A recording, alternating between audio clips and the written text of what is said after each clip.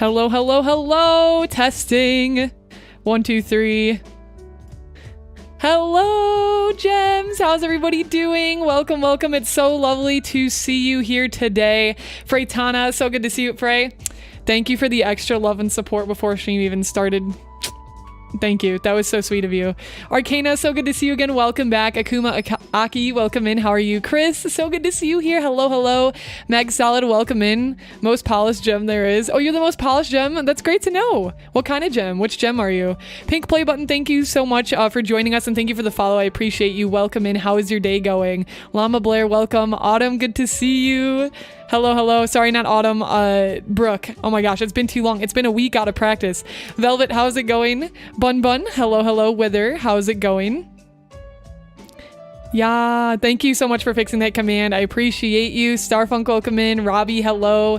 How's it going? Llama Blair, Valo Wolf, hello, hello.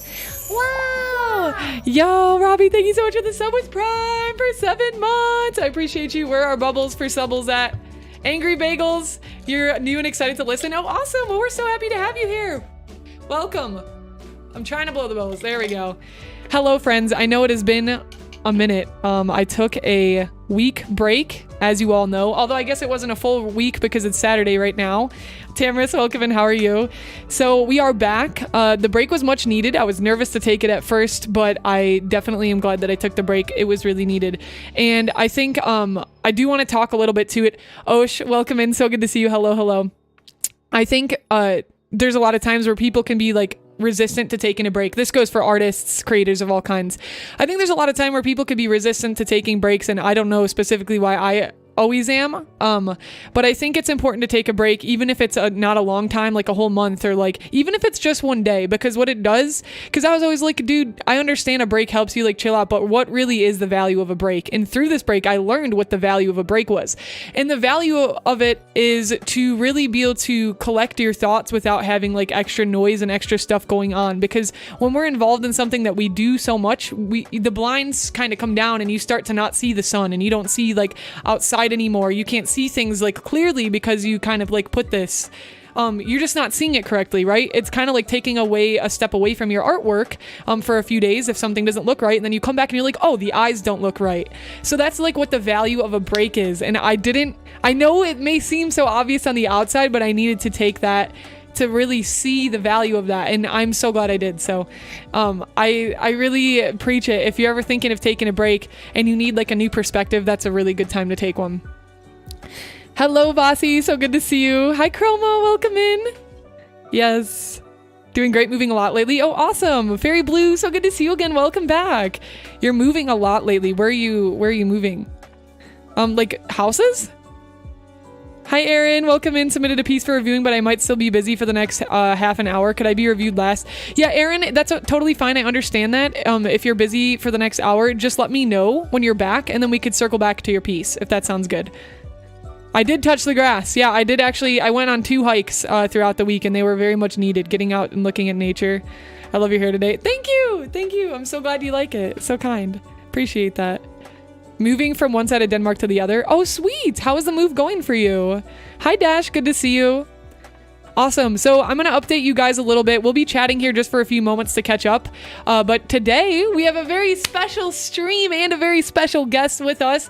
We're going to be doing critique and feedback stream. We've done like unofficial versions of this before. You guys know you send your work in the hashtag #SciaStream / hashtag stream chat. But we're probably going to be working on doing more official ones like this. This is our first one. If it goes well and everybody enjoys it, it is something I'm looking to regularly have in content if you guys get tons of value out of it. So I'm excited. We had people submit to the form. Unfortunately, we do not have a command for the form right now, but we had people submit to the form, and those people are going to be getting more in-depth feedback, and we're going to probably be spending time doing paint overs on those as well if there needs to be. And for those of you who submitted last minute, or if you're just hearing about this today and you want to be involved in the critique stream, make sure that you join our Discord, and there is a section called hashtag critique day where you can share your work. That will be, if you submit on the form for future notice, you submit on the form, your piece will get viewed in the order that you submit. So the first come, first serve.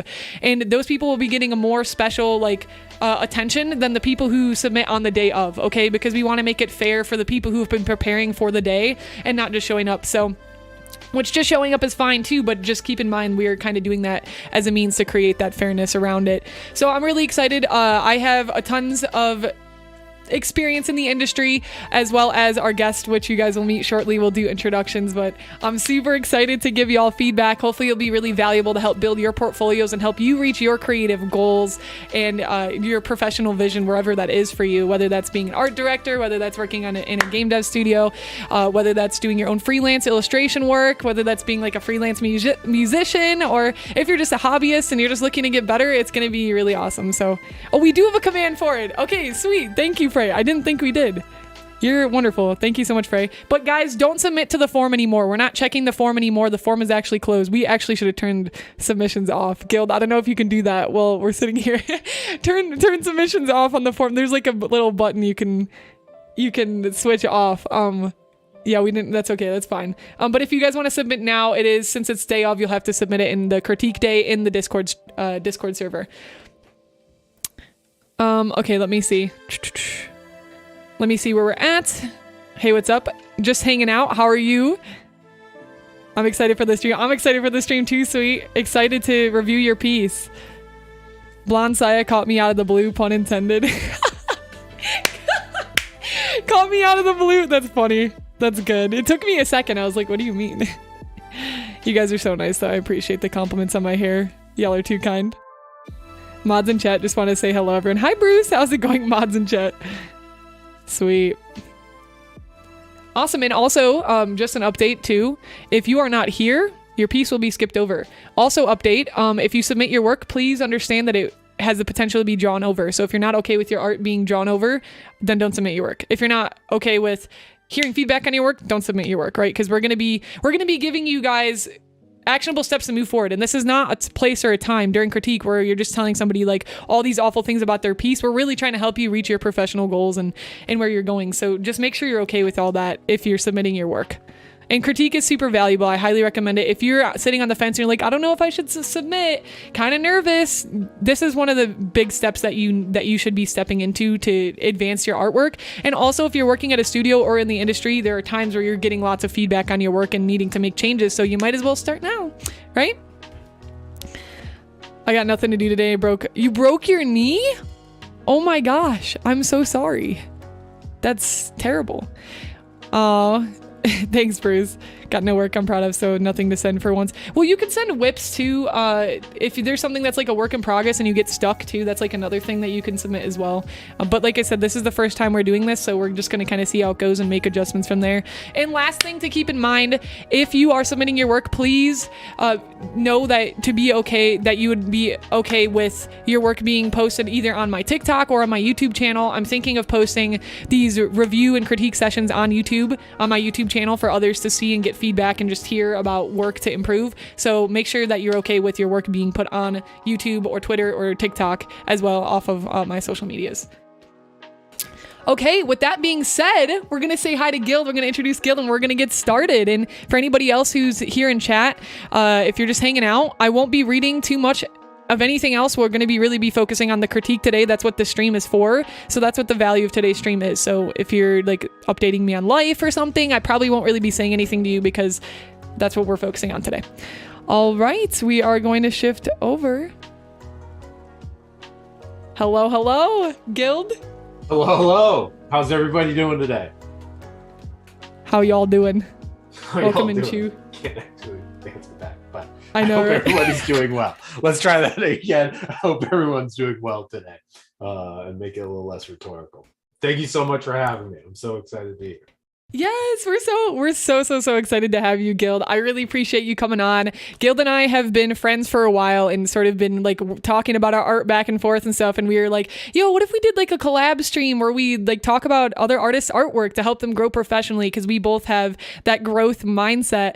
So with that being said, Guild, tell us a little bit about your background. Introduce yourself. Why are you interested in doing this art feedback, and why are you a credible source for us to look to? Totally. So yeah, some of you might already know me from hanging out on Safire's stream. I make most streams, or at least try to. And I stream in VTube myself. I think you can see Guildmaster AXD right underneath there. And on that channel, we do like Dungeons and Dragons stuff and a lot of art stuff for this campaign that we're running. Professionally, though, it's a little bit different of a track, different of a course. I graduated from the Academy of Art, University. Syafire and I have that alma mater in common. And not long after graduating from the Academy, I began teaching at the Academy, which was this wonderful experience because I got a lot of mentorship from former Disney artists who had been working on films like The Lion King, Beauty and the Beast, Emperor's New Groove, Open Range, and so I was teaching traditional 2D animation techniques for several years. And then in the San Francisco Bay Area, there was an emergence of something called employee engagement softwares. Okay, and these were companies that kind of foresaw the emergence of the Great Recession, the Great Resignation that we saw recently, right? They kind of first saw that there was a gap between companies and their employees, and they wanted to try to close that gap by creating communication campaigns that would help companies explain the value of the employee to the company, right? Like try to say like, we value you, here are the things that we offer to try to show you that value. And a lot of the companies were thinking that like animation was the way to go, right? Using kind of explainer type videos were the way to go. So I was originally animating for those, and over the course of working at several different companies in that very specific space, I worked my way into being a senior art director and manager of a team of about 7 art directors. So I oversaw about 7 art directors, a team of about 7 graphic designers, and at its height, about 70 motion graphic designers spread out between our offices in San Francisco, Portland, and Cebu, Philippines. And we were doing really all kinds of animation content, motion graphic content, graphic design, and all these things. And while I wouldn't say it was, Blizzard, Ubisoft, Pixar, those kind of things, we had a client base that was Bank of America, Salesforce, Lockheed Martin, Boeing. We serviced about 25% of the Fortune 500 companies. So the caliber of communication campaign and the caliber of animation that we were doing was relatively high. So did that for 3 or 5 years. And then at the end of like this one big project that we had, I took a vacation to Japan to decompress a little bit, watch some baseball, go SoftBank Hawks, and fell in love with the country, fell in love with the experience, came back, put everything I owned into a pair of duffel bags, bought a ticket back to Japan, and most recently was living in Japan for the last 2 years, diving deep into the culture of design there. Yeah. Figuring out how they think about a lot of the same things that we do in terms of entertainment, art, and all of that. Yeah. And now I'm back. As soon as I got back, I found Syafire, and just by like total happenstance, like the first day on her feed, there was that little link for like, do you want coaching? And Syafire has become very much my coach and mentor in getting this crazy VTubing art world stuff up off the ground. So many thanks to Syafire, and thank you all so much for having me here today. Oh, thank you so much. What a cool, extensive background. And just a fun extra question to throw at you. After everything you've done with your experience professionally so far, what has been your favorite or like the most exciting for you, and something that you wish you could do just like every day? Sorry, do you mean like a project at a company that I've done, or just in general, what's the thing that still gets me going? Probably like your favorite project, and then tell me like what your current favorite is, or like what gets you going now. So first, your favorite project that you've worked on.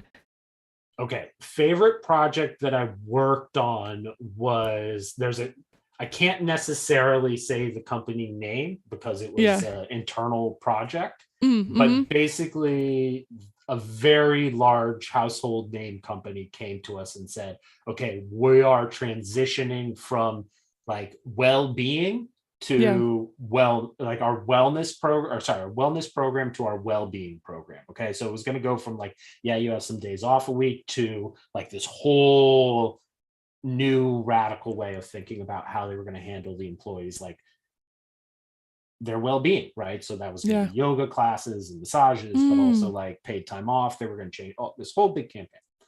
And so they said like, but we don't know how to communicate it. Yeah. We want to partner with you guys, and like whatever you develop, you can then take on to like future clients. And so I basically got to lead this, ended up being like 20 videos. And it was this video journey as well as graphic design journey, explaining the whole change. So we started with like really high concept, like full animation, full 2D animation videos to get people like inspired and excited about it. And then like how to create creative choices to a more kind of like corporate motion graphic design look, but how to create that visual journey so that people still felt wrapped up in the experience when they were in the more like professional, straightforward type video, but still calling back to that more romantic like thing. That was like a good year-long project that was just a lot of fun, and very cool that they kept saying like, yeah, keep doing that thing that you're doing. And then for me, just what gets the creative juices going, what gets that I really like that. I'm amazed that we're in this place where everybody is so excited about like animation content. I came up in a time not so long ago, I'm not that old, not so long ago, where like we were in this desert and we just thought like we're like jazz musicians in the wrong era, right? And now suddenly everybody loves jazz. So it's like getting to wake up every morning and having all of these platforms where you can kind of humbly put forward what you've created, and suddenly you're finding communities of people that enjoy it and like it and support it. There's just something in that right now that gives me energy. I love drawing the little chibis like that we have on the screen here. I love drawing silly derpy characters, and the fact that like we're in this moment where people seem to be all about it is really exciting. It is super exciting. Yeah. And again, it wasn't, like you said, it wasn't really like that. And now you can pretty much take any route like with your art, and you can find a way to like make that work for you. And I think that's so powerful for artists, especially because creative people are generally people who don't like to be trapped in something that they're doing or feel forced in a certain direction. And really now the industry has opened up for you to really just like quite literally design your life the way you want. And like every creative person loves that. So that's really cool. Very cool projects. Thank you for sharing. And I'm right there with you with what gets me excited is that whole, like, there's so much window for opportunity to be what you want to be creatively and professionally. So yes, awesome intro. Thank you so much. And you guys, most of y'all here know me already. But again, my name is Syafire, and I've been streaming on Twitch for about 5 years. I became a VTuber about 2 years ago, maybe like a year and a half ago. And ever since I became a VTuber, my career for me has really grown. My goal is to always work at a game studio, but then I ended up taking more of a freelance illustration and content creation route. So I do a lot of that now, lots of freelance work. I work with clients designing VTubers. I work with clients doing graphic design, logos, stuff like that. And I also do teach now as well. I teach digital art, a digital art program, and I guide and lead students through their own projects and help them get to their desired outcome and whatever we're working towards. So I have a big mix in there as well.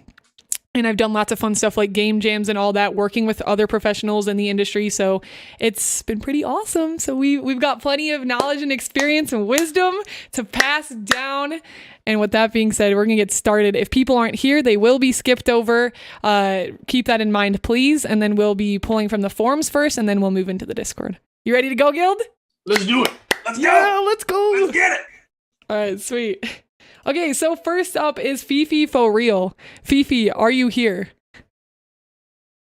Hello, hello. We needed to get some like clock music, like the doo doo doo doo. Play. I don't have it though.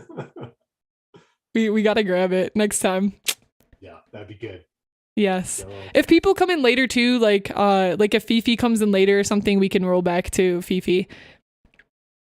I don't know if we just Fifi's grabbed whatever name was kind of included in the title of your submission. So Mm-hmm. if we're not using exactly your Twitch screen handle, but you happen to see that, hey, that's my artwork, please let us know. Yeah. All right, cool. We'll go next. Is Lulu here? I know Sweet's here. And Chris is here. All right. We don't know if Lulu's here. All right. Animagi. You guys are just getting a full presentation of artwork from artists who aren't here now. Animagus. Anamagi. That's a cool name. All right. Not hearing anything? Sad Devil TWT. Where you at, fam? Test. Yes, me too, Angry. I'm excited. Free inspiration. That's great. I love it. Can I still post art? Yes. If you're new or you're just joining us now, oh, it's me, Velvet. Are you Sad Devil TWT? If you guys are new or you're just hearing about this, again, you can join the Discord and there's a section called Critique Day where you can share your work. Velvet, confirmation. This is you? All right, sweet. So I'm going to hand it over a little bit to Guildmaster here. And I'll open up the Zoom if you want to share screens for Sad Devil's piece. And we'll just wait. Let me know. Or actually, I see. Okay, perfect. Boop. Okay. All right, look at that. There it is. Sweet. Okay, for starters, what a cool piece.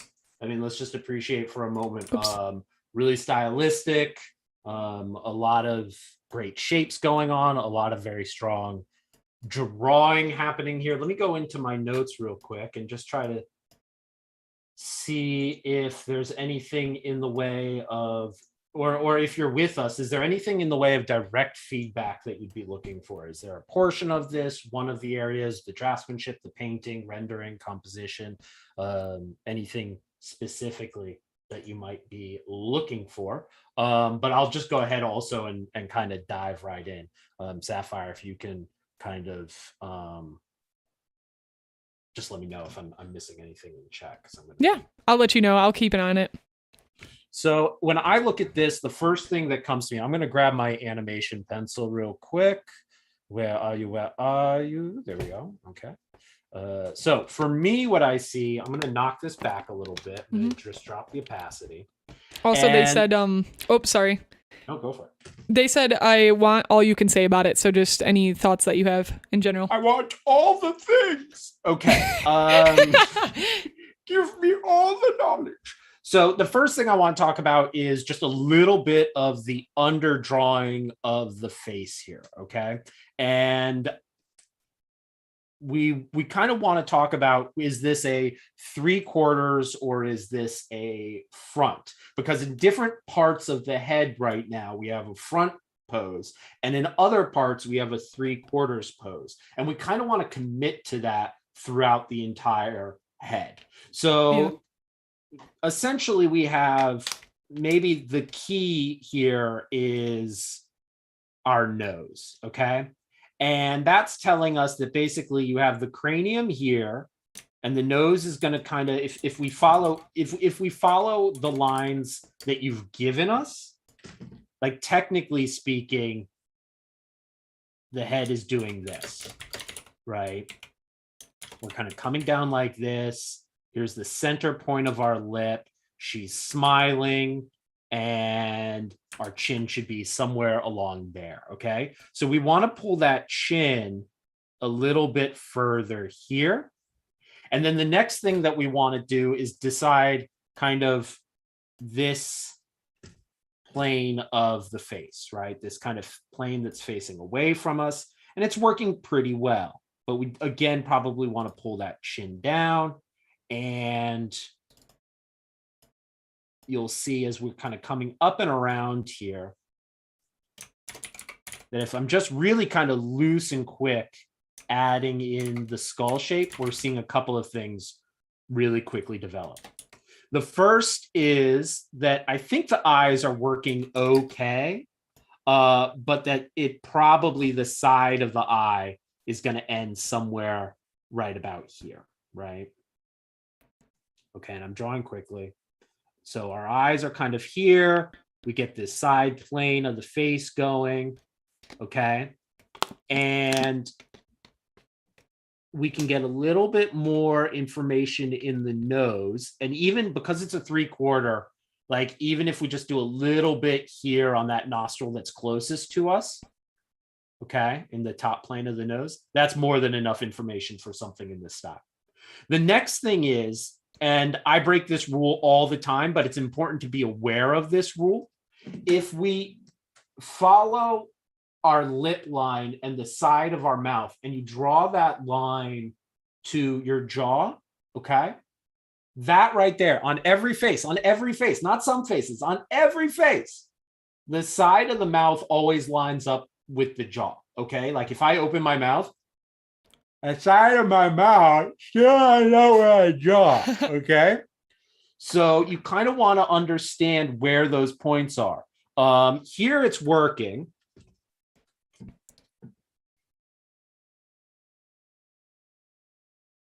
I'm taking notes. I'm getting out the notepad right now. Like, so there it's working on this side, but it's a little bit high up on that side. And if I want to get that smile, then I'm going to want to lift the side of my cheeks up a little bit and lift that jaw point up a little bit so that it's matching, so that my mouth doesn't feel like it's floating around. There are some styles that like will do this from side to side from time to time, but you really want to be very specific about why you're doing it. And I'm just not sure I'm seeing that much specificness. I would start in a safe place, like right about here, and then move to the more. And the next thing that you see again is that there's actually quite a bit of cranium. If we draw this through, there's quite a bit of like skull top here. And this is perfect. If you had my head with lack of hair, okay, you can get away with it. But your character has this big, beautiful hair do. So we need to bring this hair up a little bit more, right? So the hairline's actually going to be a little bit higher. It's probably going to sit like right about there. And I like the shapes. I think you have some beautiful, beautiful shapes in here for the actual hairline. But just I think it sits higher and it's going to go a little bit wider out, considering there has to be some area back there and probably connect somewhere like this. And then because we've established, let me switch to a red here. We've established that this head is kind of 3/4. So we have to draw the ears in 3/4 as well, right? So we're going to see more of the front side of this ear here and have it angled so it's facing kind of towards the side of the composition. And the same thing here, right? With this ear, we can say probably some of it connects here. And if we're doing it kind of so that it wraps towards the front, and like with these ears, what we're saying is they wrap like from here to like right about here, all right? And then kind of come up based on the information you've given me so far. And so in that case, we're going to see much more, maybe even the side here. Yeah, I think we're going to see this side of the ear. So that head really feels like, right? So that head feels like we're looking over in this direction. If you want to do an alluring, like I'm looking here and like giving some side eye, that's fine. The eyes are movable, but you can put the eyes wherever you want. But as soon as you start moving the head here, all of those elements now need to kind of be in a 3/4 perspective. The next thing that I would put on this piece, if I bring this back and I'll just leave it here, is I like that the background is kind of cool and psychedelic. I'm getting like kind of rock wall vibes to it. Like you're in some kind of like cool cave, which I think is really cool. The issue is the values are too similar, right? That the kind of mid-tones, those pastel-y mid-tones that you've used on this background are too similar to kind of some of those pastel colors that you've used on the character. So you're probably going, and the thick black line isn't enough to separate that. So you probably want to grab something like this, right? So if I use my shape, my color picker, they're like the blues are pretty much in exactly the same range. So probably what you want to do is get a more saturated and probably darker color for like coming in and just hitting that hair, and really go bold, go saturated with your character, and get some color base in here that is really going to separate that out. Or I'm just going to take a sample of it real quick. Go Command U just to start. You know what I mean? Just to start, kick that saturation back a little bit, or kick that lightness back, or dark, play with your values here a little bit to find some way to kick that background back to separate the two. And that's what I'd say about this piece. Yeah, that was all really great feedback. In question, so why are you determining to bump the saturation of the blue up? Like when would you choose to bump the saturation of that dark blue up versus like the hair that's getting the light?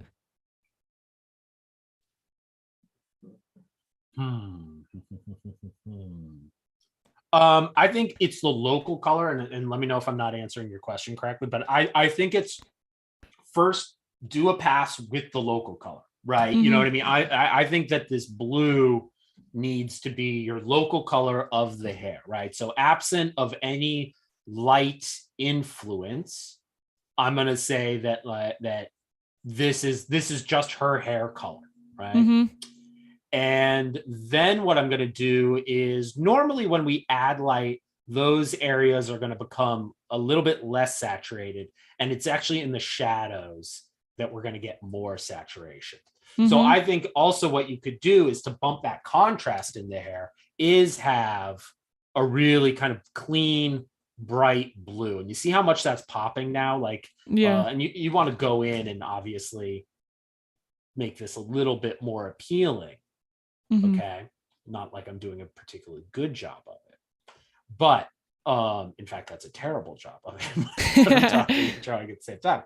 But that's why, to answer the question, I think go with this kind of saturated, bold color in the clothing, in the hair, in the fur on the ears. Soften that saturation a little bit in the highlights. And if you want to work a little bit of kind of color into it, then you can do that in the shadows as well. Does that answer? Yeah. Oh, absolutely. Yeah, absolutely.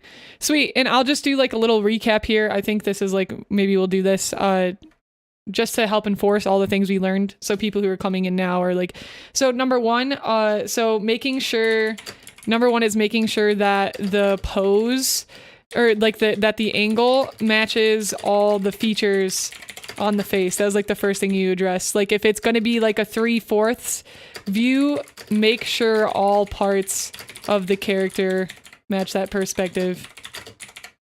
Thank you, sweetheart, for the sub. I appreciate you. Thank you so much.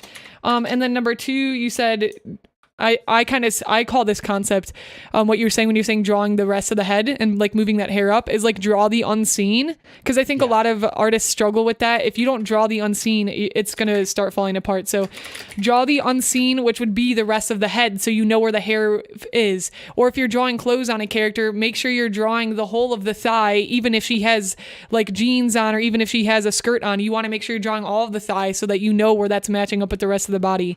So that would be number two, is like drawing the unseen. And then three was the thing that we learned about the mouth lining up with the jaw, which is a really good one. And then always asking yourself about the perspective of what perspective is this in, / where are they facing? And that would help with like your ears, like the ears are turning this way or that way. Always ask yourself, when you draw the ear, what perspective is this in? Is it matching with the 3/4 angle? When you draw the bust, am I drawing it in, is the chest facing forward? Is it also matching that 3/4 angle? And then I guess the last thing was just like the separation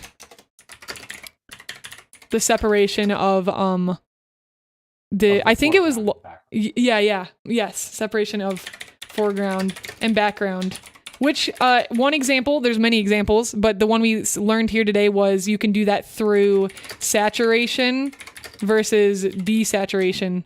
But again, there's lots of ways to do that. You can have the background be really detailed and the character not be very detailed, or you can have the background be less detailed and have the character more detailed depending on the focal point that you're trying to get the person to look at.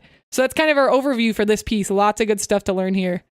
So thank you. That was really cool piece. Yeah. And super valuable feedback. And I'm not going to add on that because we already touched a lot of stuff. That's perfect. And also thank you for all the follows coming in. I really appreciate you guys. Sweetheart, thank you for the sub. I appreciate it. And yeah, you guys are awesome. Thank you. Thank you. And official live Twitch. How's it going? Welcome in and welcome to our new friends. All right. So we're going to move on to the next piece. Thank you so much, Velvet. I hope that was helpful to you. And we'll be going next, which is ASMR roleplays piece. ASMR, are you here? ASMR roleplays.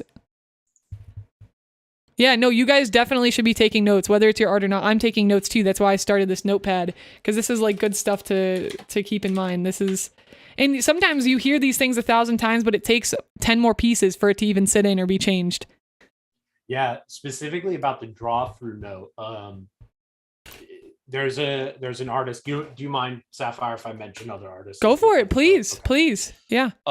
You guys can look his name up. It's Scotland Barnes. He's an artist who works with Disney and Nickelodeon as a storyboard artist. And but to what you were saying, Syafire, there were so many times going, both teaching but also being an art student, where someone would tell you something again and again and again and again, and it would never click. And then someone would take one pad of paper and like quickly draw over something you did, and it sits with you the rest of your life. And Scotland, for me, so you can see Scotland there's some of his storyboards there, Animation Insider interview. He just has this phenomenally he understands kind of structure and how to simplify it beautifully, and he's a phenomenal storyboard artist. Those other ones are just drawings of Barnes. Not Scotland Barnes. Oh my gosh. But he was one of the first people to really take a drawing that I did and say, like, draw that circle all the way through, and like your character should almost always be naked until the very last moment. So he's someone great to check out, and you can just see they're fully that character you're looking at right now, that Scarlet Witch character, you can see the whole body connected through the whole thing. Now granted, she has a relatively form-fitting piece on, but you also can see the confidence with which he's drawing that form all the way through, right? And how that helmet's really sitting on the head, right? That's a nice example of like a 3/4 back head pose too. So someone worth checking out, and one of the people who like just one little bit of feedback at the right moment, and it changed how I was thinking about drawing ever after. Yeah, absolutely. And you have different people, different like teachers and mentors that'll connect with you differently, where you just, everything they just say it in a way you understand. And there'll be other like mentors where you're like, I'm not quite sure, like I know what you're talking about. And that's why it's important to find people you can learn really, where you can, I call it like a sponge, like you turn into a sponge when you work with that like mentors. You like everything they say, you're like, oh my gosh, right. And you're just like absorbing it all. It's really cool. 100%. Yeah. Sweet.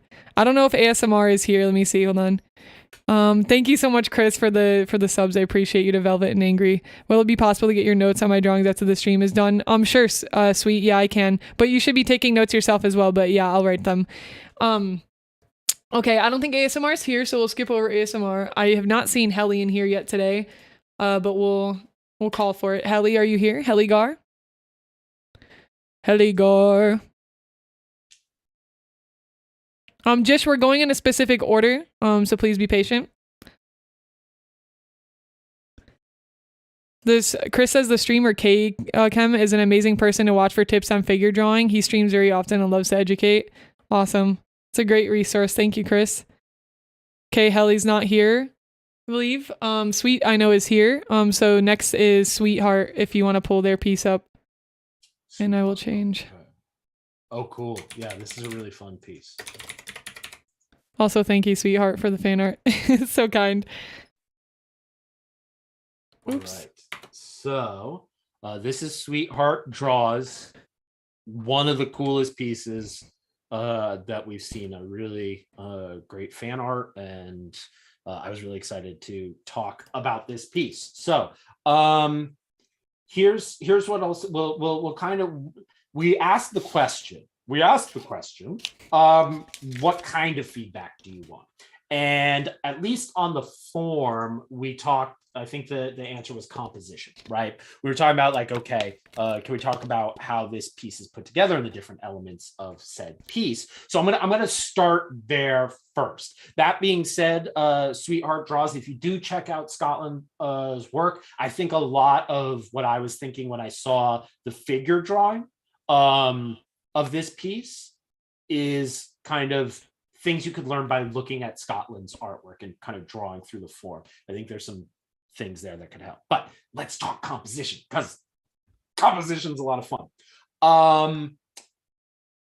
Composition is essentially saying, okay, how are we going to put together the different elements in this piece to tell a story, right? Mm-hmm. And how are we going to convey something by the pieces that we put together? And it's elevated beyond just doing a character piece, in that you're incorporating, the background, other characters, other elements, and all that kind of stuff. So the top of mind question has to be story. And right under story, how do we start telling that story? Is you have to start directing the eye, right? You have to take the responsibility as being the creator to direct your audience towards what you want them to see, right? So, and this isn't everything we do, right? Even if we look at how Syafire has kind of created the screen with the shared screen and our images, like, where is the emphasis? The emphasis is on Photoshop right now, because we want to direct the eye to that, and we're recognizing the larger shape scale. So storytelling, directing the eye. And so then we have to go back up one step to say, well, what is the story that we want to tell here? And for my money, correct me if I'm wrong, we want to tell a story about Syafire. And maybe more important than that she's in a maid outfit seems to be that Syafire is like, and I might be misinterpreting this, but is having something of a fall, right? That Syafire is, a little bit clumsy here. I don't know if you are in real life. Wow, sweetheart. But I'm just kidding. She seems to be like carrying a tray, and it's not going so well. Okay. And that kind of needs to be our story.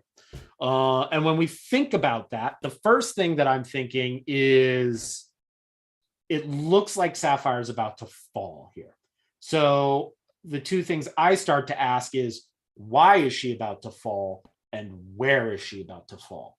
And if we ask those two questions, I think we start to see where this composition could be changed a little bit to help emphasize that direction to the audience, emphasize that story for the audience.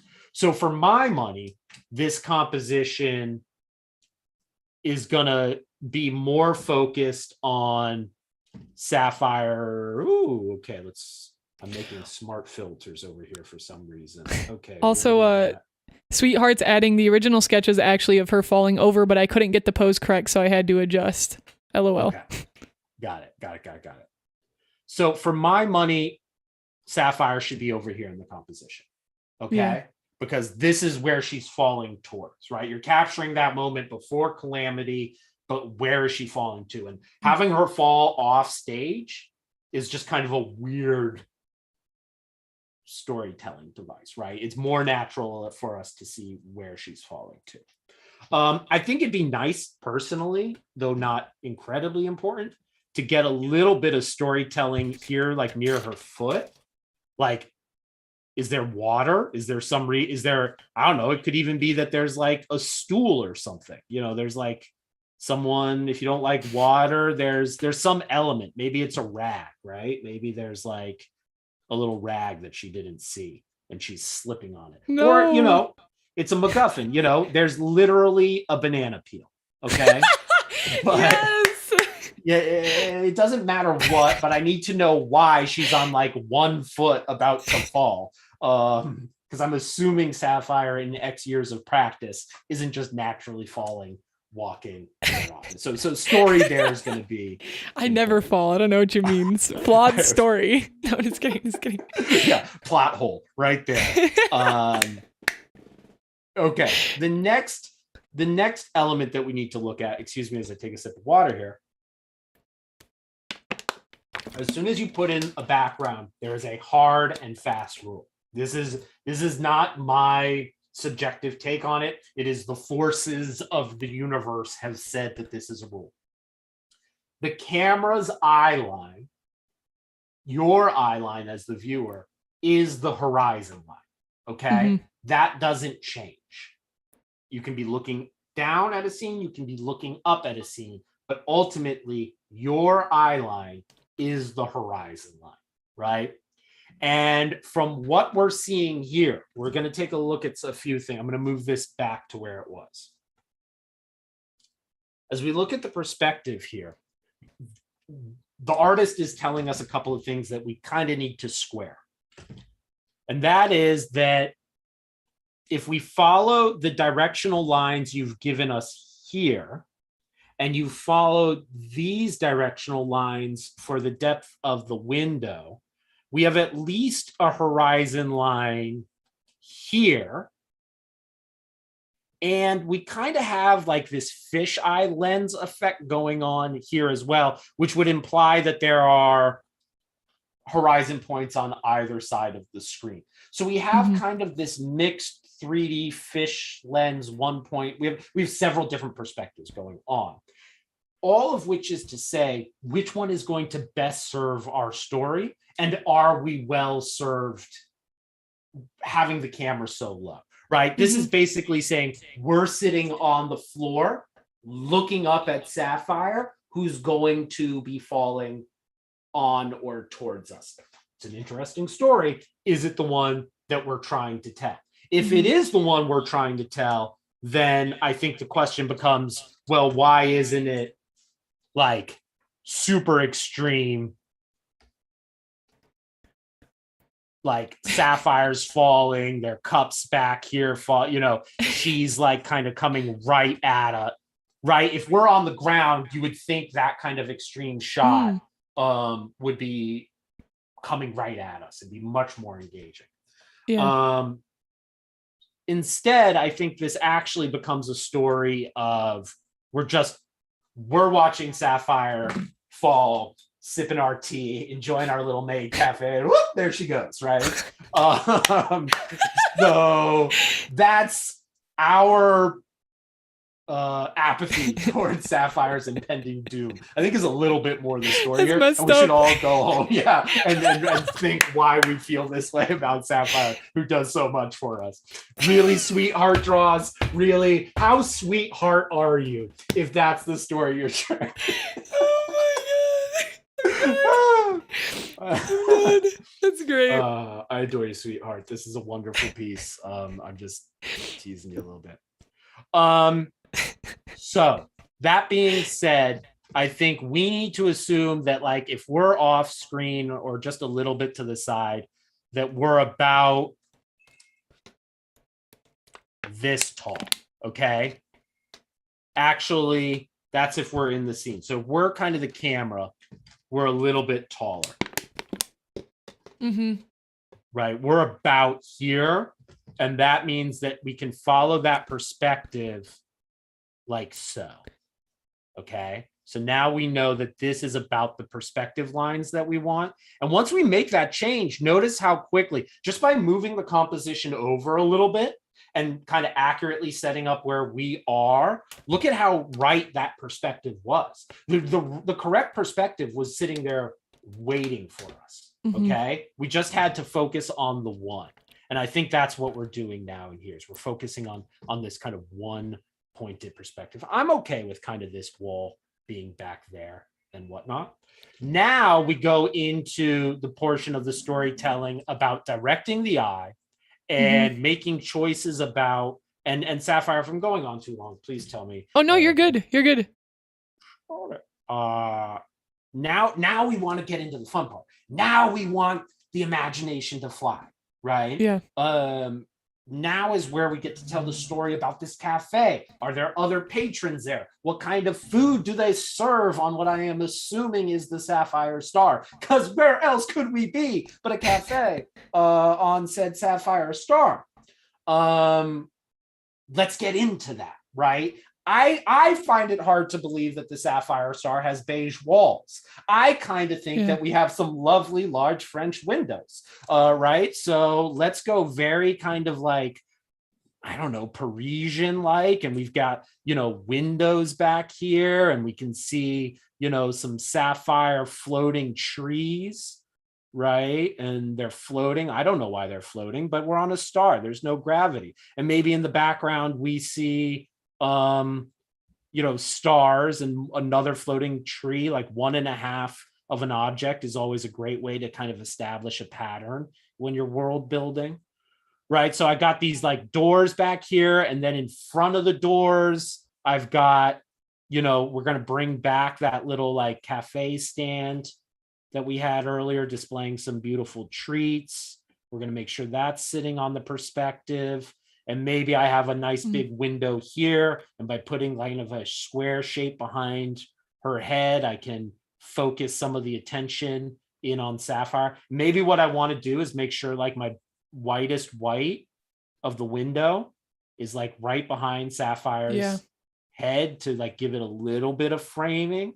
Whatever's like back there is going to be the most blurred of all of the images, right? So maybe it's just something really subtle. I'm going in with like a subtle gray here just to get my point across, but like maybe we're seeing the blurred image of another tree. Okay. And that's going to start. And maybe I just lose, maybe I don't worry about a ceiling here. We're on the Sapphire Star. None of this is canon, by the way. So any of you like ardent Sapphire fans who like bring your, you know, Star Wars energy to the Sapphire Star, this is not canon. This is just me doodling. But maybe we bring these windows up, right? And we don't need to deal with the ceiling now. We just deal with some beautiful kind of futuristic golden arch designs on the windows. And then you get the question of like, okay, where is the light coming from? Is it coming from the back? All of this gets to be exploring. All of this gets to be the fun. All right.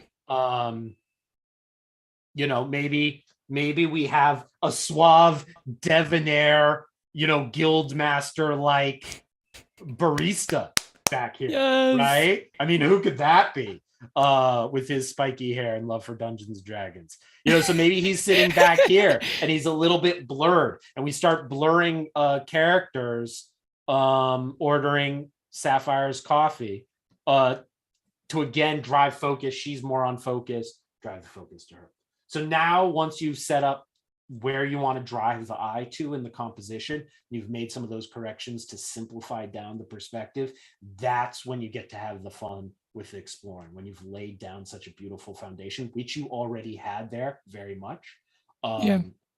Then you get to start exploring. Also, don't do a square composition. Give yourself a nice, beautiful, cinematic, wide frame composition, which I think you did originally, and I just moved your piece around a little. Give yourself a nice, beautiful composition to give us a lot of wonderful storytelling. And Chris is asking too, would you, in this case, would you put something in the foreground, like a cup or like a bottle of something? Would that take away from the story? Would that add?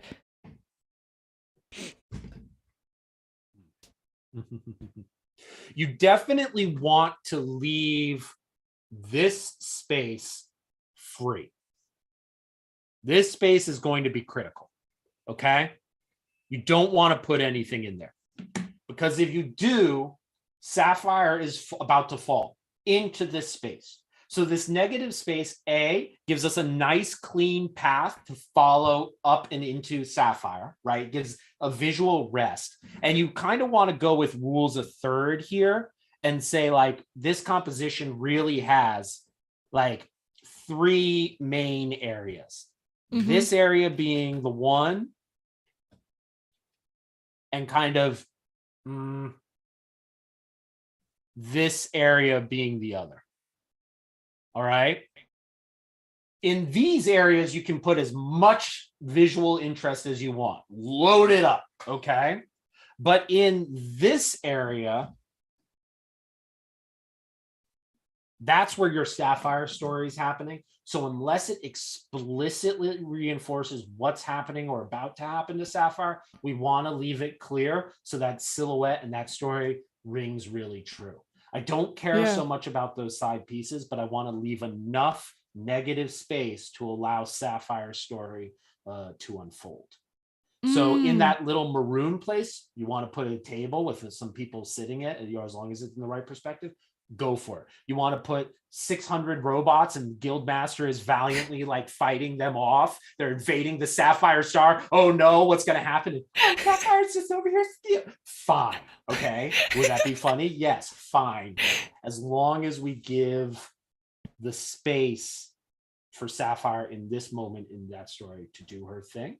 What I would do is put that banana peel, that water bottle that slipped, whatever she's tripping on. I do need that visual information. Yeah, that's really helpful. I always wonder that too when you're building more complex like backgrounds, like how to organize that all. So that was super helpful. Thank you. Yes, awesome, great feedback. Okay, so we'll do our overview here for Sweetheart, which is, I'm gonna type it up here too. All right. Number 1, the composition should be supporting the piece / story. So whatever composition you have, you need to ask yourself how that's supporting the story. And I put some little arrows here. So number 1 is you need to start with asking yourself where you are trying to direct the eye. So that's the first thing. And then ask yourself storytelling questions. Example, why is she here? What is she doing? How is she falling? What is she falling into? Stuff like that. Number 2, this is a point that I wanted to bring up. I'm curious to hear your thoughts on this.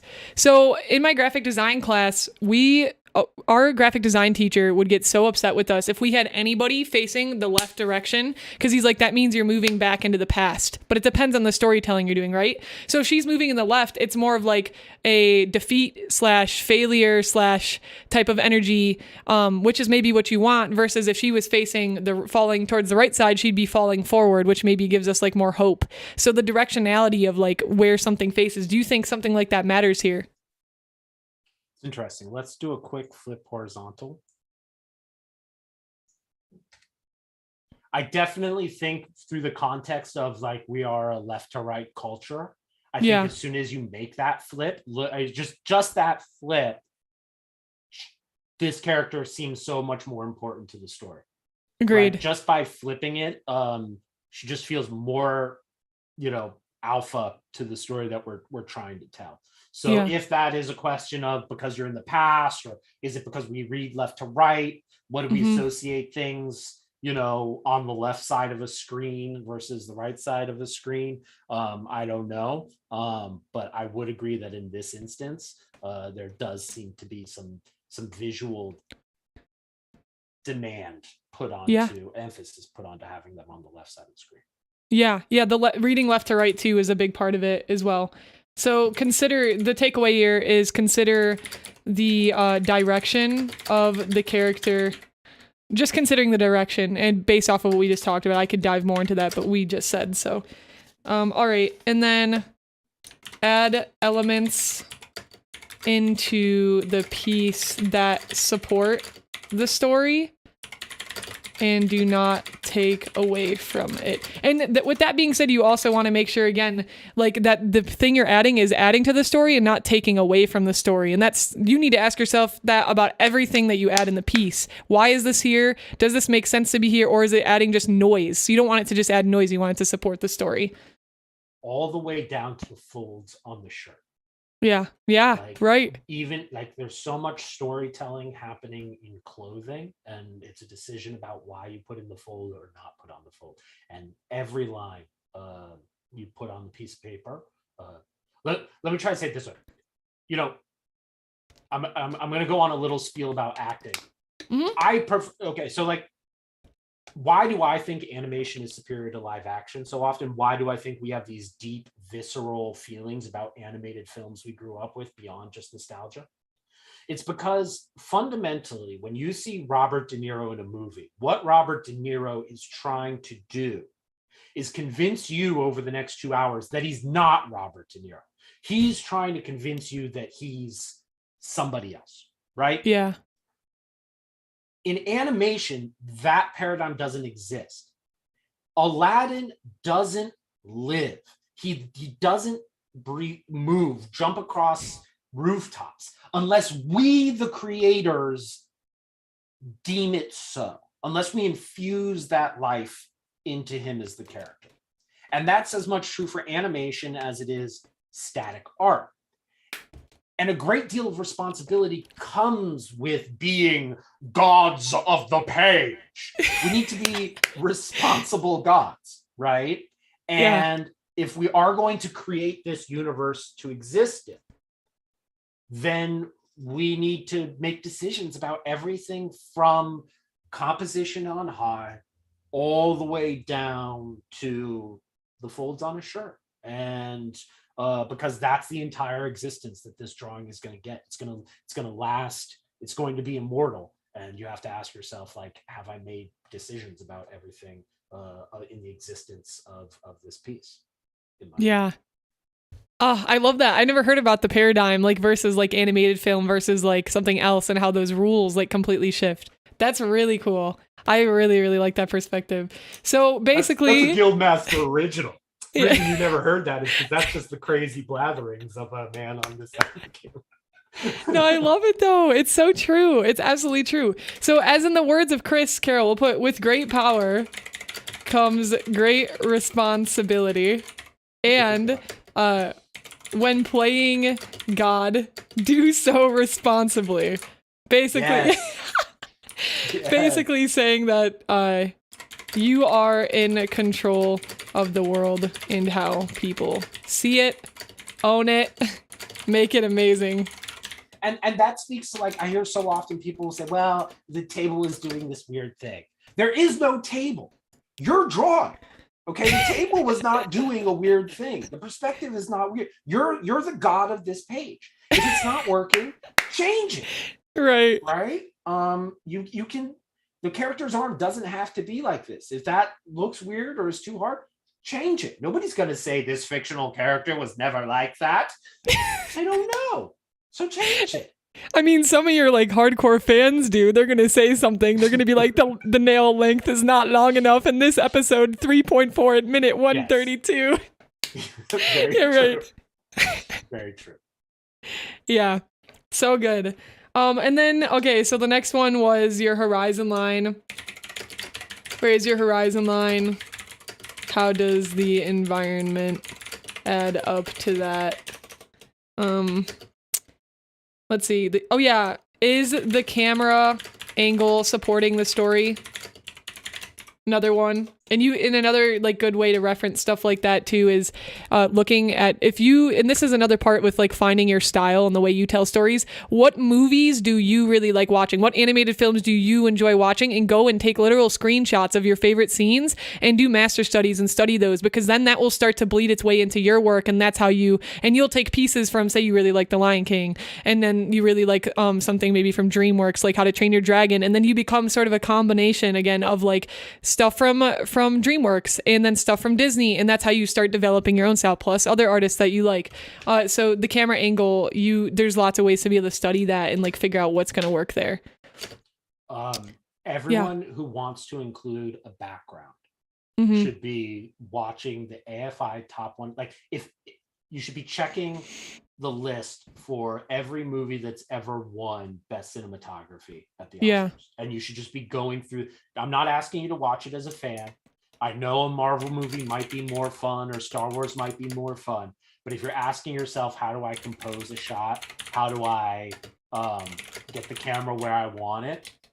Honestly, you can go look it up. Like The Secret of NIMH, there's a pretty famous one where basically all they did was they screen captured this like famous sword duel, like in an Errol Flynn movie, and basically just put the characters on top and like animated the characters shot for shot over this other thing. Wow. If you want to be putting backgrounds into your piece, I'm telling you, the guys in the industry are not watching the new Star Wars movie that came out. They're not watching Endgame. They are watching the winners of best cinematography every year, and they're thinking to themselves, okay, how do I look at this from a cinematographer's eyes? Yeah. Yeah. And we need to be doing that as artists. And I think a lot of artists like undervalue that. I think you become so much more when you're as an art. That's why I love being an artist. You're so much more than just drawing. You're like you're directing like a film almost. You're telling a story. You're a storyteller. You're a writer. You're an artist. There's so many like additional pieces. If you're into animation, now you're dealing with music and multimedia. If you're designing games, multimedia, and it all becomes a way to support the greater story. So yeah. 100%. Sweet. And then, let me see, use environment to frame characters, cinema. Yeah, I think we pretty much hit everything. I feel like that's like pretty solid there with the notes that I took for Sweethearts. So that's really good stuff. Do you want to take like a quick 5-minute break or like 5 to 10? I kind of have to use the restroom. Yeah, you bet. Okay. We'll take a little 5 to 10 minute break. Okay. Thank you so much, everyone, so far. Yeah, we'll see you guys in a moment. I'm also gonna get, if you like, I don't know if you eat on stream ever, but I need to make sure I'm eating too because it's already 1:17. So I'm gonna make something. Okay, sounds good. All right, guys, we'll be back. Break time. We'll see you shortly. Get up, stretch, eat, drink water, and we'll be back.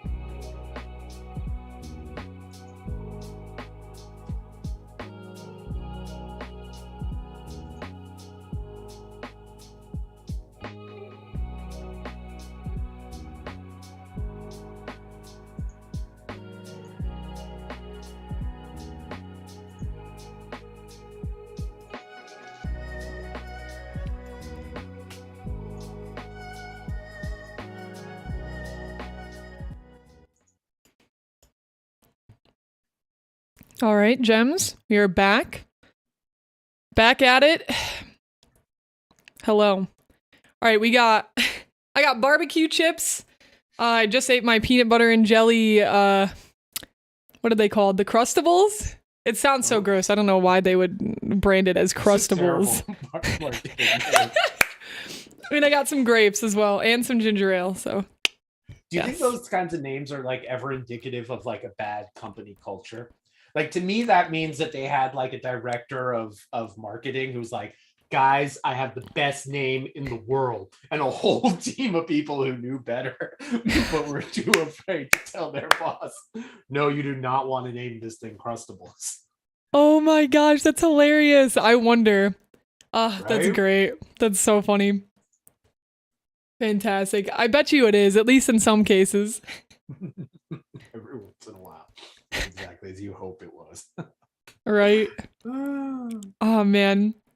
Awesome. All right, guys, so we are back. If you're just here joining us again, I'm here with Guildmaster. We are doing critiques. If you're interested in sharing your work, you drop it in the Discord in the hashtag not Saya stream. Said it too many times. Critique Day, hashtag Critique Day. And again, guys, please send some love over to Guildmaster. Here is a shout out. Guild's awesome, giving us some really, really valuable just conversation and feedback surrounding artwork. It's just been phenomenal so far. So thank you, Guild.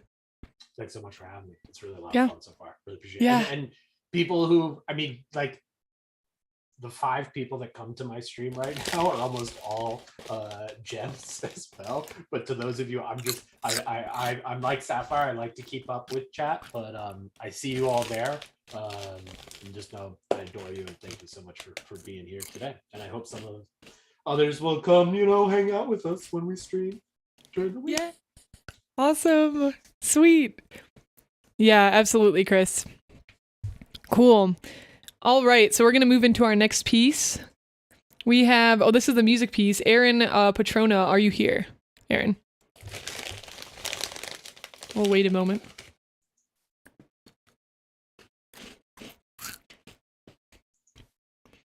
Calling Aaron Patrona.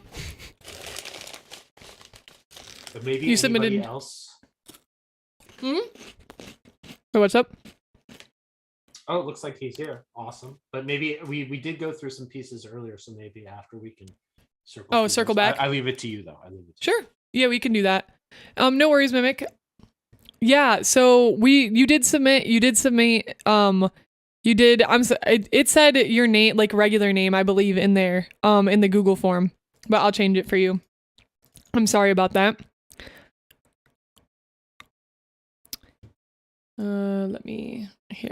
We'll circle back to Sweethearts for a moment. I'm sorry about that. We pulled from the form. I'm not sure, unless that's our mistake. Yeah. No worries. We'll have to be more clear about that in the future. I'm sorry about that. My bad. All good. Okay. I don't think I can change. That's fine. Okay, so Mimic submitted music, so I'm gonna take a second and we'll go out of it. I'll just have a random Google tab open, I guess, right now. And let me open the music. I know you submitted 2 pieces. We're only doing 1 per person right now. I know we didn't make that clear in the forum, so that's on us again too. This is the first time we're doing it. So please know that there might be some bumps in the road here, and that was one of them. Is we're just doing 1 piece per person in order to make it fair for people. So we just chose the first song that you submitted. And did it move it directly on? Oh, let me check the desktop. Here it is. Okay, so let's take a listen. Okay, I don't know if you can hear it, so for you it's gonna be just chilling. Oh, they're the same? Oh, got you, Mimic. Okay, I see now.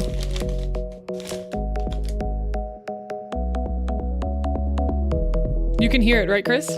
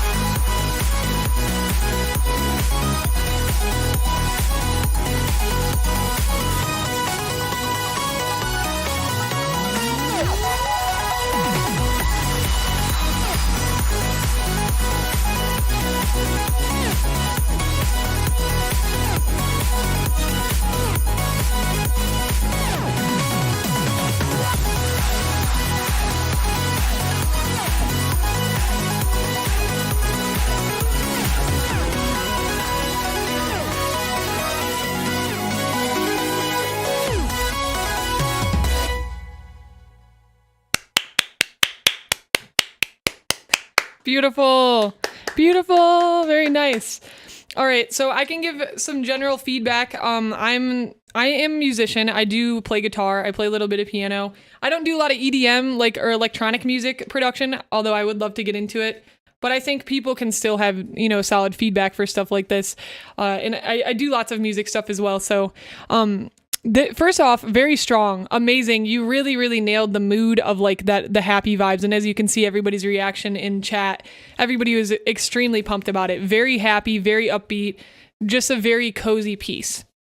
The one thing I'd say, and I notice this a lot, is the beginning. The intro, I think, is a little bit too long. You have such a good beat and such a good melody, but the intro is dragging a little bit. And we have to remember, we live in an era where if you're not hooking somebody's attention within very soon, that it is likely that they're not going to continue listening. I love this song, but I could tell you just from hearing the beginning, I think this introduction feels a little bit too long to me. It takes too long for us to get into the good stuff.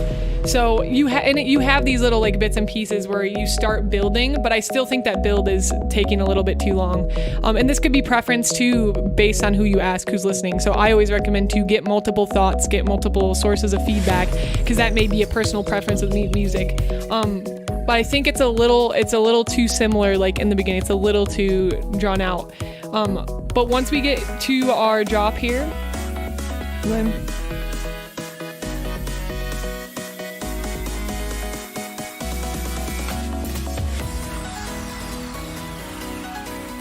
I like the introduction of this here as well.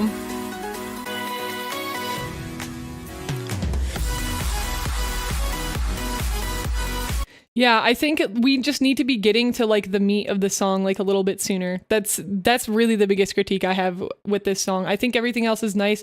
I think you could actually push and go even bolder as you go throughout the song. I know we have the different versions of this melody building up, as we get towards the end of the song, it gets more intense, more intense. I think you are being a little bit shy with it. I actually think you can push that even more. I think it could get ramped up even more, adding more noise and textures. I think you feel a lot of comfortability in the sound that you've established in this song, but I want you to experiment more with pulling in different textures and different things that can, again, going back to talking about storytelling, what is the story of this song? What are you trying to tell in the song? What is there a character? I think that really helps with writing music is what is happening. When I close my eyes, I see full animation and characters and things happening when I listen to music. So what kind of story are you telling here through your music, and how can you pull in texture or elements?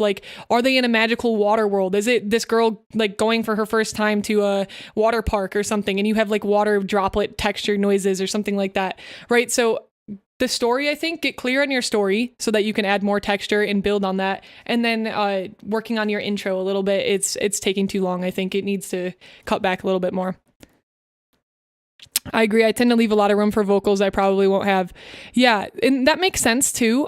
So maybe you make a version that is space for vocals and a version that is not space for vocals, and maybe you can start pushing yourself that way. Yeah, no, super duper, just solid song. I think already it's really good. If I were to change anything, it'd be that intro, but it was great. Whenever I make songs, you don't have a story. Yeah, so the way to push your song next is to have a story, right? You can have that feeling, and it's fine if you want to just start with what you have, but then maybe the story comes after you start building the song. You don't always have to start with the story. You could start building the song and you're oh, this song kind of reminds me of this. And now you start going in that direction. Yeah.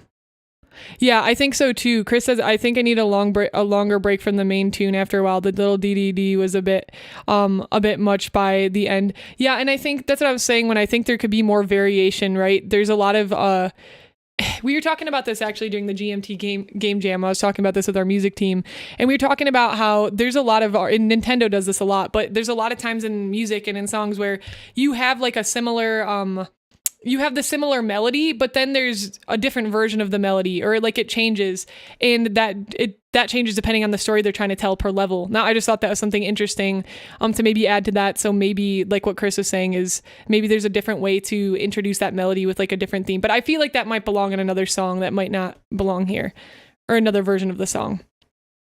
But yeah.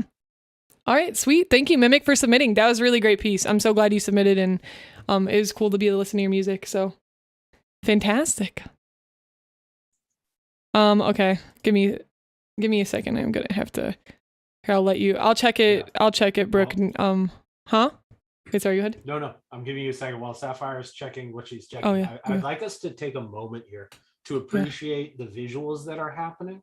Right? What this looks like to me as I'm listening to the music, but then like I'm watching along with stream now that I had a chance just to listen. Like Sapphire looks like she's like a professional news anchor, right? She's got like the whole like CNN, like the whole production behind her. And I look like the guy they called in real quick to like give some commentary, like standing on, like she's got this beautiful lighting and it's all set up.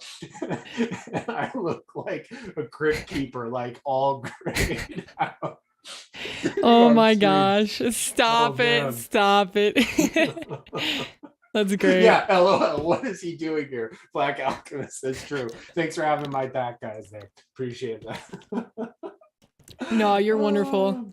All right, hold on. I just have to read something. So if you just want to like, I don't know, go on one of your art rants or something for a moment while I read this. Art rant? Okay. Fair enough. Well, let's say let's start off. I'm gonna do a shameless plug. Okay. Haha. Sapphire's reading something. She can't stop me. Shameless plug time. So basically, if you guys don't know me, if y'all don't know me, I am a Sapphire star. I'm not an imposter just rolling in out of nowhere. Guildmaster AXD, you can kind of see just above my picture there is my Twitch handle, and a little bit about what I do on my channel, on my stream. Basically, every other Sunday, we are running what I can generally consider to be the first all VTuber D&D campaign, right?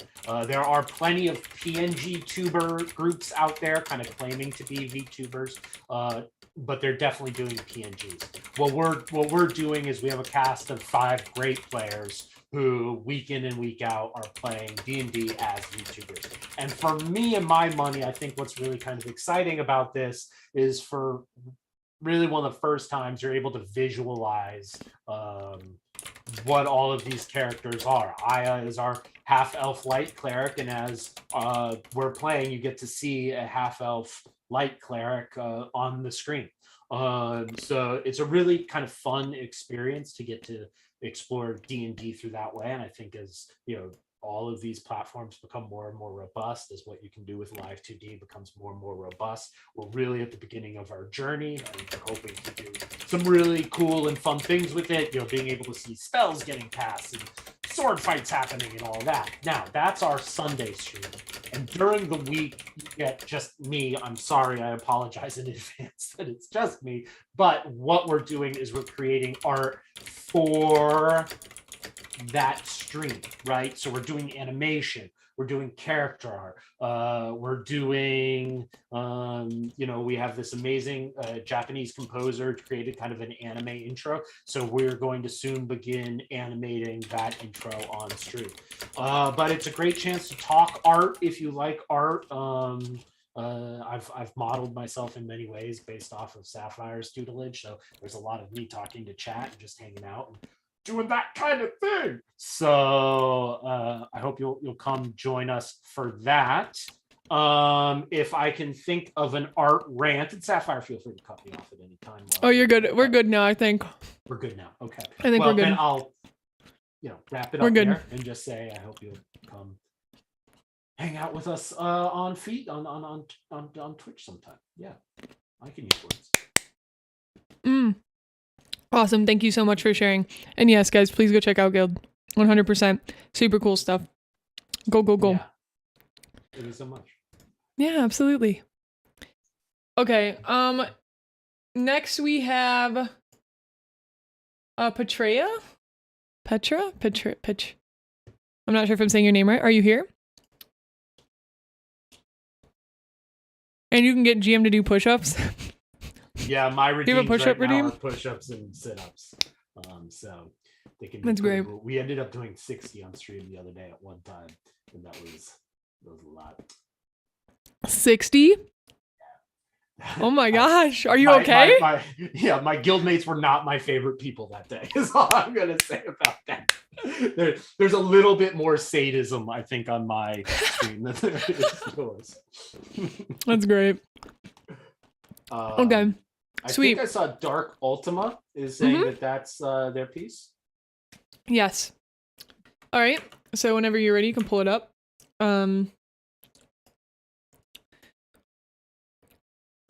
Okay. Well, like right out of the gate, this is a really cool piece. You know, I think this says a lot about like what we were talking about in that last piece and like making decisions about framing and all that. I think this does it really nicely. I like this a lot. If there's, and I'm going to keep an eye on chat here, Ultima, if there is Dark Ultima, if there's something specifically you want me to talk about, be happy to speak to it. Otherwise, I'll dive into just a couple of things that I noticed right off of the top and from the get-go. First off, you know, I think it's really impressive that this is just seems to be very on model. Am I correct in saying that this is Genshin? I don't play Genshin, but I kind of auxiliary know the artwork enough that this character up top, I think, feels of that world. Can you zoom in a bit? Okay. Sorry, I'm not gonna keep reading to chat because I'm gonna distract myself. Oh, you're good. I got it zoomed in, so you're good. Okay. So here are a couple things. One is I'm going to go straight and start with the background on this piece. Okay. And I think that for how strong the artwork is of the characters, the background kind of gets distracting to me a little bit. Yeah. And I think there are a couple of things happening here. One is there's just too much symmetry in a way, right? Like too many of the overall lines are too similar. Our values are too samey. So I'm just going to go ahead and real quick. Here's my favorite. Okay. Here's my favorite Photoshop trick. I don't know why I get so much enjoyment out of this trick, but. Is it the content aware, Phil? No, it's not. Okay, dang it. Awesome. Yes. You make a selection and then you right click into that selection and it's going to bring up, oh, you can see it. How cool is that? It's going to bring up in your window a bunch of options. And oh, this is actually, I still have this as a smart layer. So let me just do this real quick. It has to be like rasterized. So you're going to rasterize this layer. And now what you're going to do is you're going to right click it and you're going to go layer via cut. So it takes everything that you've selected and it makes a new layer of that selection. Okay. And that, like, especially if you're doing like VTuber modeling and you're like building it in Photoshop, if you like doing one piece first, this is a great time saver because you can just lasso the piece that you want, right cut, layer via cut, and you have a new layer and all you have to do is rename it. So that's a really cool one. So now we have this like background piece here. So one thing that I probably want to do again is I'm just going to ever so slightly desaturate my background a little bit, just by like maybe 20%. And what I could do here feasibly is I'm going to scale this up. And, you know, you could do, I'm not as good with the Sapphire. Do you know the content aware fill thing off the top of your head? Like how to do it? Yeah. Well, yeah, you'd have to lasso that area. Well, actually, yeah, you'd have to lasso that area, but you go to, I don't have Photoshop open. Are you talking about how to actually make it happen? Yeah, but that's okay. I'm just going to quickly. Okay. Sounds good. Yeah, that works. La, la, la. Pinching some happy little trees. Listen to my voice. Happy and be little distracted trees. As I draw. Here we go. Happy little tree. Happy little bush. I was watching Bob Ross the other day. He's like an absolute, he makes everything look just like anybody, like literally, well, I do believe anybody can paint, but he just literally makes it look like you could be brand new to painting and paint a masterpiece. Like he's just, this guy knows everything. 100%. Absolute legend. 100%. Okay, so let's just say we have this kind of real rough and dirty background in there, right? There are a couple things we can do. One is definitely just going to be like go in and hit this with a Gaussian blur, okay? And you can kind of blur out that background and bring your foreground elements. In this case, it's a camera blur, right? A focal blur, and it brings your characters into focus while pushing that back, okay? And that's kind of where, like, when you look at like even Studio Ghibli that has these beautiful rendered backgrounds, the actual brushstroke themselves are largely impressionistic in terms of the rendering at the like not refined. Yeah, exactly. Like relatively loose. Like when it's right next to camera, of course, you get these like very delicate leaves, but the further back you go, it's just kind of colors next to each other and very impressionistic. So just by blurring this, I think that we can help bring that focus back. The next thing I would do with this background is I'm just going to use a soft brush here. We got to break up. You'll notice that we have like line. Oops, blue's the wrong color to use here. Why am I doing this wrong? What is he doing? Oh, my flow is like super. Okay, so line, line, line, line. There are these like straight lines cutting across the entire composition. And that's one thing that ultimately, when we're talking about nature, it just becomes too distracting, right? Yeah. Like there's not that much. And so I want to go in now and I'm going to break up. I'm going to break up some of those lines. Maybe here, I'm going to bring out like a little bit of green into the path. Maybe a couple of these are going to get hit by a little bit of light. And I'm going to make that one a little bit bigger. And maybe I'm going to take, I don't know, maybe some purple. Ooh, let's take some purple and make some happy little flowers. A little asymmetry. Asymmetry, that's a word. Asymmetry. Yes. And now I'm going to add like a little bit of top here. Okay, so if I'm going to have it, again, I want it to be fairly realistic, and adding a little bit of like depth with light is going to quickly create this sensation, both of that, yes, it's asymmetrical and natural looking, but also give me a little bit of extra depth, right? And that just took a couple of minutes of adding a little bit of light, pushing the focus back. That helps so much already. Yeah. I'm not sure. Next up, I'm not sure why this area of her face is so purple, right? And the only thing that I can come up with is that like you're getting a lot of soft bounce light coming up from his horns. Not to say any of that is wrong. It's just how are we gonna tell that message? Now, I think one thing we could do is if we grab like maybe some of their neutral skin tone here, and I'm gonna try to get a different brush real quick.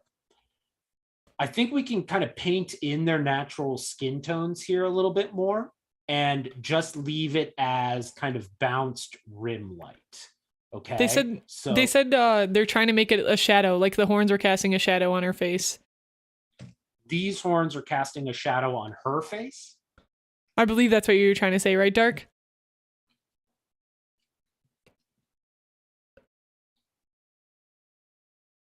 Or is it like bounce light, like they're emitting light and...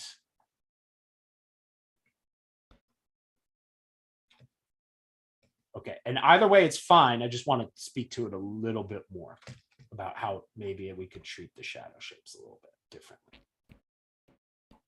And it definitely seems like the way these are rendered that they would be emitting a little bit of light. So it's not to say that it's right or wrong or anything. And she's beautifully drawn, by the way. Yeah. They said, did you get it? No. Oh, okay. She said more like a shadow for her head is rotated downwards. I think Thinking that like the bottom part of the head would be in shadow from looking down. I see. Okay. So I think that's one thing that we can for sure do is like kind of try to establish where we want this light to be coming from. And just like what we did in the last piece, we're going to look for the information that we've already committed to. And we can see that we've already committed to there being light, like light is hitting here, light is hitting there, right? And so that to me feels, and light, interestingly enough, is not hitting right there, okay? We do also have a little bit of light like over here, all right? So if light is coming and hitting here and here and here and here, now we want to do is create like a shadow hierarchy and a shadow base to reflect this story, right? Mm-hmm. So I don't know what I'm going to do real quick to try to just lay in some rough shadow is, ooh, this is going to be fun. I'm going to create a new layer. All right. Hold on to your party hats, people. And on the layer above the characters, I'm going to press Alt, hold it until I see a little tiny arrow. And that's going to nest my top layer into the layer that's just the characters. And I'm going to take kind of a grayish, cool color. And I'm going to switch this layer to be multiply. Okay. Yeah. So thank you for that, Syafire. Yeah. So basically the layer, I'm going to rename it shadow here. And it's nested. So it's like, here's like Russian doll style. Here's the main layer with the characters. I'm going to take another layer. I'm going to nest it into it.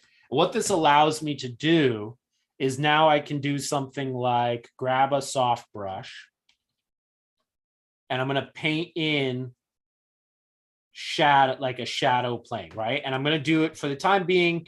I'm going to do it like a spotlight, right? Light is coming up from the sunlight and I'm going to block it all out, okay? And really dramatic. I don't need it to be that dramatic. Now, if light's coming from the top plane, that sensation was right. We do want a little bit of shadow in there, right? We do want some shadow, but it's actually the ball of the head is facing down. So it's this portion, the forehead and the eyes that are going to get lost in shadow. And the cheeks actually come out a little bit. So they're going to get hit by a little bit of light. Okay. And then the shape of my jaw is going to retreat because I'm looking down. The jaw is going to get lost in shadow. So really, once you drop that face into more shadow, recognize how suddenly that purplish color makes a lot of sense. And where you hit the top of the plane makes a lot of sense. So that really comes into shape once we better define like where the light is coming from.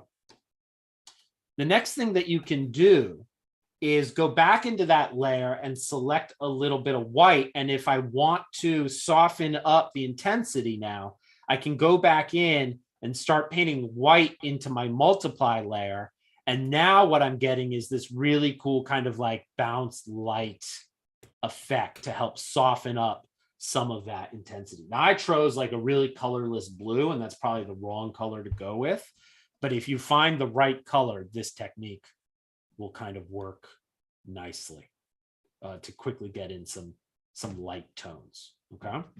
And then you can go in and select your lightest lights, paint those in, and I would start kind of like up here at the top.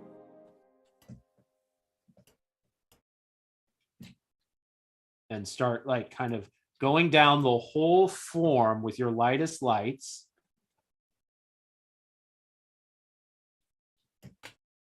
That's fine. That's good. Maybe bring a little bit of dark in there just real quick. You know, maybe hitting those cheeks a little bit with some light there. And I'm literally going down the whole form and just hitting the top plane, wherever the most light would be. Right? So we're going to get a little bit on top of her fingers here. We'll probably actually get a little bit more light up in his hair. And I'm just going down the whole form.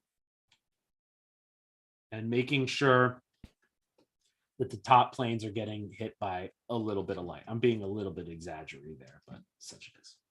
Okay, to get in my lightest lights. So I think what I mean to say is, and this is feeling very exaggerated just because I'm laying it in heavy-handedly at this point. But I think what I'm saying is you really need to like try to find your light source. Okay, that's the key takeaway. And then make your shadow decisions not based so much on like all the complex, like focusing in on an area and starting to try to make like really big, broad decisions at the beginning of laying in the shadow, and then getting more and more refined the deeper that you go with it. Once you do that, what you can do is like take this, if his horns are like creating bounce light, I would say you just want to be a little bit harder and more specific with it, right? It's just it's gonna be a little bit more like a touch-up detail, and with a relatively hard brush than using a soft brush over a large area. Yeah. Super helpful. Yeah, this already, it helps so much, like all that. Completely agree with all the decisions you made. Yeah. And again, Dark too, keep in mind, this is a lot of heavy feedback, and this is going to take time for you to get there. But like really good standing point already. You have the ideas like marked in there. It's just going to be making these baby steps and changes and such. All right. So yeah, go ahead. One more. Can I do one more? Yeah, please. I'm going to turn most of that shadow feedback off. What I want to talk about real quick now is just remember we got to draw through a little bit here and get like the jaw is going to overlap that ear, not underlap it. And we want to draw through that neck where it's a little bit too thick. And once we get that, I think this eye is the larger of the two right now. And I think in fact, what we want is this eye to be a little bit larger because it's a little bit closer at camera. And we'll push that eye back a little bit more. And same thing with the jaw. That jaw is actually going to come out a little bit further. This is a little bit tricky because we're actually kind of doing an up pose where we're actually seeing a little bit of that under part of their jaw. But just all that means to say, we just want to go back in and do a little bit of redrawing on his face. Her face, gorgeous, chef kiss. Oh my God, I love it. His face, just a little bit of noodling. Yeah, agreed. Awesome, cool. All right, so we'll go in for our recap. Dark, first thing was distinguishing a difference between your values being too close, and we are mainly referring to the background for that. Number two, too much symmetry / try to break it up a bit. We have 3 is putting the focus on the characters. Compared to the background, as that's the story you are telling.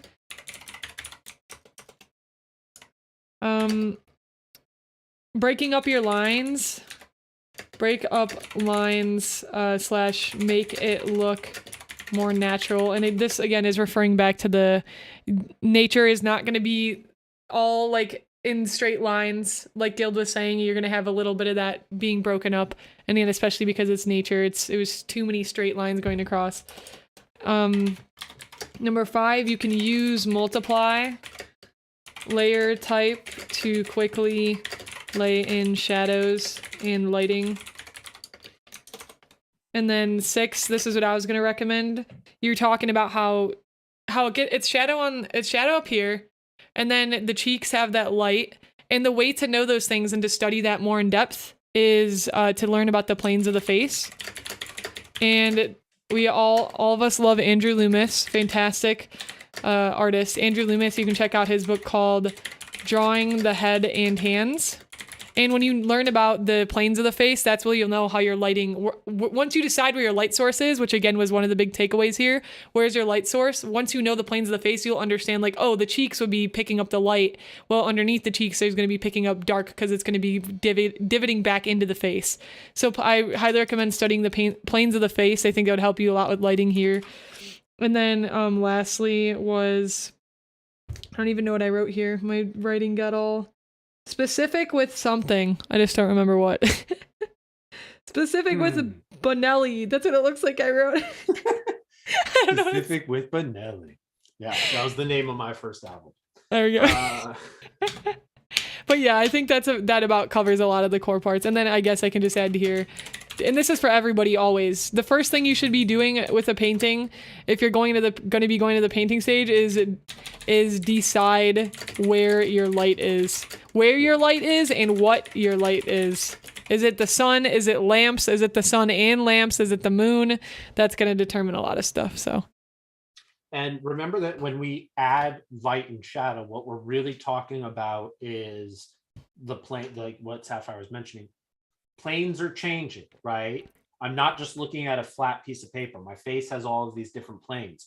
My body part has all these different planes on it. And so anytime we change the color, because we're introducing light or shadow, what we're really trying to communicate is those plane changes. So it comes back to like you have to make some very fundamental decisions about where things are changing, where those plane changes are happening, because only with that information can you then start putting light on things. And that goes back to why we need to like draw through and draw under and understand what the basis of what we're drawing is. Yeah, absolutely. Awesome. I'd like to real quick, just in chat, I'm putting down the name of another book called Dream Worlds by Hans Bacher, for those of you who are interested in background design. He was a Disney production artist on movies like Mulan and like a bunch of the 90s Disney films. But like even before doing the full background, they're trying to like create the mood and the feel, and so they're reducing backgrounds down to a lot of very simple shapes and like those compositions. So that's really good. This is an interesting piece, if I can take 2 more seconds on it, because one of the things that they might say in this case is like, you have set up your focal point is a box, right? It's these 2 characters existing in this state, but they're fairly static, right? And so you might, rather than other straight static things, you might want to consider like, what if these trees were much more less trees, but much more kind of circular in their design? And you can see how like very quickly I'm able to establish, now this is a very chaotic feeling, but I'm able to establish much more visual interest by creating a separation between the foreground element and the background element aren't all straight verticals. So it's the contrast between the design itself, the straight characters and the more wavering background. Yes. And the reverse to this would be if you want to keep that as is, fine. The reverse is then that you want to create like, maybe she's like right here and this back is like hunched over and she's trying to get the attention, right? And now we get this nice moment where the eyes are connecting and but it's much more curved. And then the background elements can remain be straight. Right. Yep. That totally makes sense. Yeah, so making those underlying fundamental design decisions like right off the bat is really going to help your pieces. I took an art and light class by the Art of Color and Light by Marco Bucci, I think. Bucci, you know what I'm talking about? Yeah. And that was cool. He like did the pre-recorded content and we were getting feedback from an artist. Her name is Anna. I forget her last name, something with a P. She's done like a stuff for Runeterra, and she was like our instructor giving us the one-on-one feedback. But we learned so much about like the fundamental design of throw everything else out. If you don't get the fundamental design, like shape design down, like behind your piece of what's going on, like these contrasts, these push and these pull, like rectangle versus curve, whatever, that it's never going to matter, because that design fundamental needs to be there. And that takes a lot of practice and time. Absolutely. Absolutely. Yeah. Okay, sweet. It's Yeah, an go ahead. interesting little arc, right? So like Mhm. I started, if you guys know, like remember the show Kim Possible? Mhm. The designer on that is a guy named Steven Silver, and he's like really, really reduced simple shapes in his designs.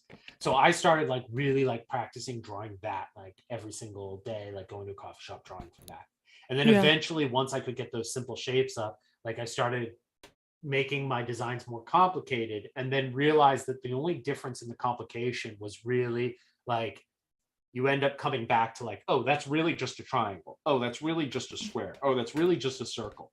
And just putting more and more of them together in the same space and then reducing that back down to kind of like simple shapes. So yeah, you're Yeah. absolutely right. Like no matter how far you go, it's always just a question of like how strong is that core under drawing and those simple shapes that you're building off of. Yeah, right. Sweet. Yeah, that's so cool to hear that reinforced too. Awesome. All right, great. Good work, Dark Ultima. Appreciate you for submitting your work. Hope to see more in the future, and hopefully we can see some of the feedback applied as well. That'd be very exciting. All right, cool. Let me just get this back to normal size for a moment. I want to know who's next. I'm so excited. I want to keep trying. Yes. This is like kid in a candy. You guys don't even know. You guys don't even know how like kid in a candy shop this is for me right now. Like someone's like, hey, you want to come like look at other people's awesome art and draw? Yeah. Yes, please. Sign me up. Holy cow. I feel the same way. It's always just so, I was telling a guild earlier, it's so valuable. Even though we're not directly working on our own pieces right now, we can learn so much from everybody's work. There's so many principles and things to be taken away from everybody's work. So, 100%. yeah. Okay, so next is Raimo Suki. Are you in chat? I know we mentioned them. It was Aaron, I believe, in chat is your Twitch username. But let me know. They did some really nice figure drawings. Guys, if you want to submit stuff like this, it's fine. But please make sure you censor it. We had to censor this ourselves. Oh, sounds good, Aaron. Yeah. So please make sure if you're submitting any work like this that you censor it, because we do understand that, especially for like critique streams, that the human anatomy is super important thing to study and very valuable to get feedback on. But for the sake of not getting in trouble on Twitch plus family friendly stream, so just keep that in mind in the future. All right, sweet. So Aaron, let's take a look whenever you're ready. Yeah. We'll go for it. Yeah, right. Awesome. Okay. So I mean there's obviously just a lot of very strong technical skill happening here. And a very solid understanding of the anatomy. I won't want to get too much into some of that anatomy stuff in that like I'm not necessarily seeing the model that you're pulling this from kind of in front of me, but conceptually speaking, as we're talking about like drawing through and understanding what the anatomy is, the long and short of this to everybody watching is like these are kind of the things you do need to practice at some point. Like you know, we can all draw in an anime style or a cartoony style, and for many of us that's like where like we see the end product and we want to end there, and so we just draw that. That's really not how a lot of artists, if you're looking to take this beyond a hobby, that's really not how a lot of professional artists get there, right? A lot of them have to do that mileage of doing these kinds of studies and doing these kinds of analysis of the form.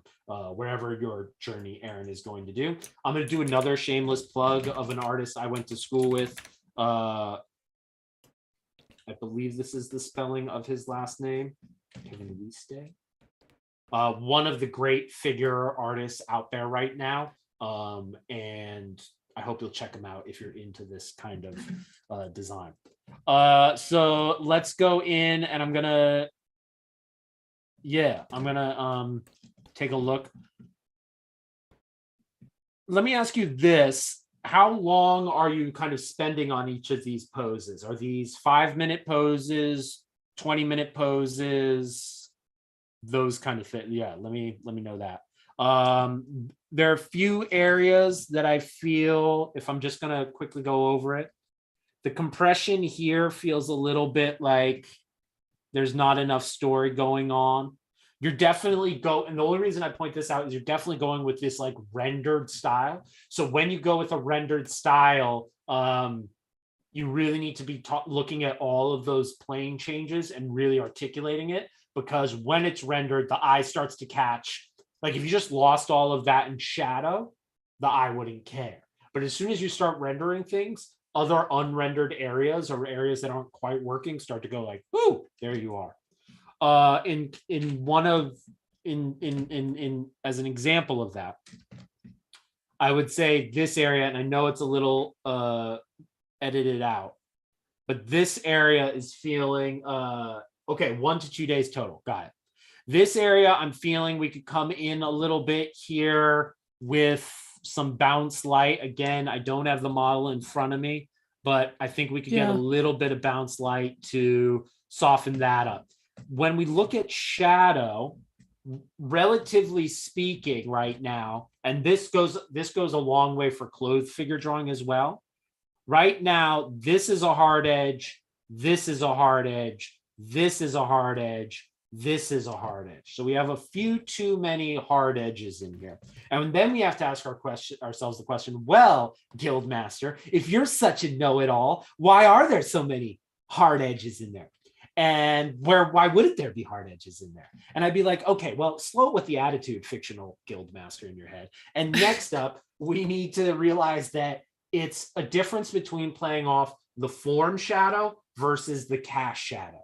Okay, so in the form shadows are usually going to be fairly gradient based. Okay, as the light gradually turns away from the form, we're going to get this sensation of a gradation. Whereas cast shadows tend to be the light is totally being blocked out, so that edge is much harder. And so we need to play between the two to decide which is which. And yeah, the reference was very dramatically lit, so it's actually that dark. I'm sure it was. Then what we want to do is make editorial decisions to help guide this a little bit further. Like, okay, there's the reference. Nobody's ever going to be like, well, excuse me, this reference had a little bit harder of a shadow. We get to interpret a little bit more, and so I think we can get away with it. Now, that being said, I think let's try this. Let's go with a little bit of a soft brush.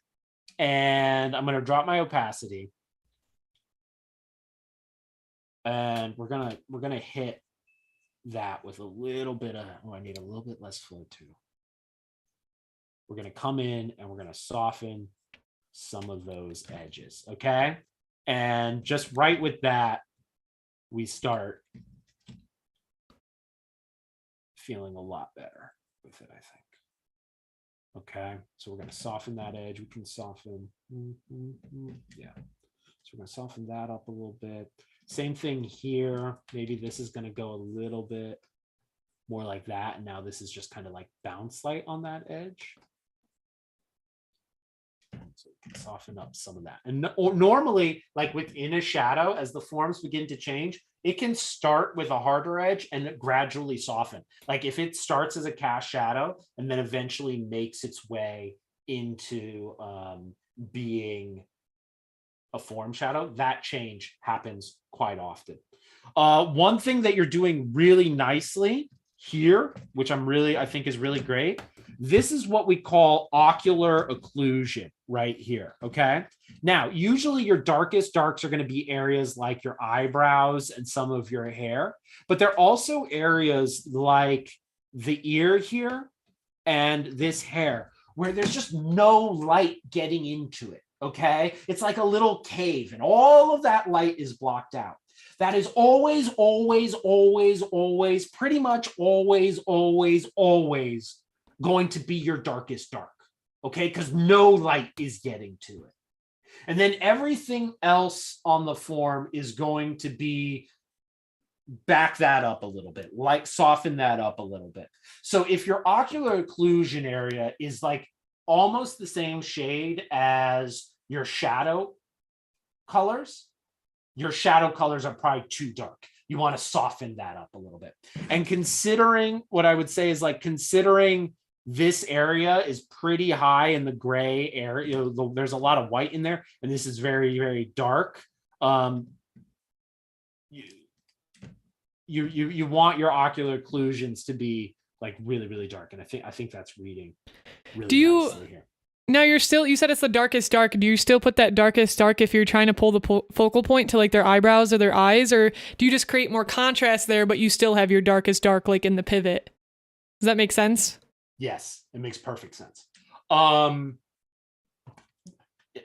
Specifically around the eyes and with the kind of the eyebrow, the white of the eyes, and just how much we naturally gravitate towards the eyes. If you're doing something in that kind of triangle space that you really want to be dramatic, I think it's okay to punch it a little bit and like let that take over. But if I'm looking at the whole figure, right? I don't like if I'm looking at this whole figure, we got this guy in his little boxer shorts here with the little, circle that I put on his hand there. And oh no, I'm sorry. I've been like drawing directly on that layer. Pro mistakes. Like this hair being the darkest dark, I'm totally okay with, right? But then I have like these darkest dark areas here as well, which really kind of push into this shape. I don't necessarily need this to be like blah, black, blah, white, right? I can lose a lot of that. In fact, I mean, I can lose when it comes to like this eye triangle, when I'm drawing the whole figure, normally I can lose like almost all of the eye. And it doesn't, once I zoom out, it doesn't really bother me at all. You know what I mean? It doesn't. So that, in that instance, when I'm doing a whole full figure, I don't need that darkest dark to be away.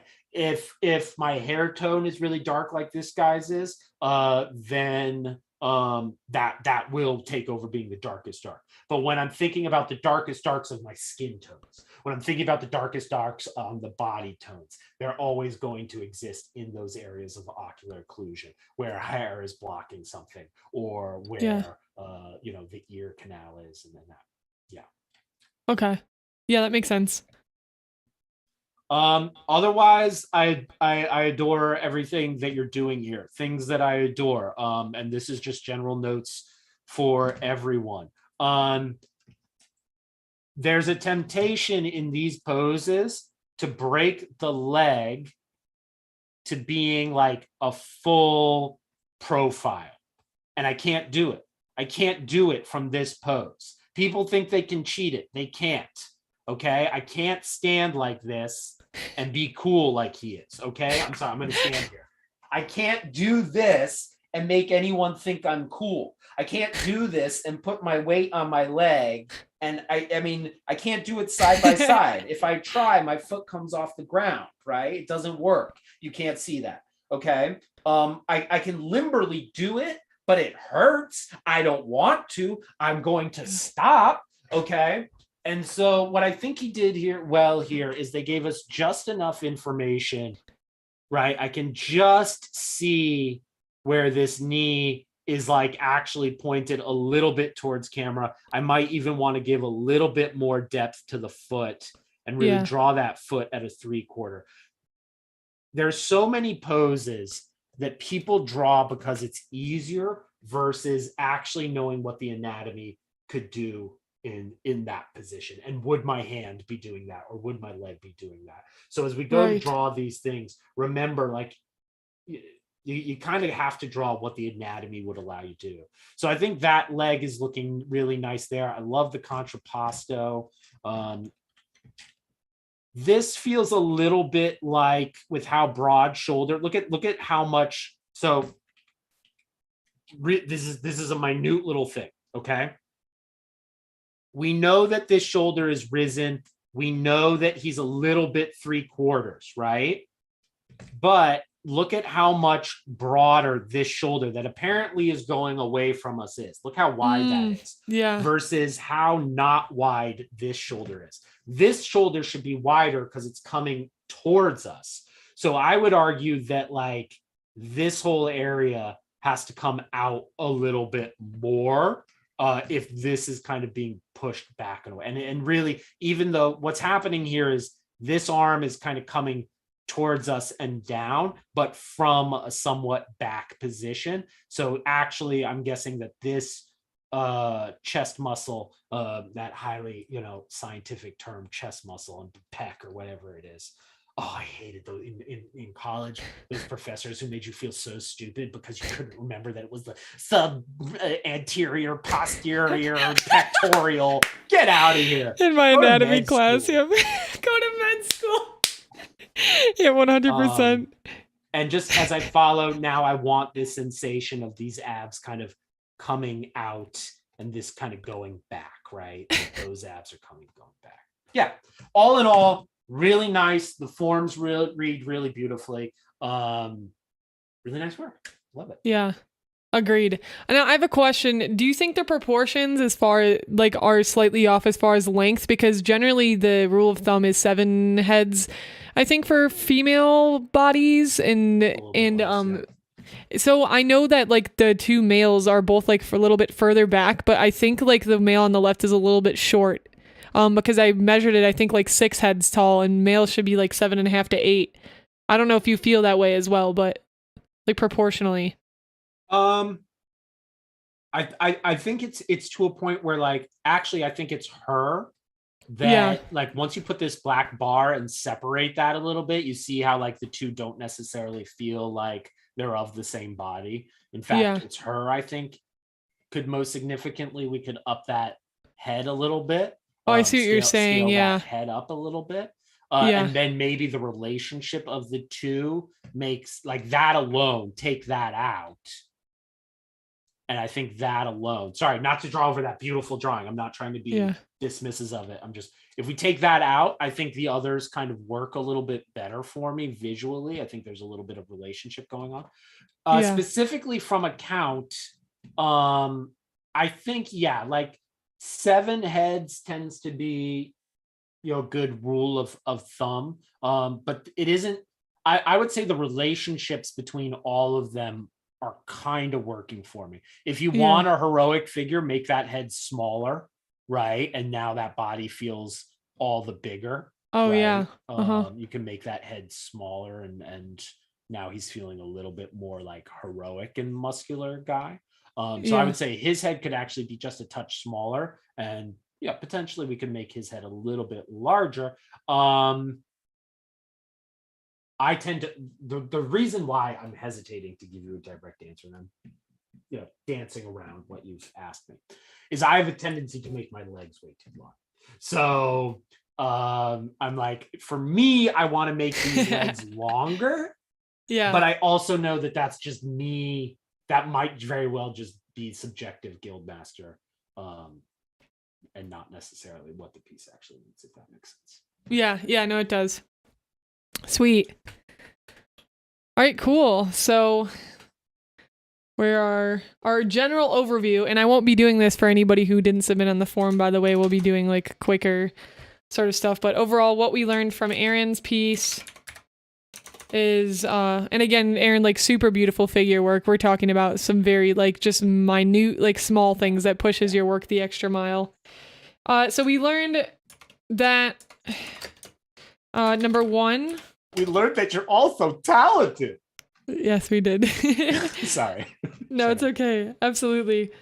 So edge control was one thing that we talked a lot about, edge control, and asking yourself which shadows are form shadows versus cast shadows, and how can our edges help shape the look of them, I guess. 2, you can make editorial decisions to make the figure / art / drawing, whatever, more beautiful like than reality, or just like it's just a better choice like artistically versus the photography or like the lighting, the way it was set up at that time. I mean, how many times have you gone out and taken a photo of something and you're like, wait, that photo doesn't represent what I'm seeing? And then we go into Photoshop and we play with I mean, that's what we're doing here, right? We're making those editorial decisions. So even if the photo is like, this is jet black, you're like, but I can do a better job of explaining it if I lighten it up a little. Right, exactly.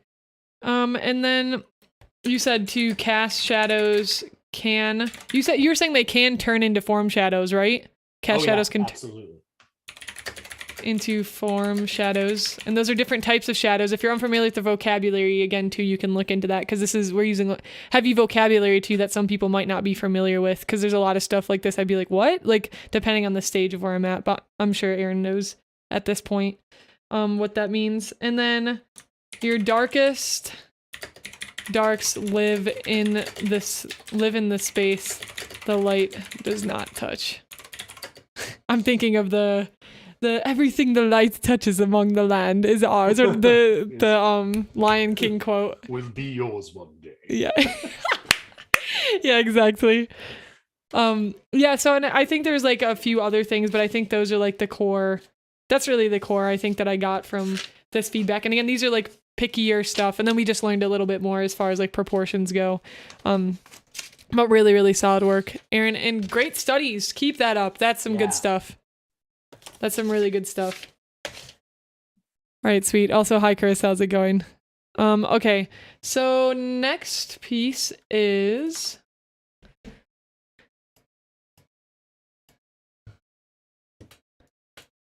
we have akuma next. Akuma. All right, let me go see if I can find this. I saw this piece. Let's see if Aki's here. Do I have... Hello, Aki. Are you here?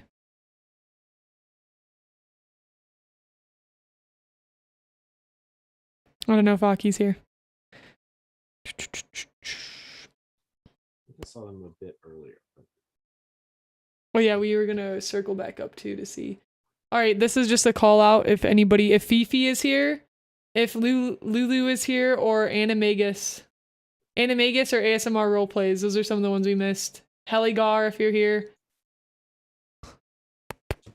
I'm seeing that Aki is here. Oh, Aki's here. Okay. Let's go ahead. I think I need to bring this bad boy back in to my file. Awesome sauce.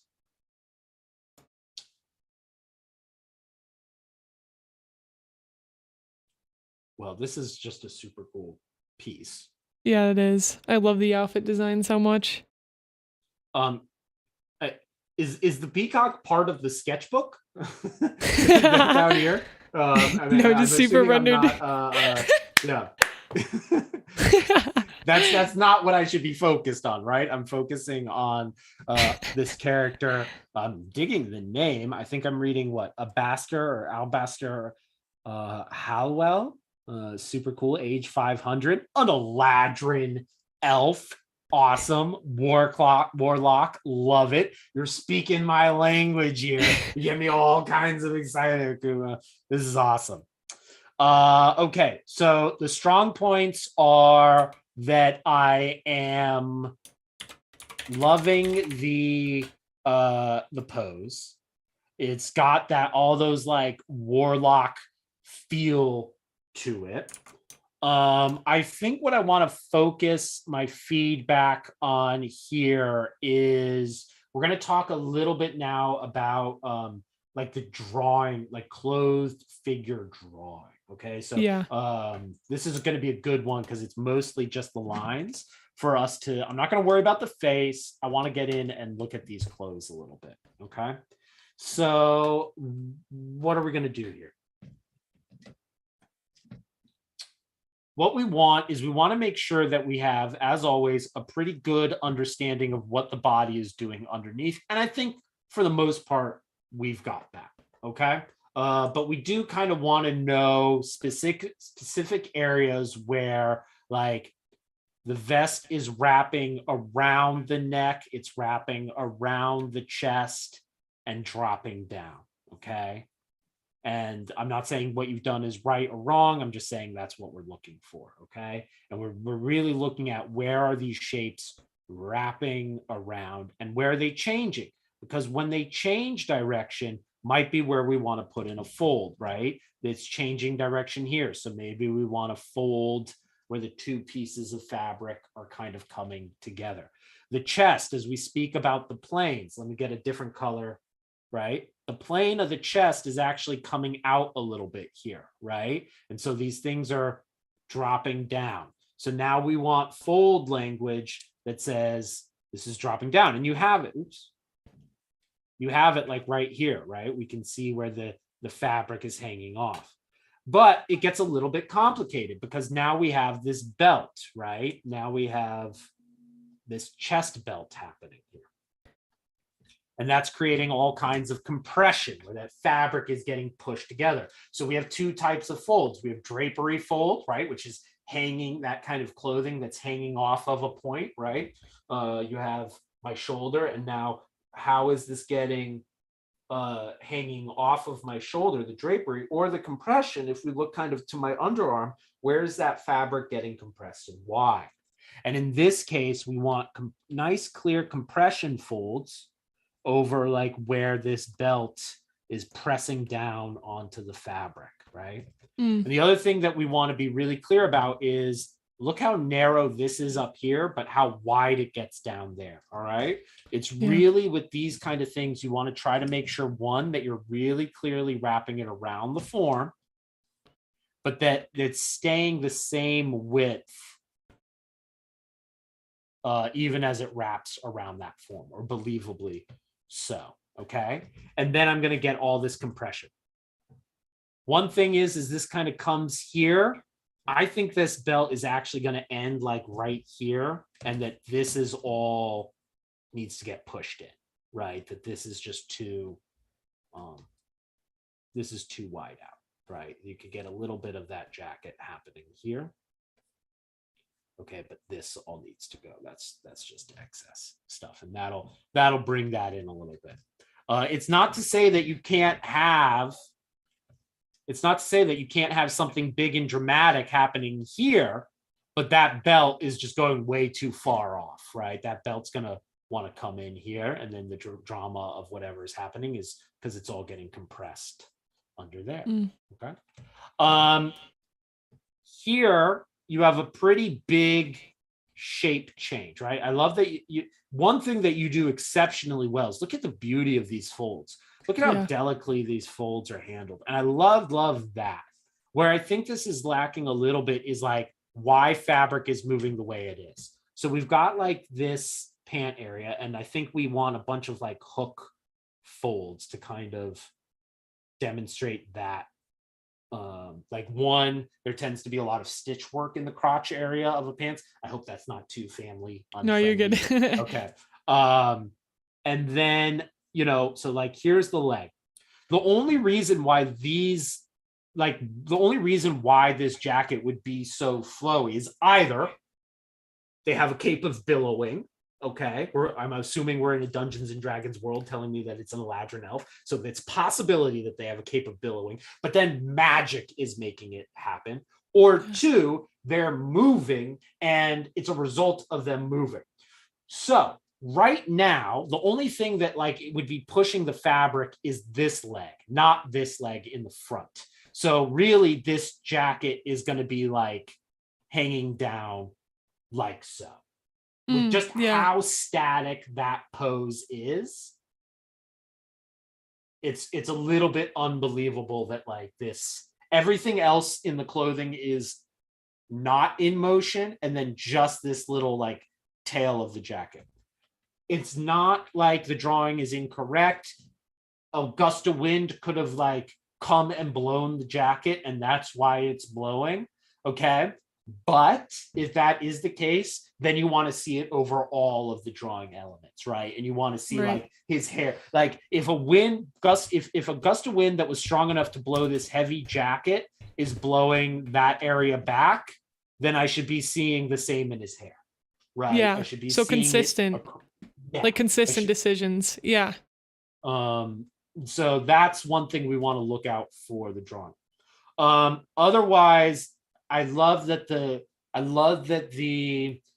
outfit really tells us this is a warlock.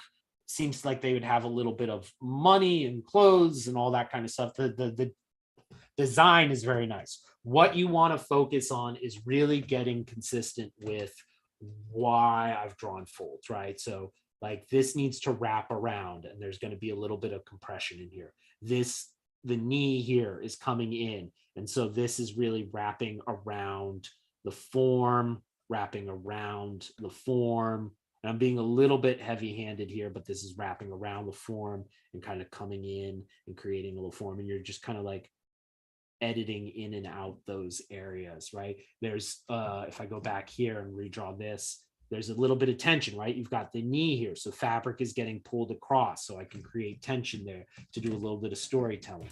The leg's going to actually not be convex, or concave, but convex here. And this is going to come in and we're going to wrap around here and here. And we're going to get all these compression folds as it goes into this little bit of a tight boot like that. And again, we can get a little bit of wrap around there. Same with the sleeve, right? I've got this, I've got my shoulder coming in. I'm assuming this is a little bit of like a military jacket. So I'm going to have nice, rigid, clear, hard, where when it does kind of break in the fabric, kind of like so. Okay, so I also want to be thinking about the fabric. I would say you just want to, like, if I had one big piece of feedback here, it's that you want to decide what the fabric is, and you want to take a look at like examples of how that fabric tends to break and fold. Because I think with a little bit more information, very quickly this is going to read like, okay, this is like a heavy wool jacket, or this is like a silk wool jacket. But even with just those specific areas, look at how much more natural that looks to the eye by getting those compression folds and those pipe folds in.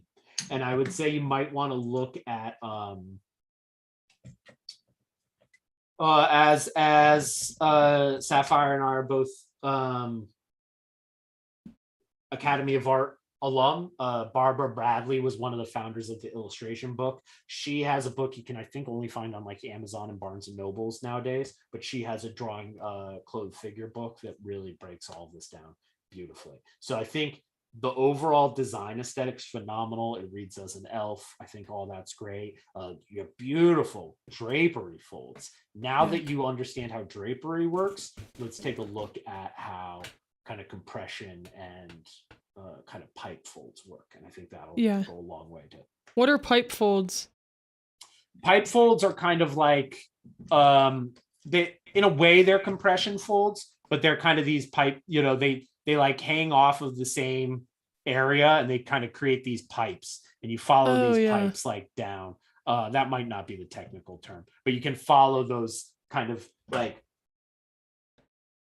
when you get these kind of like ridged lines going all the way through, and you don't want to just articulate it with the one hard line, but you're actually drawing that fold all the way through. And they normally work a little bit like drapery folds, where they're falling, they usually are falling off something and are fairly, a little bit unlike drapery. I feel like they come a little bit closer to the form. Which makes it have that tighter like look and not as loose. And specifically what I'm thinking about is like, if I'm looking at a skirt, and let's say we want to do like a kind of a Japanese school skirt, you tend to get these like hooks and pipes as well, like up here at the top, versus these big sweeping drapery pieces down at the bottom, right? So it's getting this relationship right, not just focusing down here on the flowy part, which is a lot of fun to draw. But very helpful. Aki says he was a former king, so that's where I got the outfit inspiration. Very nice. And they said one thing I will say about it is that I feel I may have made the fingers too long, because for the right hand it looks a bit odd for the ring finger, the right hand, the one on the chest.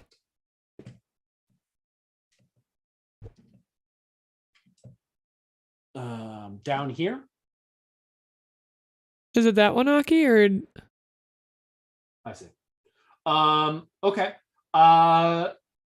One, they're an elf. Can never be too long. All right. Like, embrace the subject matter. It's fine. I mean, elves are always going to be slender and whatnot. So that's totally cool. Don't worry about that. Hands are always going to be basically this shape is always going to be the palm, right? So it's a square with a little bit of a triangle put on top. You can cut that in half, right? And then your finger, your pointer finger is almost always going to be about the same length as your palm, right? So you can kind of go back up over that. That's a good indicator. I didn't know that proportions wise. I mean, hands are a little personal, you know what I mean? But yeah, as a rule of thumb, it's about right. You know, a rule of thumb.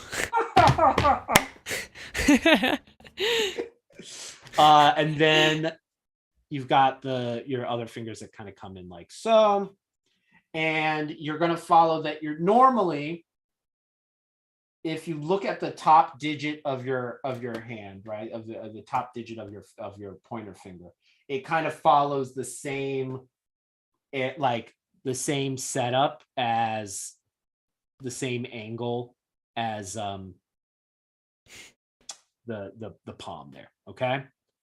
And then so something like that. And then normally if you just put your thumb, it goes just a little bit above, like just a little bit above the pointer finger line, like so, okay? And then your wrist almost always like is just a little bit narrower than the widest part of your palm. So you're going to come in like so, okay? Now this is not perfect. You know, I'm just saying these are the general rules. And then what this becomes is it just becomes an exercise in learning how to turn the box. Right now it's 3/4. This is a little bit closer. That's a little bit further away.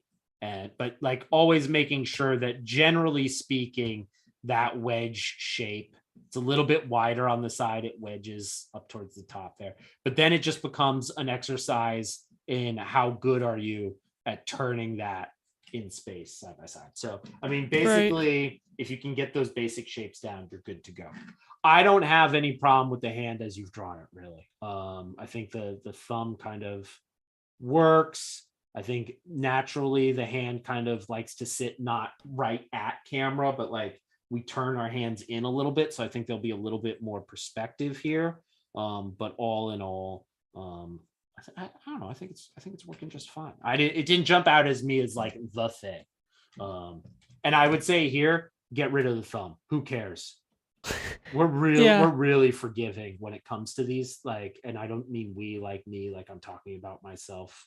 I just mean to say like the eye forgives a lot when it comes to the hands. And not filling in the blank and imagining it being there. Yeah.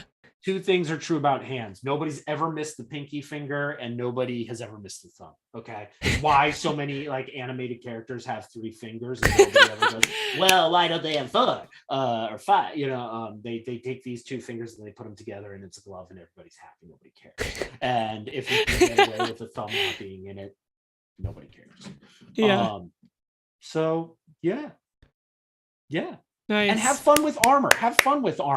Sorry, he has like this cool little armory thing on there. Go big or go home. Like get that armor on there, right? Wrap it around. Oh my goodness. Look, he's got this little like shield piece now. How much fun is that? Get it in there. You know what I mean? Like really put it on the piece. Don't hide it away like that. But yeah, nice job. Beautiful. Thank you so much for the help. I'll totally put this in action. Yes, Akuma, thanks for submitting such a nice piece. And like, oh, absolutely. Can't wait to see it. Big hype. Let me make this smaller. I'm going to shift back to normal. Normal size here again. Okay. We'll do our quick notes section for Akuma. One is understanding the body underneath before putting clothes on character. Number 2 is understand planes of the body so you know how to wrap the clothes around them. 3 is identify the types of folds and where they are. The 3 we talked about specifically is the pipe fold.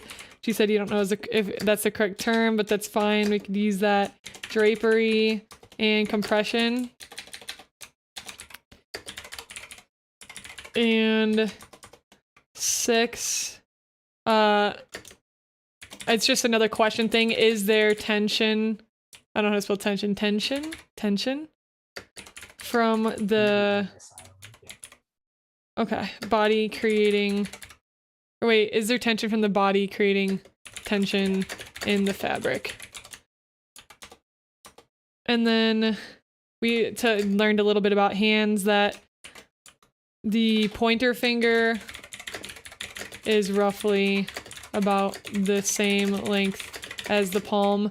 And guys, remember, these are like your those are your base rules, and that's why they always say that everybody gets sick of this, but learn the rules before you break them art thing, because these are base rules, but then there's certain characters who will be able to bend beyond that for whatever reason. But the most important part is it believable? That's the question you have to ask yourself, is does the viewer believe it without it breaking your sense of reality in that specific world? Because you might exist in a world where everybody has really big heads or like really long hands. So it's whatever the rule, again, it goes back to that concept of you're playing God and you're making those rules, but understanding them helps you, understanding the rules helps you understand a good way to be able to break them and bend them in whichever way that you decide to. Yes.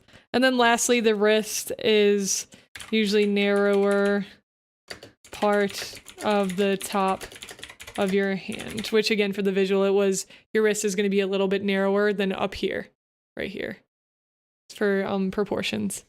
Okay, sweet. That's what I got. Awesome. Nice. Real quick, Correlate says cape of billowing. That's what I thought too. Cape of billowing. Wait, what is? Oh, cape of billowing? In Dungeons and Dragons, there's a magical item called a cape of billowing, and you like walk around and your cape is always like billowing in this magical wind. That's amazing. What? And if that were the case, though, I know that'd be amazing, right? You just like walk. Yeah. That's big energy, right? You like walk into a room and like your cape is just always billowing.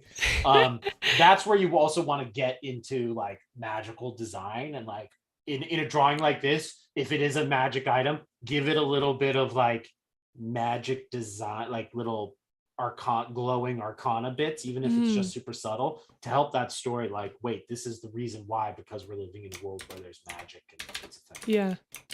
Syafire, can I ask you, can we like take a quick break and let me just ask like a VTuber question, a Twitch question? Please, yeah. Okay. Like, I'm having the time of my life. This is super fun. And for anyone who like doesn't know my channel, which is probably everyone, like I'm what you would call a small streamer. Okay, like I'm a small streamer, but I feel like what we're doing here is a lot of fun, and I really appreciate it. What blows my mind in the VTubing community, I don't know, would you ever consider doing this? But like, and I don't mean like please do it. I just mean like, what is with the subathons where VTubers are literally sleeping on stream and like have more viewers than I've ever had in my life? Like I'm pouring it out here. I'm trying to give you guys everything I got, and we're literally VTubers sleeping that are getting more attention. I don't know. I guess I guess to pull it back to like even like the art perspective is you learn the rules of the world, and maybe one of the rules in Twitch is that VTuber sleeper stream is more accessible and more fun than live feedback. You should not have taken a drink of water as I said that. It was like the worst timing. I now feel like I should just leave the Guildmaster of VTuber rig on at night and see if I get like to partner way faster. Like my most popular streams are at like 1 o'clock in the morning Eastern time. You got to do it now just for the experiment. Just put them in like one of those old like grandpa-y caps and like a nice little bed. It'd be cute. That's great. Yeah, I don't know. It's the world is wild out here on Twitch. It's wild. You never know the answers, but I'm glad because, you know, stuff like this, I think it's nice though too to have like a medium to like smaller community to be able to really dive and get like this personal feedback, because, you know, creators get to a point where they aren't able to do stuff like this, but we can, and we're able to like give that service back to the community and stuff, which I think is like so valuable. And who knows how long it could stick around if somebody continues to grow and like can't do these more individual things. So for sure. Yeah, but yeah, no, I hear you. I think it's also on Twitter lately. There's been the like VTuber VIRL trend, right? And like people are Oh, posting versus their IRL? VTuber, yeah, and like their photo, real life photo versus like their VTuber, and it's Yeah. like become this thing. And I just like I asked you before I ever did a live stream kind of thing. I think it's funny that there's like a trend now that is just what like you specifically, but also myself have been doing of this like hybrid model. I think it's going to become Yeah. a thing. I call it mixed reality tubers. You do both. Yes. Yeah. Yeah. Oh, very cool. For sure. Also, thank you so much to Starlight Akari for the raid. Guys, if you could check out Starlight, we just got a shout out for them in chat. Welcome Grendel, welcome C plus Hero, welcome to anybody else. I hope your stream was well. Starlight, thank you for the raid. Avira, welcome in. How's it going? So guys, we're doing feedback right now, live critique and feedback. Guild and I are letting you all know things to help improve your work. We had a Google submission form, and at this point I would say it's too filled up, but if you guys are interested in the future with submitting your work, you can check out the Discord and potentially participate in future versions of these to get your work seen and get feedback from industry professionals. So definitely definitely make sure you guys take advantage of that. All right, sweet. Hi Aiden, how's it going? Yeah, no, this is super helpful feedback too. And I have not done too much studying on like clothes and fabric, so I learned so much here. Thank you. Sure thing. I love, yeah. Super duper nice. All right, great. Next we have Chris. Chris, where are you at? We got the I have a video from Chris actually that we're gonna watch here. The turn, yeah. We get to see it in action. Yes. Downloads. I know I downloaded it. Is it here? Yeah. This takes some explaining. Yes. All right, here we go. Yo, sweet. Whoa. Let's go. Oh, this is great, Chris. Oh my goodness. Fantastic. All right, so. Oh my gosh, this is beautiful. Go ahead. Well, you certainly surprised me. Chris said in chat, I really meant to surprise you guys with this. Well, this is the first time I'm seeing it in the round. How cool is that? That's sweet. Amazing. Absolutely amazing.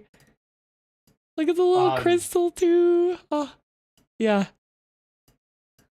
And I'm extra excited because frankly, this is the first time any of my designs have ever been turned into like a 3D model. So I'm a little gushy right now, right? Like you see it with other artists where like people make 3D models out of 2D work that they've created. This is the first for me. So wow, thank you so much, Chris.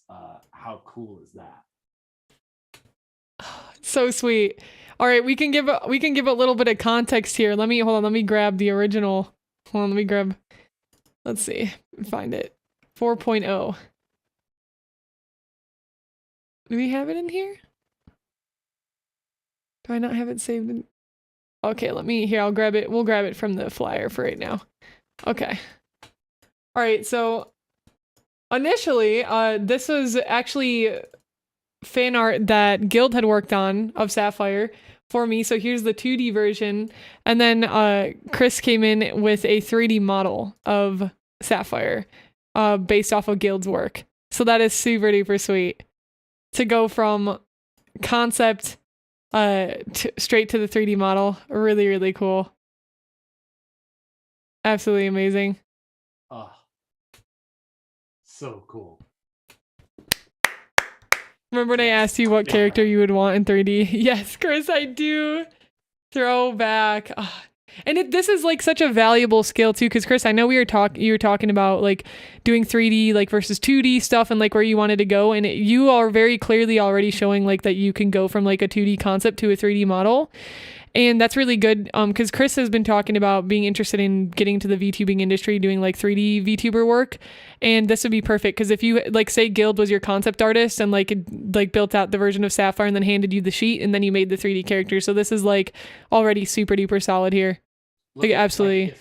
Look at her. If we can go to her front view real quick, like yeah, right there. Look at how beautifully Chris handles, as we're talking about form, she has that arm kind of kicked out, and you really get this sensation of the form being underneath that sweater, and where it goes from being kind of that pipe fold, that like that hanging fold from the shoulder and from the chest area into the wrist area, and now that fabric is compressing because you have that elastic and it's kind of pushing up against her wrist. It really makes you feel like there's a form existing underneath her clothing here, which I think is really, really cool.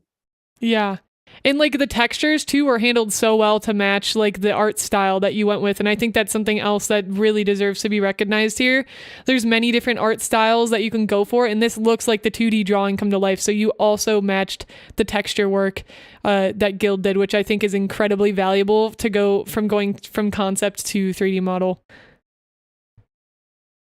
Yeah, super cool. Super cool. I really want to learn grease pencil. I've been saying like next year is going to be a year that I try to move into the 3D space, and I'm sure I'm going to be following Chris's streams to help me get there. But on top of kind of low poly stuff, and I've discussed it with Chris in the past, but also very much wanting to get into like grease pencil, which is kind of the 2D application within Blender.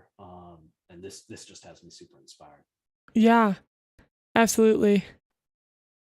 Oh, sweet. Oh, Chris, are you saying like you use the texture? Like, did you pull from the drawing, like to put the texture on? Is that what you mean? I actually added some subsurface scattering too, just a little touch of my own. Yeah. Super nice. Looks a bit more natural to clothing ripple with movement. Mm-hmm. Yeah, okay. So, feedback and critique. What do we got? Comments, critique. Oh geez. Well, like you said in the chat, that like it's my image, so I'm complimenting or critiquing myself in some ways here. Let's see. I think if, and let me Wait, can I ask him something? Yes, please. Chris, do you have the 3D file? Because that would be helpful to give more like 3D feedback. But yeah, go ahead, Guild. This particular angle where we can kind of see that space between her head and her hair, I just imagine her hair to be a little bit more like foxtail, wolf tail like, in fluffiness, right? In just kind of poofiness. This has a little bit of like a kind of tapered tail feel to it. And again, having no knowledge of how you might correct this or if it's feasible, I just need to say that there's in that like area behind the head. Yeah. Can you see the red line that I'm drawing? Space there. I probably, yes, I can. Yeah. So like the hair dropping down here and filling up some of that space, right? Mm-hmm. Yeah. Exactly. Yeah, I absolutely agree with that. Yeah, go ahead. No, I think that's I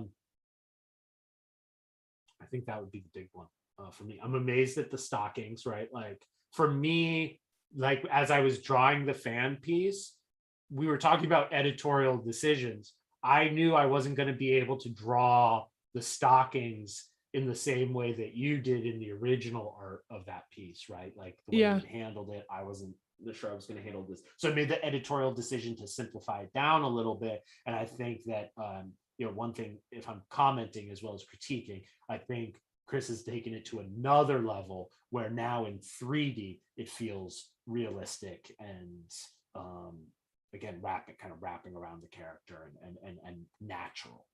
Yeah, I would agree with that for sure. I would say for some of the back pieces here too, some of the hair turns feel, I think, a little bit too jarring maybe, because a lot of this, at least Safire's design specifically, unless you're going for and again, we go back to that conversation of make the decisions consistently, a lot of her design is very smooth and round. So there's a lot of like jarring sort of pieces in here that I would maybe change stylistically, like from a modeling standpoint. Also, I'm not sure how I feel about the shapes of the ribbons back here. I would have to look at more reference photos of looking at bows on the back of people's heads and go with a more specific shape, because I don't it's kind of like thinner right here, and then it gets that thicker right here, that concept you're talking about again with the belt that Aki was working on, how the belt was like thin and then got like really thick. And I think that same concept is kind of like struggling right there with like the shape of the bow. Bow shape in general too, I think like maybe is a little bit weak as far as shape. Again, just getting some reference photos and like pulling in the bow maybe more and like going with something like this. And I'm just maybe having some more of those folds too, because I think some of that fold texture, because you asked about textures on the back, is missing. So having some of those like folds texture wise in the bow, and I'd need to again have a direct reference. I'm just kind of winging it, and I'm using my mouse to draw right now.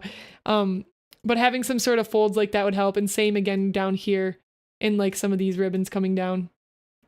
And for anybody who's interested in being a character artist, especially for like would want to be a character artist at DreamWorks or a Pixar.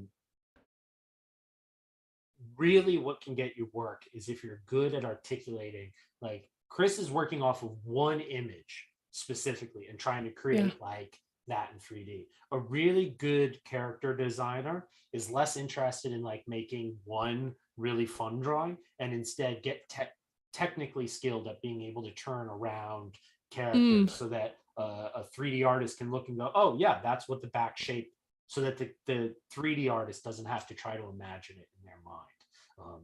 So anyone looking for character design work, focus on being able to turn your characters around in full. Yeah, I completely agree with that. And again, just going back to some of those technical things here, the way it gets like thin to thick here, maybe I would still probably thin that out a bit. Probably you'd have to see what it looks like to have like that turn. I think there's just a lot of shape design here that I would like be a little bit more picky with. And you could maybe even get a few more, like if you wanted to get more complex with it, get some more like looser, like tinier pieces. And again, we go back to that rule of like small, medium, large is what I call it, or the 1, 2, 3 rule. You have some big shapes here.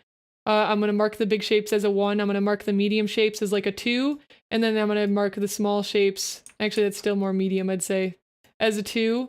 And then their small shapes would be like a 1. So having like a good variety in there, we can get some more like loose pieces of hair, I think, to exaggerate it more. But again, it depends on like the style you're going for. But I think that's like what I would go for, just to like push the back of that. Does that make sense? Makes sense to me.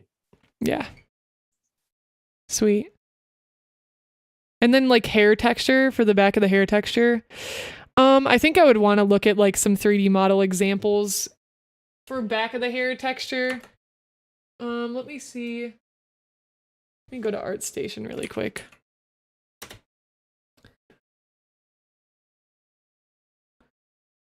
Let's take a look at the 3D modeling help. Here's one that has a similar style, I would say. I wonder if they have a turnaround. It doesn't look like they have a turnaround for this model. I wish they did, because that would be super helpful. We could probably look at different style again.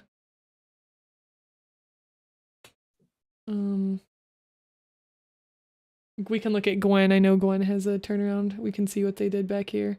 Yeah, so you could still go for that, like, because everything would generally be local color until you put your lighting in. So just how would the folds and like the little separated pieces in the hair be, despite the lighting situation? Because right now, with the way you have the model pose, it's like, oh, you could get away with not really texturing the back of the hair because it's in shadow. And I think that's kind of okay. But if it's going to be used in like a game or something, you don't want to be avoiding that. But if it's more of like a posed piece under lighting, I think you could get away more with like hiding that extra texture information. Does that make sense what I'm saying, Chris? So let's just look here, like at Gwen. So there's an example. I would choose stuff that you can look at for... Again, depending on the style you're going for, find some references and see how they handled it. But yeah, I love this Gwen model. It's so beautiful. The texture is like, oh my gosh, so good. So nice. All right, cool. Thank you so much, Chris. That was really cool of you to do. I really, really appreciate that. I'm sure Guild does too. Yeah, it's awesome. Amazing. Now we got to get it 3D printed. I have a 3D printer at the library. There you go. Yo, Chris, if you're willing. Okay. And the little stand is super cute too. And I like how you got the font as well. Yeah. Very nice. Yeah, it's so cute. Amazing. Cool. And then we have Kaya Feld next. Kaya, are you here? Kaya? Kaya. Yeah, Chris. Yeah, no worries. If you do, just let me know. If not, no worries as well. Yeah, this one's really pretty. Yeah. Yeah. This one really, I love the perspective on this piece. I love the extra little detailing with the stars. Me too. Nice. This is one of my favorites, for sure. I don't know if they're here though, sadly. Yeah, I would just love to pick their brain. I mean, frankly, look, I mean, if we can just take a moment, I mean, appreciate the wraparounds of kind of the chest area and how nicely that fabric, that bandagey fabric is wrapping around. Yeah. I think is really nice. I think Agreed. I don't have any drawing feedback other than I think the skirt area is just enough, but I think we could use a little bit more. Some of the lines are starting to feel a little bit straight across the hip area, where that's actually really kind of going back in space a bit, I think.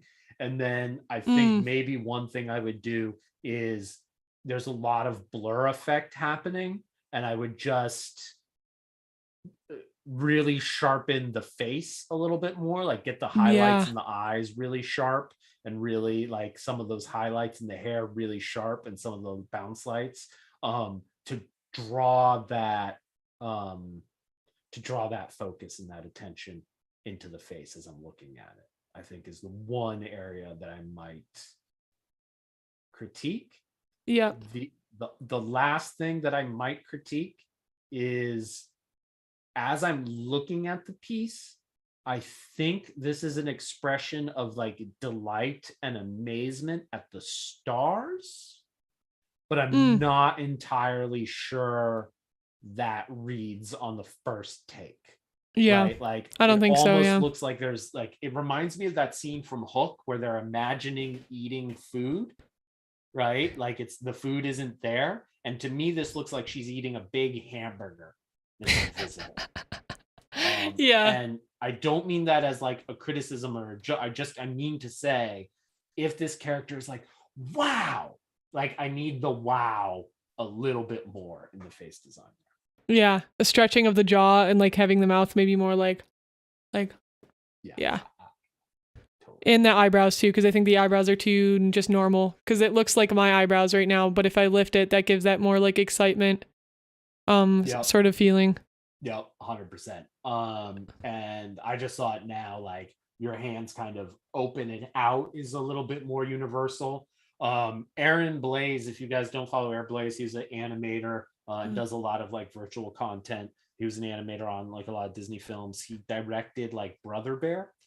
And one little tidbit he gave that I always thought was great was like, when you're starting your drawing, give your character like a smiley face of their expression. If they're happy, have it a smiley face. If they're ecstatic, still a smiley face. If they're sad, and what I mean by that is like 2 dots for the eyes. What are the eyebrows doing, and what is the mouth doing in the simplest possible form?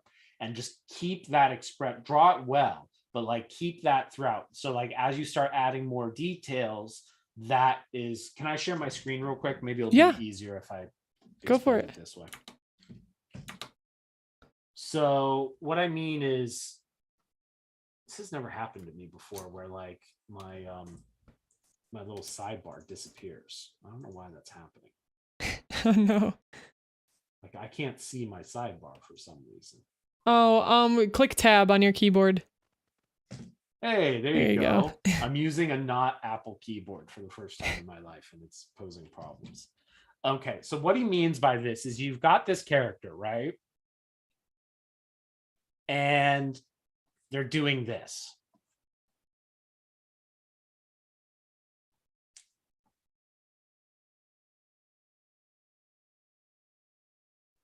that's their pose, for lack of a better pose, right?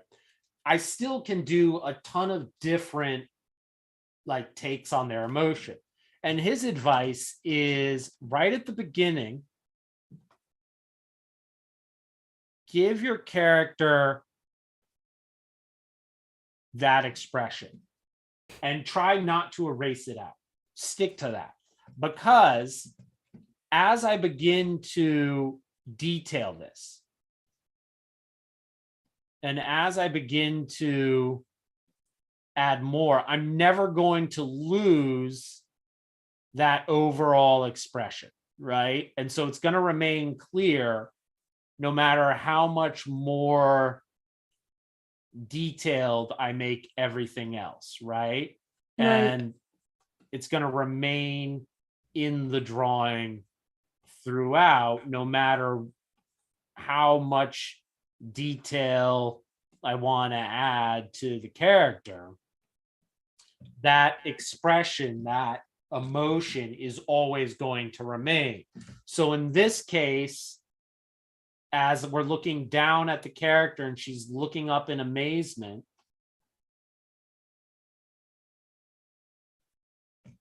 you know, what I can do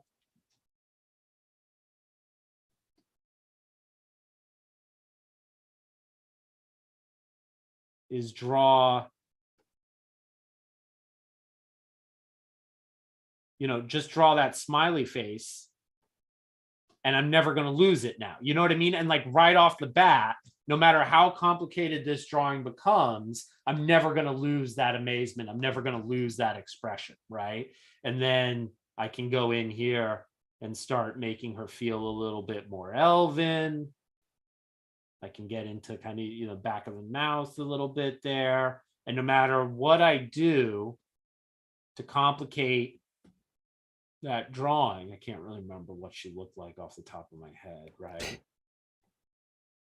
Get some of that under chin going. Now the drawing's just getting bad because I'm not even thinking as I'm drawing. But you know, I'm never gonna lose that expression. So that can be choosing that storytelling device very early on, putting it down even in the smiley face form, and sticking with it throughout. That's so cool. I've never seen that trick before. You literally just turned a smiley face into a whole character in like 2 seconds. Beautiful. No, yeah, very cool. That's awesome. Yeah. That's always cool, or that is really cool. Oh, sorry, go ahead. You've mentioned it out as well. You've mentioned it in your own drawing before on stream about like kind of starting from those eyebrows and the eye area, this kind of triangle, and drawing the form out from there is a really nice technique. And I think this is just a variation on that theme, right? Like taking that emotion place and starting your drawing from there and building everything else out around it. Yeah, right. Amazing. And Tamara said that's actually really cool. I always feel like I'm not pushing my facial expressions as far as I could be, so this helps. Yeah, for sure. Start simple with it and then just build on top of that. Because if you start complicated and you're trying to do all the muscles and all the and all that kind of stuff, you start simplifying down the things that are easier to simplify. And so it starts becoming more and more static and less interesting. Yeah. Right. Okay, cool. So do you want to, let's see where we're at. We are about 3 hours and 10 minutes. Do you want to try to like speed run some critique day pieces if people are here for that? Yeah, sure. Okay. I mean, we can just go. You mean like going through the Discord? Yeah. I love it. Let's do it. Okay. Sweet. Lightning round. Yes, lightning round. Yeah, and I will not be writing notes for these ones, but I do have the notes for the ones we've done in here. And if you guys are interested in that, you put a 1 in chat. I can put a more put together like thing of that, like some of the feedback. If anybody wants to like save that to their own notes. Okay. Let me grab Discord. All right, we got Fluffs, which I know Fluffs already said they can't be here. Sounds good, Arcane. I'd love it. It's cool, Chris. Okay. Humlin, are you here? Humlin? Thank you, Llama. I don't think they're here. I have not seen them. I believe. I can just happily go through each one. I know a few people said they'd be watching the stream afterwards. Do you want me to Sure. just fire If you, through? yeah, if you're okay with that. Sure. So the Okay. first one is Fluffs that I'm seeing, right? One up above. Yeah. And she's specifically mentioning the hands and Doing feeling like the hands. Yeah. hands. First time doing hands, I won't be able to make the stream. I love the outfit. I think that this is a question of, so one of the things that you have to decide when you are choosing what style you're going to draw in is you have to make sure that like all of the elements exist within the same style. So Mm. you want those shapes and the decisions that you make to kind of be the same throughout. So I think we're doing a pretty good job at that. But like considering how small and simplified the feet are, right? They're just one little bloop. I think you could get away with doing the same thing with the hands and just giving them kind of like mitten hands. Yeah. You have an upper body and head torso area that feels natural in a kind of a cartoony kind of way, and then very, very short underbody section. So I think Mm-hmm. those legs need to continue traveling down. This is a full height character with half of the legs that they need to have. I don't know if they just stopped drawing the bottom half or if this was a choice for like those being the feet. I'm not sure. Right. I'm not 100% sure. But basically, if you're going to go with like a cartoony figure like this, we were talking about head sizes earlier. Yosemite Sam, those Looney Tune characters are almost always 3.5. My chibi characters are almost always 3 to 3.5 heads tall. So if you're going to go with the style that has simplified body shapes, then your head should be, all that should be divided into about 3 head sizes. Your torso and your lower body are about half. They're about the same size if you measure with your hand. So your head is also going to want to be the same size to drive home that cartoony character. Otherwise, the legs need to be longer. Love the background elements. Yeah. Love her attitude. Very cool. Yeah. Agreed.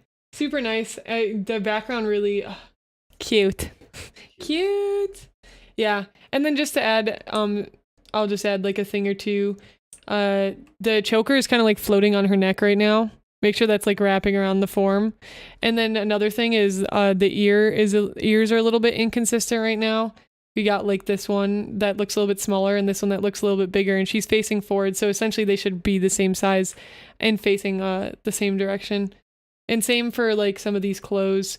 It looks like this is floating a bit. You could, and it's okay if it's like, well, I don't think this would be floating because of gravity. If this has a little bit of float, or like you at least want to draw like the back of the shirt right there showing or wrapping around. Yep. Mm-hmm. Absolutely. And same thing, there's no folds right now in like the little cuffs that are going around, and I think there would be folds here if it's having that looser look. It would have folds. It would be only tight and have no folds if it was wrapped directly around the wrist, which it's not. We can see. Yeah.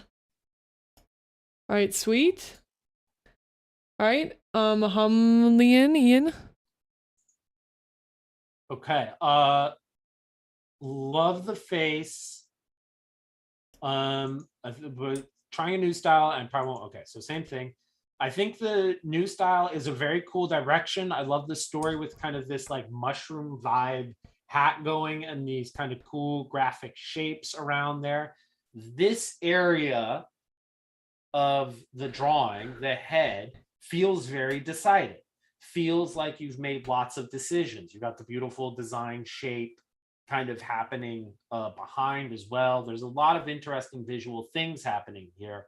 And then we don't get any of it on the body, right? The body seems much more like, I'll get to that later right now. And again, I would say, and this, okay, if I do have to be critical of the anime generation, for lack of a better term, right? We all love the eyes.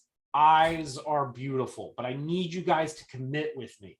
If you're going to do over rendered eyes like this, which are lovely, the rest of the body has to have it too, right? It can't just be the eyes. So you need to, like, if we look at traditional animation art and all that kind of stuff, the eyes always fit into the overall design. So if you have a very simple design, you get those two little like coal eye, little black dot eyes, right? And in Avatar, you have some shadow shapes and some light to dark, so you get some light to dark in the eyes. But if you're gonna do these rendered eyes, you gotta now commit to doing it over the whole body. And I think doing that with this piece would send it in a really good direction. Yeah. Yep. Agreed. Nice. All right. Next we have Llama's piece. Loving the face expression here. I know. So nice. Wasn't planning to stream anything, but might get some feedback. Okay. The issue that you want to focus on here is one, the underdrawing and getting full shapes. You got the expression. You've got, pretty good anatomy. You've got beautiful colors working together here. I love all of that. What we're missing here is the fundamental underdrawing. If you look at her arm that's patched up here, there's like this little bump.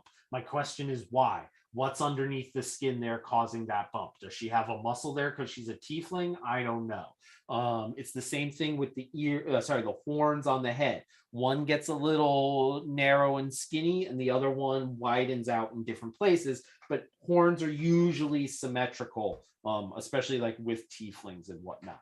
So I think what we need is a little bit more emphasis on like shape design and really putting down those lines to knowing like what each line is communicating.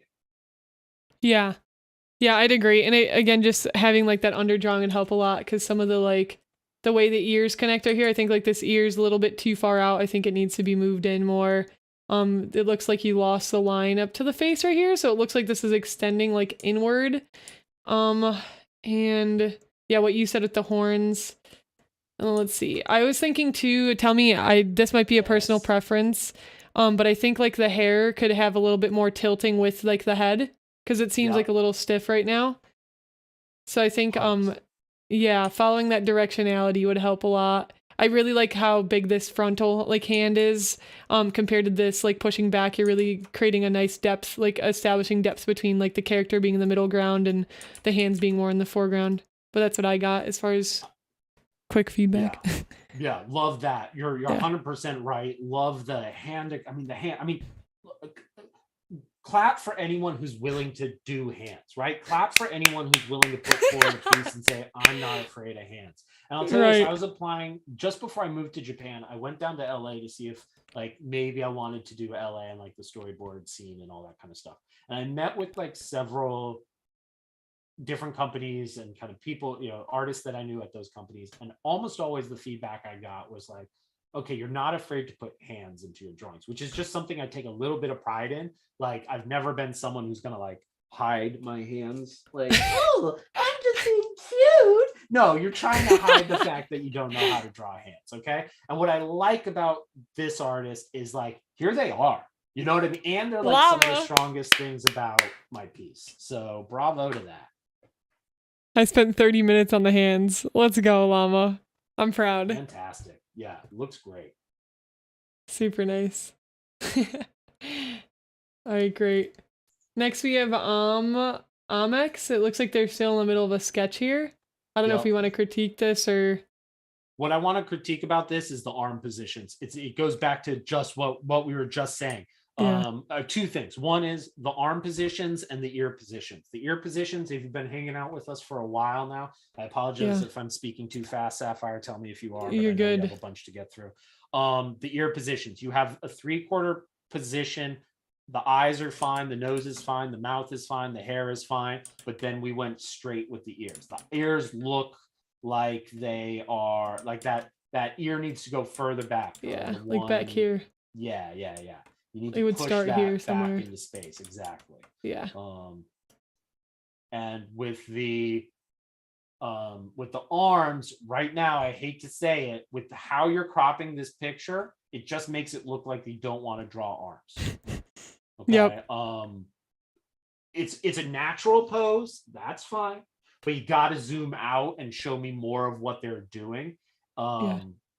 you could visually get a lot more interest. Like even as I put my arms just behind my back, look at how much they're actually like kind of flaring out. It's very difficult for me to Yeah. kind of do this behind my back and feel nice about it. Yeah.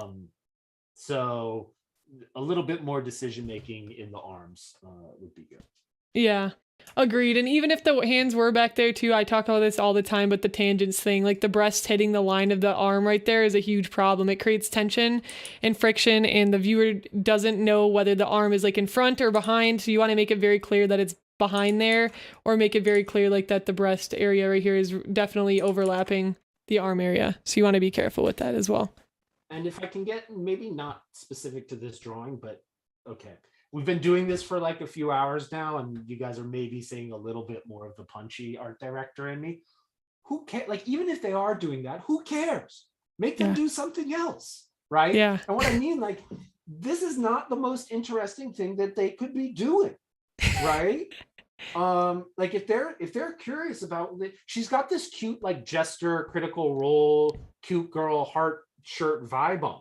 So get into her character a little bit more. She's looking over to something at the side. Well, right now she looks a little bit curious and pensive and sweet about it. So is she really standing in this kind of Stalinistic neutral way, or would she kind of have a shoulder up and maybe like behind her back here, you know, she's holding on to that arm and maybe she's a little bit cute and she's like, ooh, he's cute, what's happening over there, you know? So get that arm like telling us a little bit of story. Yeah, agreed. And that just goes back to what we've been reinforcing: storytelling with their body language, everything. What is your character doing? Why are they doing it? Yup. All right, next, I don't know their name, but here's this drawing here. Yeah, this is just symbols. Okay. But super cool. So they're saying that the face is, you know, for there not to be a face, that's intentional, which I think is fine. If I'm taking a guess what it looks like, if I'm really looking, I'm noticing that like there seems to be like a dark underlay. I'm wondering if what they did is they made a black silhouette of the character and then started painting over that. I think maybe that's the method that they took to this. When you do this, because they teach this in art schools, right? This is like one of the first things that they start doing to start, you know, getting your shape design to be stronger, is to just do a black silhouette of the shape so it's easily readable. You still need to have and practice like some pretty exceptional anatomy skills to be able to paint into that. Like I never accomplished that. I always start with pencil because I can't just from a black shape start pulling that out.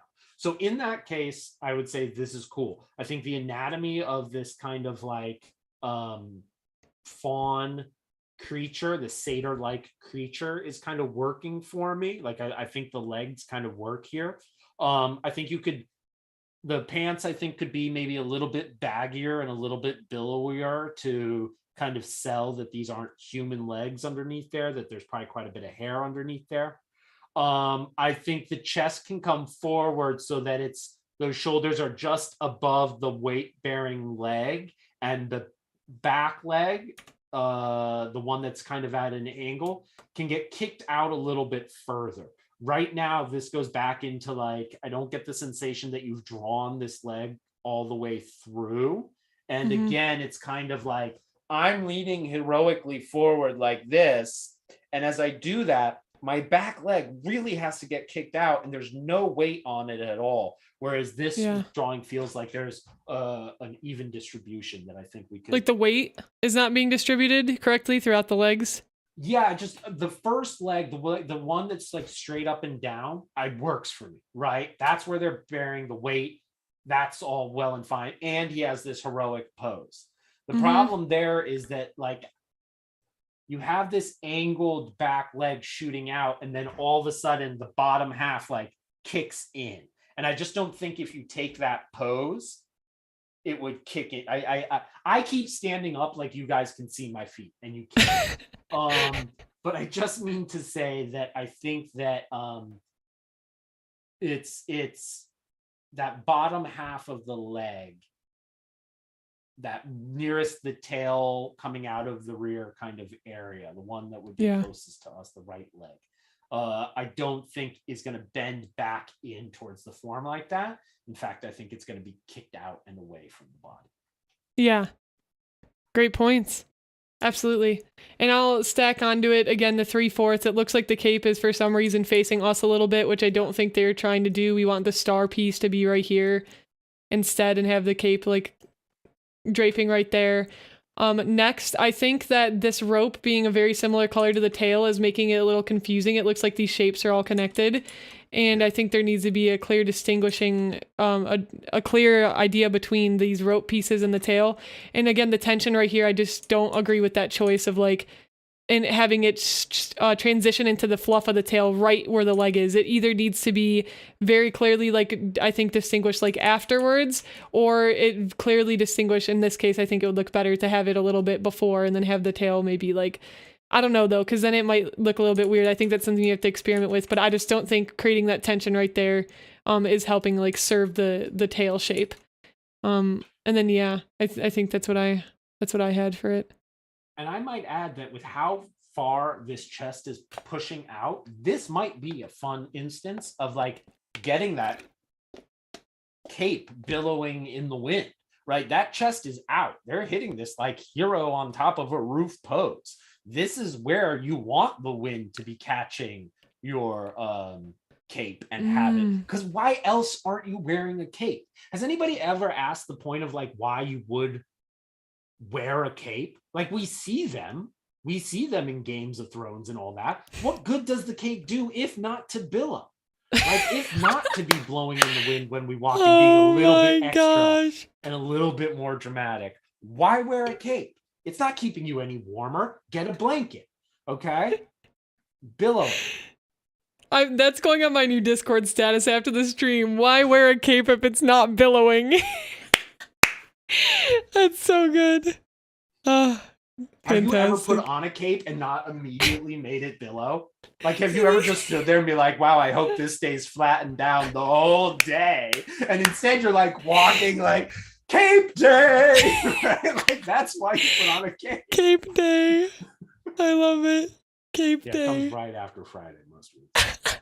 Right after Friday. It's so fun. Fantastic. All right, next we got Pink here. I love this one, Pink. I thought this was this is giving me like Teen Titan Go like vibes. Obviously a lot of D&D vibes. I think it's Sombra from Overwatch. Yeah, I think it's Sombra from Overwatch. She's lifting. She's getting ready to hack, I think. Somebody correct me if I'm wrong in the chat. It's super cool. The legs are too small for the body. Which can I mean, legs, like when you're first starting, when you're at art school and all that kind of stuff, like you get involved with the face and the upper body, and then you realize you made it way too big and there's not enough room at the end of the drawing, so suddenly you have these too small legs. I get a little bit of a sense that that's what's happening here. There's definitely some like, okay, we're going to draw the legs in profile because it's in a complicated pose. This is one of, and I say that because this is like, if you guys really look at my artwork, I draw this pose all the time. That kind of like float. Sapphire, the one the chibi that I drew is in this pose. Kind of that kicked up leg. So I know when it's how easy it is to want to just shift that all to being like profile, but we actually want that depth, especially if you're drawing it with like such a simplified line as you have here, this kind of 2D animation vibe. You can really achieve that with a little bit more. So that'd be good. Get that hair going crazy. Get that hair going crazy. She's floating. She has magical energy. Get that hair all like, electricity in the air. Get it going. Have fun with it. And then my last one would be, if you're doing this in Photoshop, get familiar with like your layer styles and figuring out what you can do with like glow effects and different shadow effects to really get that magic feeling, like crisp. And right now it's feeling like a fog, which at times can be fine, but really knowing and being in command of layer styles in Photoshop is where you're going to get a lot of really cool magic effects. Yep. Solid.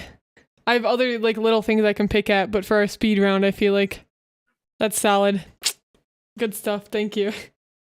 All right, CW. Need help with the clothing texture. Maybe improve a way to draw and shade them. You want to take this one? I feel like I'm jumping in like really fast on the feedback on all of these. Getting so excited by the lightning. You said, do I want to take this one? Oh, sure, yeah. Okay, so let me see. They said clothing. Let's see. Hold up. Help with clothing textures, improve a way to draw and shade them.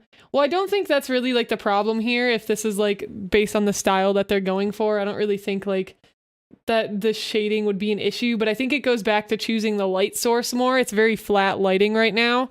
And let's say if we had like, and I'm not going to do a direct draw over, but if we had like the sun right here, that a lot of this would be in more shadow right here. In this, even this whole lower half down here would be in more shadow if the light's up here, because the plane of the chest is going to block some of that. So it'd start creating a lot more shadow right here. And again, I think this overall like local color is going to be darker in general. And then this is going to hit more light. And then you had the right idea here, like that the plane change where it's getting a little bit darker, and then it could even get darker right here. And I think you might have pockets of light depending on the fold. So you might have this be like a little lighter gray square right here because the sun's hitting it as it folds out towards the sun and away from the body. And same thing for the tie. Like it looks like the tie is not really following the same rules that the rest of it. Well, it looks like maybe. I can barely tell though. But I think there's going to be a plane shift there and here. And the tie is kind of floating on the top. I think it would droop back down a bit in here. So you kind of have like something like that, and you'd have a shade here, and then this would be another plane shift, or color shift right there, in plane shift. What else? Clothing texture, feedback. Looking at this again, if this is away from the sun, if you're using a light source, this is going to be darker than this color as well. So I really think lighting is more of it. I don't think like the texture. I don't really think texture is the thing that you are need to be focusing on here. I mean, you will get to a point you're going for a more painterly look, but if you're sticking with this style, I think that those plane changes in the lighting is more important than the actual texture work. But yeah, I think that I have for the clothing. Yes. I think we're getting a little bit of my mic messed up. Let me fix it. Am I also sounding robot-y, or is that just sound? No, it's just me. It's just me. Okay, I was worried I was gonna have to drink a little bit more water. No, you're good. Yeah, do you have any other thoughts? No, spot on. I think that's exactly right. A great shows like Avatar, Last Airbender, and some of like the DC animation of the early aughts, Young Justice, for instance. If you like this style, limited shadow play, strong black line would be good places to look for inspiration. And I think Syafire is exactly right. If you establish a rule, and you're establishing rules where you're placing shadows, that has to travel throughout. So if you're asking about rendering the clothing, for this kind of, there's a light side and a dark side is the rule you're saying, right? There's the light side of the form and the dark side. We only have two shadows. That's fine. But you really have to decide where that's going to live on the drawing. And right now, like you're saying, it doesn't live on the arm. It doesn't live on the side of the arm. Doesn't live on the side of the body. Doesn't live under the belt. And the question really has to become why. And if there's a good answer, great. But if not, then you have to look at maybe I should add it. That being said, like I kind of want to live in a world where they have these like Tokyo Ghoul back things and like skull masks. It's a cool concept. I like it. Yes, absolutely. Great, wonderful. All right, next we have sketch I did a while ago of Jaya Sama. I've given Line tons of feedback, so I want to hear your feedback on his work because I want to hear how it's similar or differing. I've given him plenty of feedback on his artwork before. Okay, let me just really quick. I know the anime and the manga that we're talking about here. I want to reference this. So the actual artwork of this has a very simplified hairstyle to it. So I think the hair is, what is it? Let's see. Working. I would say right now, as I'm looking at it,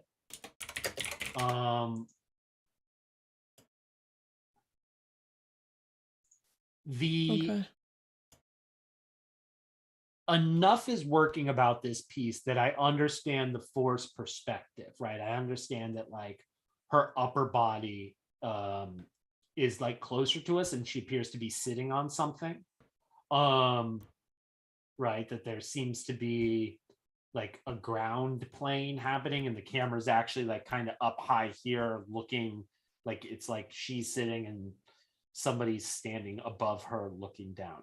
There's enough foreshortening happening in kind of the belly and hip area that works. The wraparound of kind of this chest piece is working all right. There is anatomy pieces at play here, some focusing in on some of the anatomy. If we look at I'm looking on the Twitch stream here a little bit. There's this pose where she's like, ah, and she's wearing kind of a similar neck piece. Look how even those shoulders are from side to side. We see a lot of her shoulders in her design. It's very rare that there's that much asymmetry happening in her shoulders. We notice how the side where her head is tilted in, it's very kind of far back and small versus all of this negative space in the shoulder area up here. So I would want to work on that big negative space in the shoulder area. I'd want to see some overlapping of the breast into the kind of arm fold area, into the shoulder area. There's a lot of visual information that needs to happen in that area that we're not getting right now. Yeah. Also, the strap on this dress doesn't connect to the strap on the chest, right? So you have the belly button and one of them attaches, but the other doesn't. And if this is an asymmetrical design, that's fine, but that's the only place it looks asymmetrical. Yeah. I don't know if it is. She has a pretty like skimpy outfit too, so I'm trying to not like scroll too much through Google just in case to like find more accurate reference of this. But yeah, definitely like however this design is, make sure that it's following what the design is. If it's asymmetrical, that's fine. And are you talking about too like the way this would connect up here? Yeah, that strap. Yeah. If we look at the other one, it goes up underneath the chest and above the chest. Yeah. The one kind of facing towards us goes into somewhere, and then the question has to be asked: what's holding that other strap in place? Right. There's the one there's got the ring, and I'm not sure what's holding that. So that's where you want to draw through that design. Again, we want to be responsible gods and make sure our characters can go out in public, even in skimpy outfits, without kind of falling off, you know? Right. Yeah, I like the pose. I like the personality, you know, and as you guys want to be drawing more personality and character, like shows like this and seeing where you can really push all of that. I knew instantly who this character was when I saw the drawing without needing to look it up. I knew it's enough on model. So I think there's a lot going on. For sure, the next step wants to be anatomy studies. And for some of that, I would say you want to get away from anime a little bit. Spend some time like looking at Young Justice or the new Critical Role show. It's the same character designer doing amazing anatomically correct work. And then you can learn how to like work some of that back to anime, which tends to be very, very simplified in their lines. That would be my suggestion. Yeah, for sure. Star said, yeah, that's been a recent struggle for me figuring out how certain outfits would look if the pose is different to the reference image I'm using, if that makes sense. Yeah. It does. Absolutely does. And these are the decisions that we all go through. Like, how can I get away with this and make that work? Absolutely. Mm-hmm. I believe also, line. We didn't get a chance. There's one submission on the forum, and it was this beautiful pose of like this girl like kind of laying down on the ground looking at camera. This one. And it reminds me of this one as well, in that these are very challenging poses. Yeah. Right? These are poses that at art school, if the model hits that pose, you move your desk. You know what I mean? Yeah. Like you move somewhere where I mean, that's a really hard pose to draw, even with a model in front of you, even with photo referencing. It's hard to draw it out of your head. So my point would be, what does it get you, right? Like drawing this super hard pose, does it get you something? I'm not sure it does. We get to choose which pose we're going to draw. And at the stage of either of these pieces, I'm not sure what we want to get out of it from a story point of view, from a finished piece point of view, is best served by choosing push perspective pieces. It stinks. You know, I mean, it's hard. Wait, I don't mean the drawing stinks. I mean the process of having to draw like forced perspective pieces and having all the parts work is really, really hard. And I don't know if I'm just being lazy, but if you look at a lot of my pieces, I very rarely do like intense forced perspective, unless I have an art director telling me I have to. You know what I mean? Unless someone's saying like, I really need this thing, I'm not going to do it. And I think as you guys are learning and growing, it might be better to take some more straightforward poses, really getting those locked down, and then doing more forced perspective as an exercise specifically in forced perspective and focusing just on that part. Yeah, because it's already challenging enough, you're saying, to get that perspective. Why make it more difficult for yourself until you can understand it better? That's right. I mean, look at this Fifi for real drawing. So much good is happening in the drawing, and then suddenly certain areas where the drawing falls apart a little bit does a disservice to this piece. I mean, look at how amazing the hair and the facial expression is. So much of the anatomy is really strong, and then there are extremities like the hand and the foot that aren't working with quite as much strength, and it betrays how great of a drawing this really is. So I would just say, is this really the pose you had to put this character in? Right. Yeah, absolutely. Thank you. Oh, whoops, let me open Discord. Fantastic. Let me see where we're at as far as Orla. Okay. All right. This one is giving me all the like 𝐒𝐿 akuma. Oh, I think we're up a little bit more. Are we? Oh wait. Yeah, we're at the girl with the Orla she's in the wave. Yeah. Oh no, yeah. Sorry, that was me scrolling earlier. I was just seeing where we were at, like in the queue. I'm like watching on Twitch in the stream as well. Oh no, you're good. I'm gonna stop sharing my behind the curtain screen if that's sure. Okay, and just see you on Zoom. Okay, yes. This one's giving me all the 𝐒𝐿 vibes. I don't know, Sapphire. Yeah, I mean 𝐒𝐿. Total 𝐒𝐿. Yeah. Right? Yes. That's awesome. And it's also very like romantic period, lowercase r, like writing. There's the famous Bronte piece where he's like on the hill with the wave behind. I mean, so compositionally, it's very cool. Yeah, absolutely. Do you want me to give feedback first or? Yeah. Sure. Yeah. Okay, sure. Yeah, so I agree. I think the composition and such is really nice. There are a lot of elements that are conflicting here that you're really going to want to like pay attention to.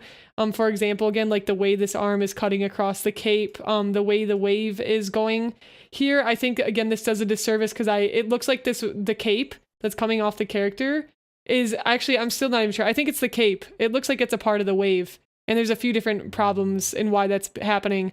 One of them is because you have it in line with the wave, which may be a route you want to take, but then you really want to make sure you're pushing the values more. So like this wave needs to be very clearly pushing back with either probably a darker value or a lighter value because of the atmospheric perspective. Maybe I'd even take a lighter approach and then have the cape be a little bit darker. And I think that could start separating those. So I think separation needs to happen there, is the first thing. Number two, from a figure perspective, I'm not sure. This shoulder looks a little bit long over here. And same for this shoulder and like the way the neck is connecting to the body.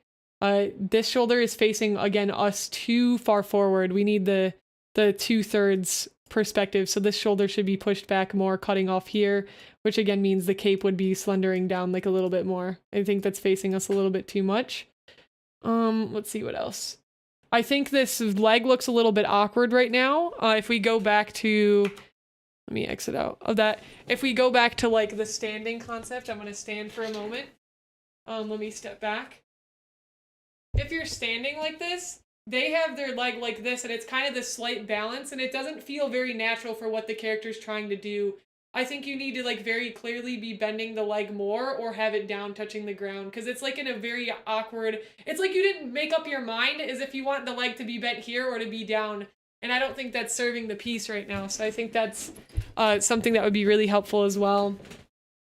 Captain Morgan on the spice bottle rum, like is his foot's like on a spice barrel. Like it's that famous like piratey leg up, but it's on something, right? And yeah. Elevating that leg up.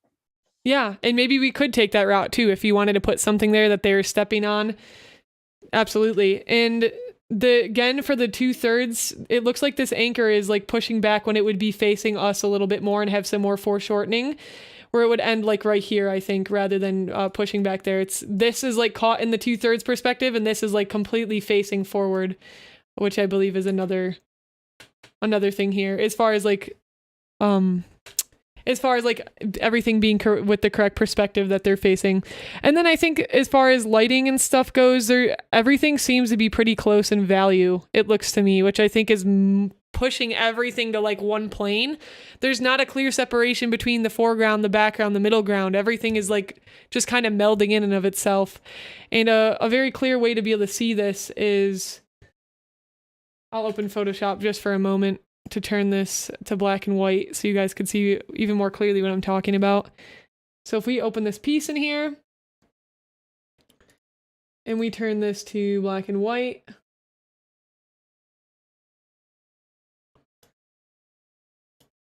it is a very clear depiction that like the chest is here, but then the rest of these colors are literally so close. Everything is just like kind of like melding with itself.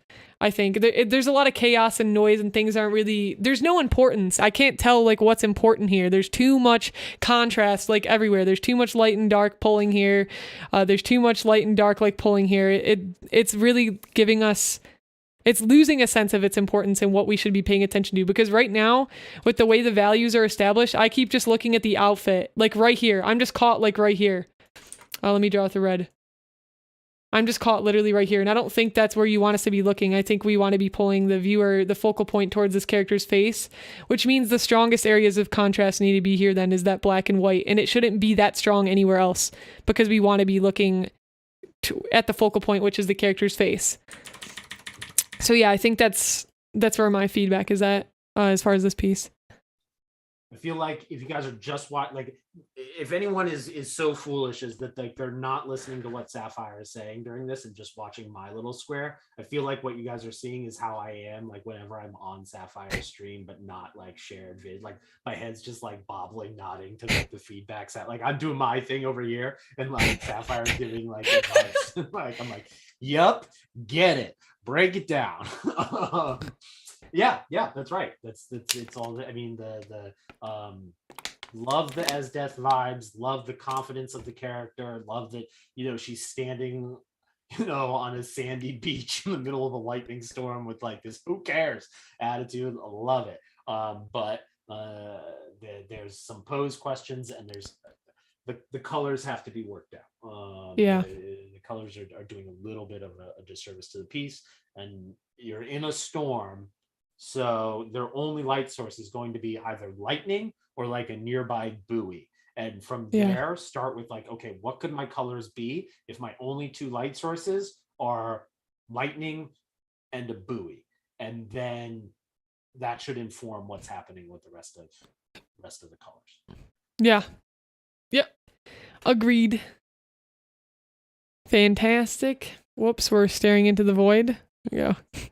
Hi, Sun Sunshine. Welcome in. How's it going? Okay, next we have Sugar Rice's piece.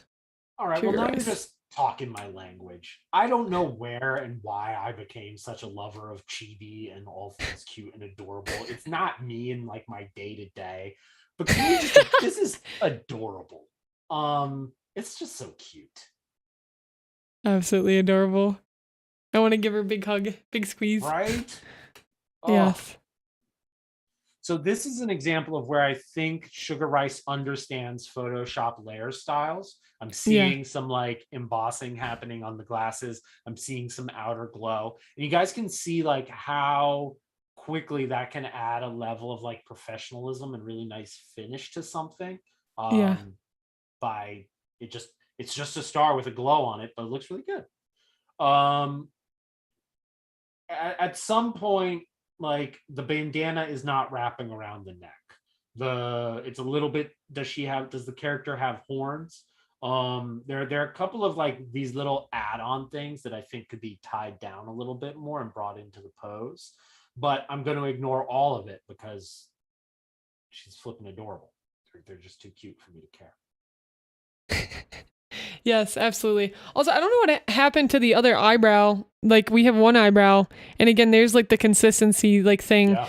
We have one right here, and I'm not sure if you're going to put the eyebrows on top of the hair, that's fine, but make sure that you're making that choice consistently across. Same with the inner ear on the ear, not to jump over, but I didn't notice that, but now that I'm looking at it, you're right. You're 100% right. There's no eyebrow and there's no inner ear.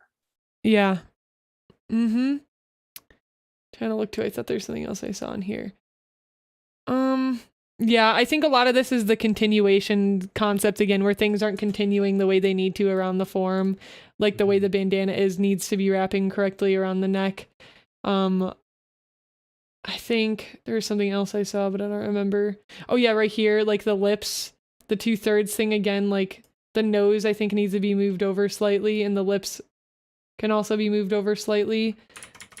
Or again, like it's still off regardless. This is coming in too much. Even if the face was facing this way, this needs to be out a little bit more to match the same angle that is over there. Agreed. Yeah. Just because you're drawing in a chibi style, like you still need to like have that draw through happening for it to work. We haven't talked much about color. We did in the last piece, but this seems like an area to talk about color as well. Yeah. I find these purples that you have going on to be the most appealing. And then we kind of switch in some of the details to like a primary color scheme. Like I like this like kind of blue to purple scheme that we're getting in the background. I'm not sure we also need to introduce the yellow and the red. What if we had kind of a darker purple bandana or a bluish purple bandana, and the stars were kind of lavender purple stars or bluish stars? I think that might all read a little bit better into the color family than trying to introduce this primary color scheme into it. Yeah, I completely agree. And that goes back to the like introducing specific colors for a purpose and not just throwing it in there because. Awesome. Sweet. Let's go. We have SCR Scrub next. Yeah. And the question is there anything I can do better?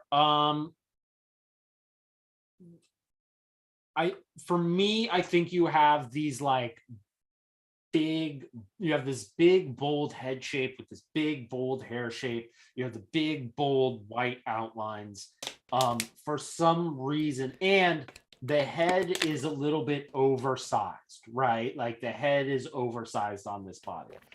For me, it makes me feel like the fists and the feet should be equally oversized to keep the whole thing in the character. You have a relatively ordinary human sized body and then this oversized head with the bold action lines that you've got going, bold outlining.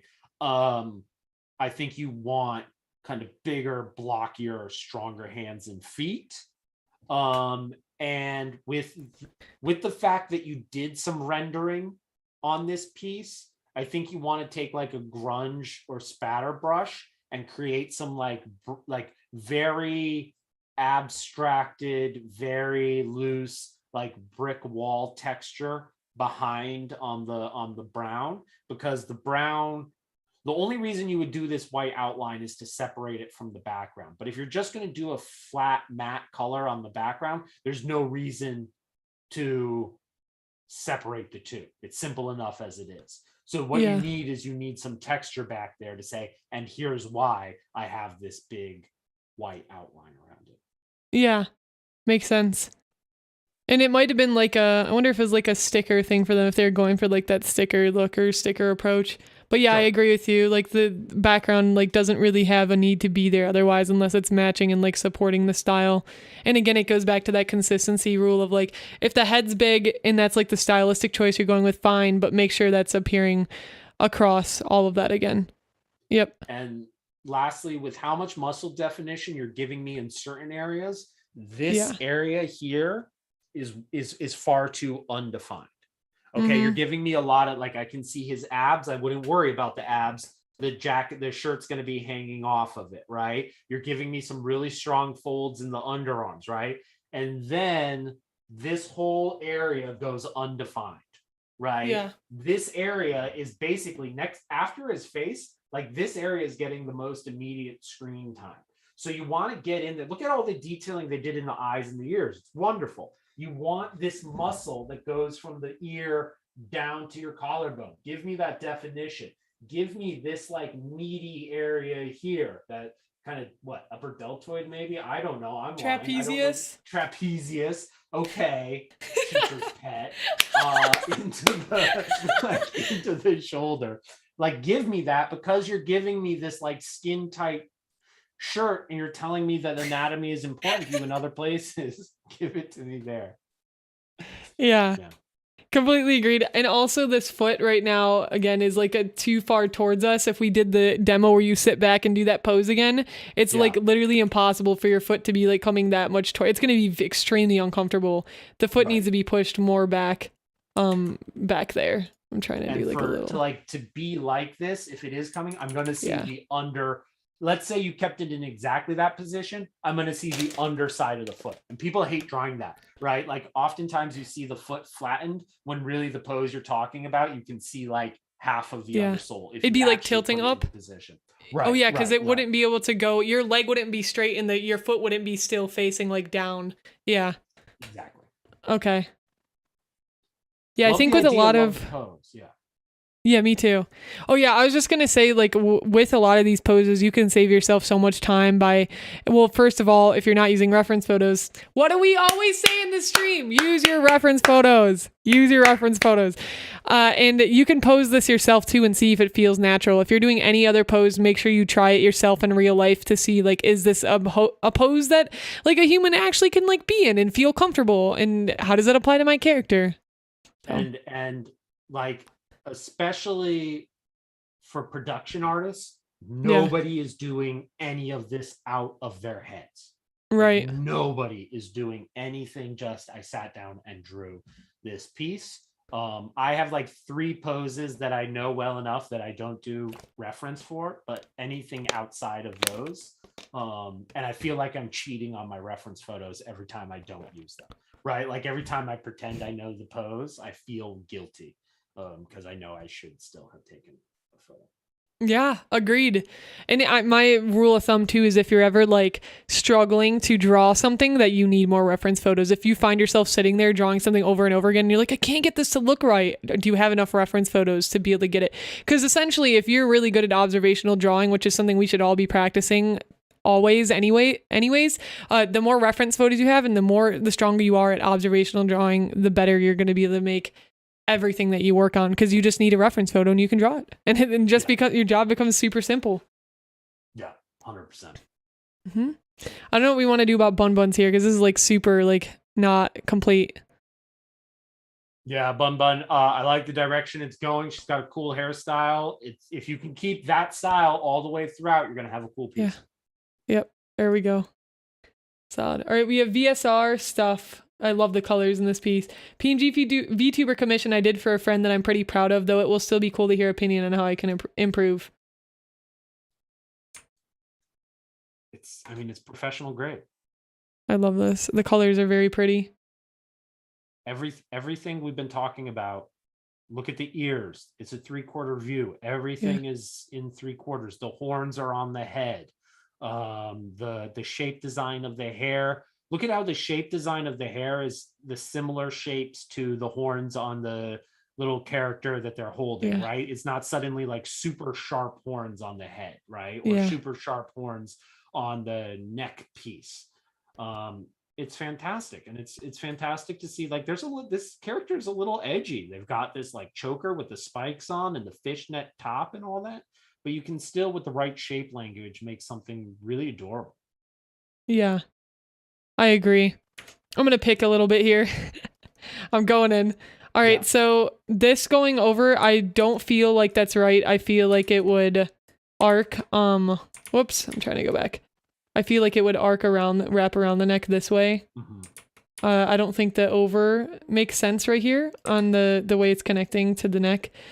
Number 2, I'm not sure. You might need to get some reference or like have some type of cloak or like poncho, because I think some of the fingers, I'm not quite sure how they're holding I guess they could be holding the doll loosely, but I still think you'd have some indication of like finger folds and like here, even if it's underneath. I'm not sure if it'd be that just completely closed off, which again, stylistically, I think you might be able to get away with that simplification, but it's something to consider. Next, and Guild, let me know if you have different opinions. I think that the tail could be a little bit more center here. I think it going off right there, it feels a little off right now. The like bone of this tail, I feel like it'd be more in the center. I see. If I were going to change it, I think it'd be more towards where the tail dips and divides a little bit into that second. You see how it has the two, it kind of comes down and then goes off in that heart shape. I would kind of line it up with that heart a little bit. Oh, like going down more like this? Yeah, I would just have the tip of it be like, so the shape's going like this, and I'd have that tip like in the center of the shape a little bit. Let me see. Oh, I see what you're saying. Yeah. Okay. I had to exit out of my drawing because I can't see when you're doing stuff. Okay, sorry, go ahead. For me, I would say, like, okay, we talked about this a little bit before stream. Sometimes there's comments that you make that are like, okay, I would change the art of this. And then there are other comments that, like, as an art director, I would want change, not because it's wrong, but because like it might make the animation easier, something along those lines. In this case, I would say, if I were going to animate this, right? Like if I wanted to do like a little dialogue between the two of them or something. One, the arm of the little plushie character is resting behind her holding it. And I think you could create that arm, cut that arm out and stick it on top of the folded arm so that it's one fully realized shape. It's not getting one that would help your feeling, because it would make it feel like the arm is resting on top, resting on top. And 2, because it's such a nice simple shape, you could put a little pivot point on it, and that arm's going to go up and down, and you're going to get some really nice animation just by rotating that arm, right? Whereas you don't need to rotate her arm at all. And then I understand making the tail the same, the kind of flipper area of the tail, the same color as the hair.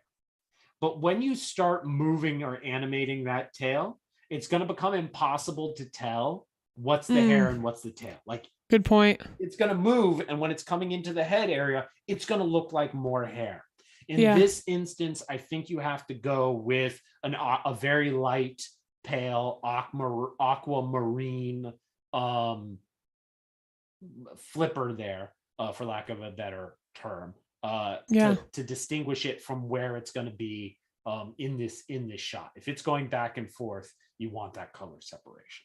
Yeah, that's a good point. So that goes back to like, what is the use case of this illustration or this piece? And if you know it's something that's going to be animated, and this goes back to like VTubers, animation and stuff, I didn't even think about that, how that would be confusing. I think your brain would automatically connect it to the hair colors and the hair shape and not separate it as a tail. So that's very, very helpful.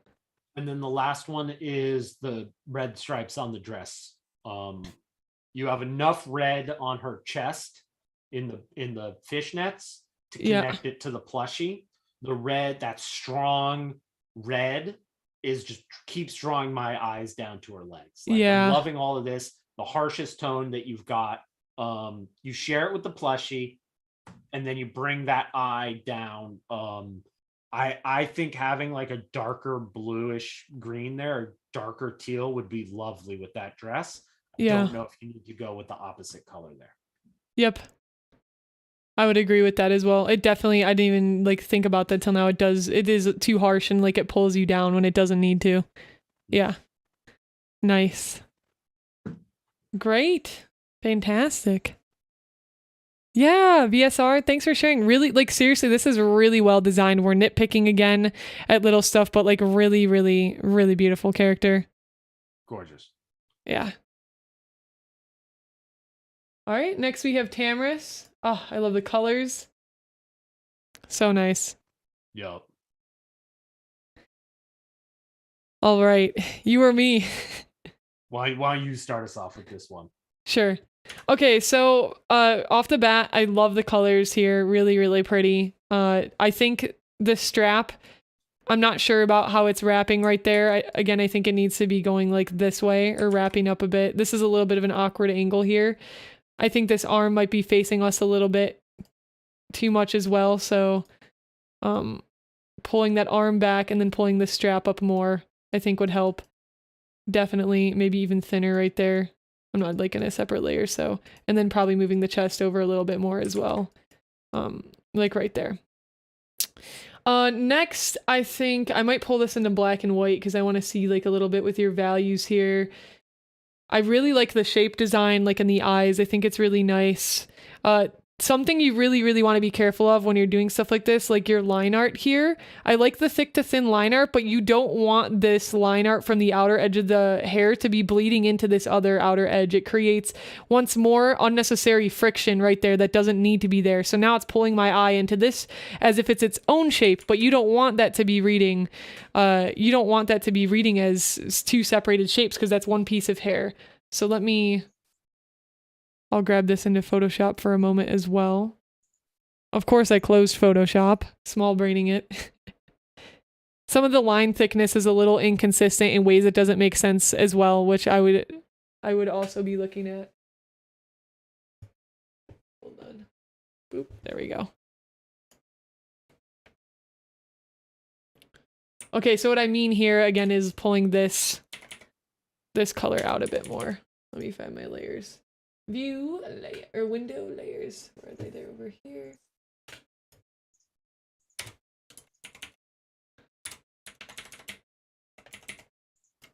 Whoops. Right there. Because you don't want that. You want that to read as one whole shape. See how much better that looks? Like that to that. It's a lot cleaner of a read. And again, you want to be careful with some of these negative spaces too. I think this is okay, but I think it's getting a little bit close right here to this, which is again going to be creating a new shape there that you don't want, or you could have it filled in, but I would say be very clear about if you want that to have negative space. Like I'd say this is about the maximum like length you'd want to go with the negative space between the hair. That's getting a little thin up there and it's creating a little bit of tension. Let's see, anything else I have here? Oh yeah, I wanted to turn this to black and white. I want to see some of your values.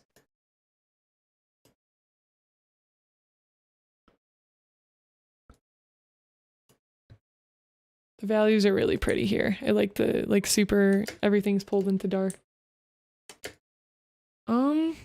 I think that there just might, I don't know, there might be a little bit more opportunity for contrast here. I like that your lightest light is this highlight and like your darkest dark is here on the eyelid. That's really, really well done.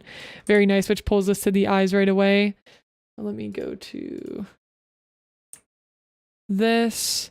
I think you can push this hair back a little bit more, ever so slightly. Not as dark as the eyelashes because we don't want it to pull, but I think this could be pushed back even possibly a little bit more to separate with just a little bit darker of a color. Let me pick this and this.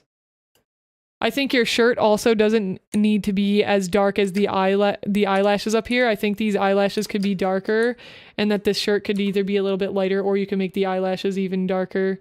So like I would go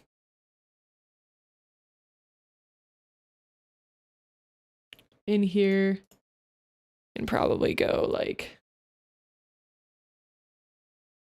I don't know if we want it to be darker just because it might pull us away from the eyes. So we might want to go, I don't know, because if we make it too light, it's going to merge with the skin then. So you're going to have to figure out, do some problem solving there. If it's too light, it's going to get lost in the skin. So maybe making the shirt a little bit darker value-wise, and then you would pull your eyelashes to be even darker. And I'm just doing this in values. For colors, just making sure that you're in that section on the color wheel via the color. So if like this is your color red, just make sure it's down low, like here. If you're not able to translate like what I'm saying to a color. And then you could possibly pull these darker. And then that will pull you up here more. And although I think these are still too close, I would probably still make it a little bit different. But I don't know. What do you think, Guild? I think you're spot on. I think all of that is exactly right. Yeah. Do you mind? Can we spend a little bit more time? Can I share my Yeah, screen? please do. I'd love to see. Yeah. Okay. I'd love to hear your thoughts, especially specifically on this piece. Yeah, I want to so I feel like there's a lot of like how I draw in this piece as well. I mean, I don't know 𝐶𝐪𝐮. I'm just identifying like a lot of the things that I do in my drawings, and I'm seeing them here in this piece. So like, yeah, I like that. But there are a few things that I kind of want to speak to. The first is like here, yay.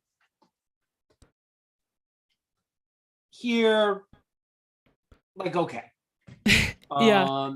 The head, I'm loving it. Like the face, all of that, great.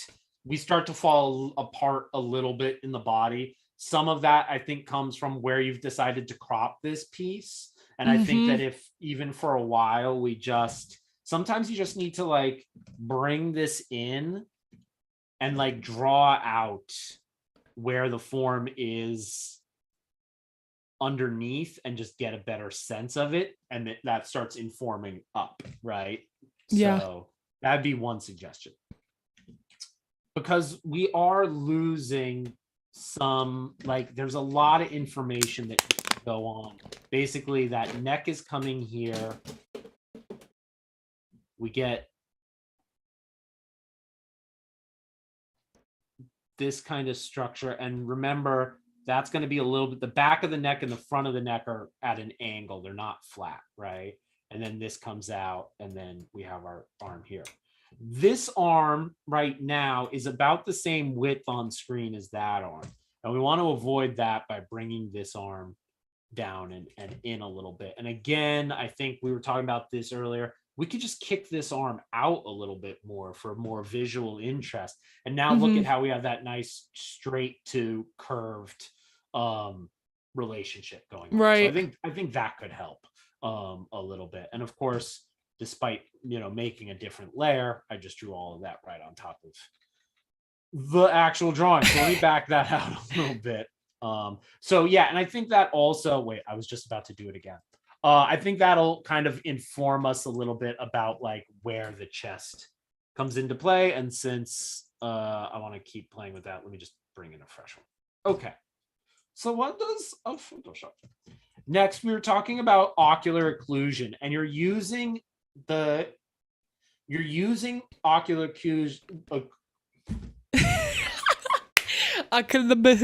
Occlusion, which is the scientific version of it.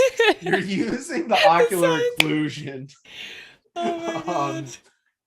You're using the scientific. Oh my god! All right, everybody, this has been fun. We're done. Thanks, guys, for coming on to the stream. I'm a small streamer. I can make it like 3 hours tops. Basically, what you're doing is like, I love this confident. Okay, if you're trying to figure out how to like make confident shapes, using a big bold line as your outline really helps pull it all in together sometimes. Okay, and really like you're making this outline line, it really makes the shape this whole thing, which is really, really nice. There's still an opportunity now to come in with like some darker darks and painting into those areas where that light really can't get. And normally it's when forms are coming together. And if you start adding this in, even if you do it like in a very graphic way and make it just like a triangle, it really start like making it kind of these arrow shapes. You had one earlier, Syafire, like right here. How light's not getting in here. Light's not get what light can get in? No light can get in there. Okay. Yeah. So you knock it back. Okay. And as soon as you start knocking that back and defining where light cannot be, look at how that beautiful depth that you're starting to get. And really, anytime you add one of these lines to describe where the hair is, I'm going a little bit overly dark now, but anywhere that these lines that you've laid down are real. What are they really telling us? They're telling us that two planes have come together, right? That's why you're creating a line, is to say this is where two forms meet. So anytime that happens, you should have enough information to find where the forms are blocking out the most light. And once you start doing that, you're going to start giving your hair, and really any fold, a lot more depth. Okay. And it tends to be when the form is turning away from you, and when there can be no light where it is. And just with that, look at how much more depth we're getting in that hair now. And how much it begins to pop. And once you introduce that, I also feel like it starts separating the hair away from the shirt a little bit. We were like, well, what value is that shirt going to be? Right. I might suggest then adding the shirts just a little, what if we just went in and like real quick, just some straight lines on this part of the shirt to elevate the design a little bit and make it feel a little bit more designed, and just a little bit of pop of visual interest as well. And I think that alone will help that. And it's not all going to be in shadow, right? You're going to want to come in here and understand that the top plane of the breasts are going to get hit by a little bit of light, that bottom area is going to get hit by a little bit of shadow, right? And I'm being too fast now, but it's not all going to be in shadow. And as soon as you start breaking those shapes up a little bit, it's going to feel pretty good. You're going to like the design of that shirt a lot more. And then my last, I got two more bits. Sorry. Sure. No, you're good. One thing we can do just stylistically is we can hit some of these like bounce light areas with like a little bit of white. It's a stylistic thing that I like to do, but you just hit it with like a nice flat white around the back of the head to like get a little bit of bounce light happening there. And then you come in with... Would you go that light with your value though? Would that pure white? Only as a purely stylistic thing, not as a correctly rendered thing. Yeah. It's a pure, because you've done that big bold line, I feel like it stays caught in there. And it's only stylistic. It's not correct. It's just like style, but you can start hitting on the other side, like some really bold lights, and it starts to fight back the boldness of that like really strong bounce light back here. This is assuming when you put this bold light on there that there is like a strong backlight, like someone sitting with a boom, like light back there, but it can give it kind of a cool effect. And the other thing that you can do then is like, you've got this red, so let's cool that red down and let's bounce it into her hair a little bit, right? Let's bounce that light into the hair there so that we get a little bit more light information that isn't just highlight and not highlight and shadow. Lastly, just get rid of it. Just get rid of that little bit of hair coming out on her chin. I agreed with that. Yeah, it's obstructing the shape too much. It created just distraction and problems. Like there's just this weird friction. Yep. And if I want to get really specific with it, the reason is this: little triangle shape, little triangle shape, little triangle shape, little triangle shape, little triangle shape. That's my very specific voice, by the way, when I want to be very specific. There's way too many little triangle shapes all existing in this little small area of real estate. It gets very crowded and very confusing. We're 5 little triangles living in the same mansion. Okay, so one of them's got to go. You already told me with this bang in front, you've already given me like information and story. You're giving me information and story in the mouth. I don't need more of that story on the backside of the chin. Edit it out. get rid of it, and then tell me a beautiful story about the side of her face. Yeah. And even if like design wise, right? Even if she has hair that goes like that, it's an editorial decision you would make. Yep. Yep. Also think, okay, I love last little bit, because I know we said lightning round and then this is not the lightning round. Certain pieces just hook us, yo. They just hook you. This is one of them. This is a great example of how someone has given us highlight, shadow, that's it all the way through, right? It's not highlight, shadow, and then lots of detail and attention in the eye and all that kind of stuff. That being said, you can hit this area with a little bit of pink, and then maybe a little bit of purple there from the hair. And I also think that's going to be a lot of fun. Ooh, okay, yeah. Still just a flat shape. You're not getting all gradient on me. Okay, let's not go crazy. I see you on the other side. Okay, let's not go crazy. But just some flat shapes pulling in color, those reflective eyes. They're going to pull in the paleness of the skin. They're going to pull in the purple of the hair. You just want to do like a little round shape, same style, brush style, but get that information in there. Yeah. And that's like really would add those just nice like final touches of, yeah. Woo! Fire feedback. Let's go. Amazing. Tam, thank you so much. Really good piece. This is probably one of my favorites too that's been submitted like color wise. Like you have a really good strong sense of color, and it's just some of those extra things. Very, very nice. Amazing. All right, Bagel has been hanging out with us for a while. Okay. This is woo flexing on us. Yeah, let's point out the humility of the comment here. You will help on backgrounds in general comp, like while doing this, you know what I mean? Just, oh yeah, can I just get a little bit of, holy cow. Yes. This is a really cool piece. Yeah. I mean, I have to go to the bathroom. Will you be upset if I leave for a few moments to use the restroom? No, you're fine. Okay. Keep everybody company. All right, cool. Unless you want to take a break too. No, let's keep rocking and rolling. Okay, sorry, that was rude of me to not offer you a break. Do you want to take a break? I'm good. Okay. I'll be back, guys. Angry Bagels. Okay. Angry Bagels. Bagels. It's looking fantastic. You're talking to me about backgrounds and general comp. Okay. Here's what's up. You are creating very strong perspective lines. All right. That can I say that? Sorry, I saw a comment.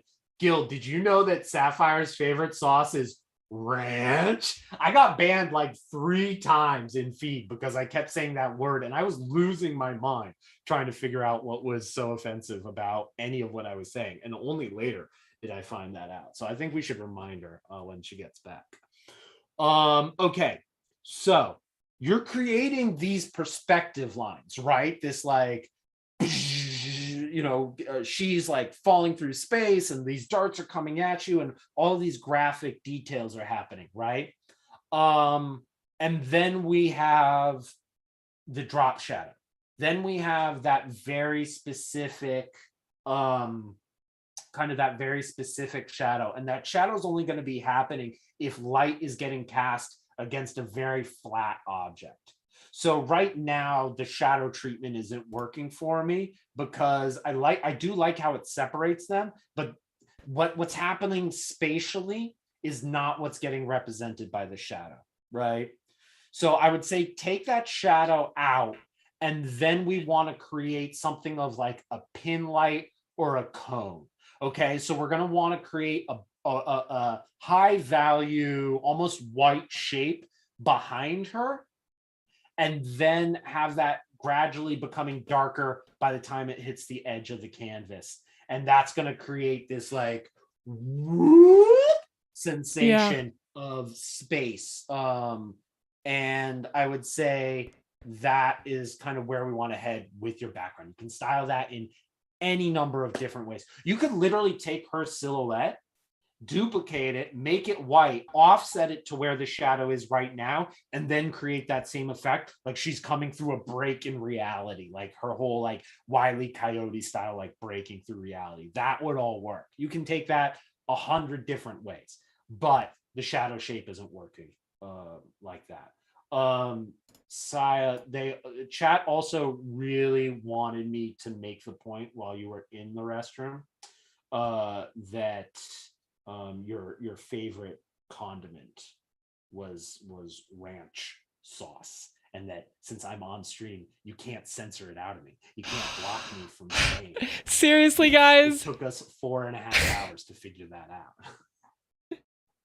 Are you guys serious right now? Why would you betray me like this after 4 hours of critique and help? How are you gonna betray? It was cold. I'm disappointed. You guys are tilting the glass. The glass is overfilling. All right, sorry, good. I think that the little like glass particles are also, I would go in, you clearly can render materials.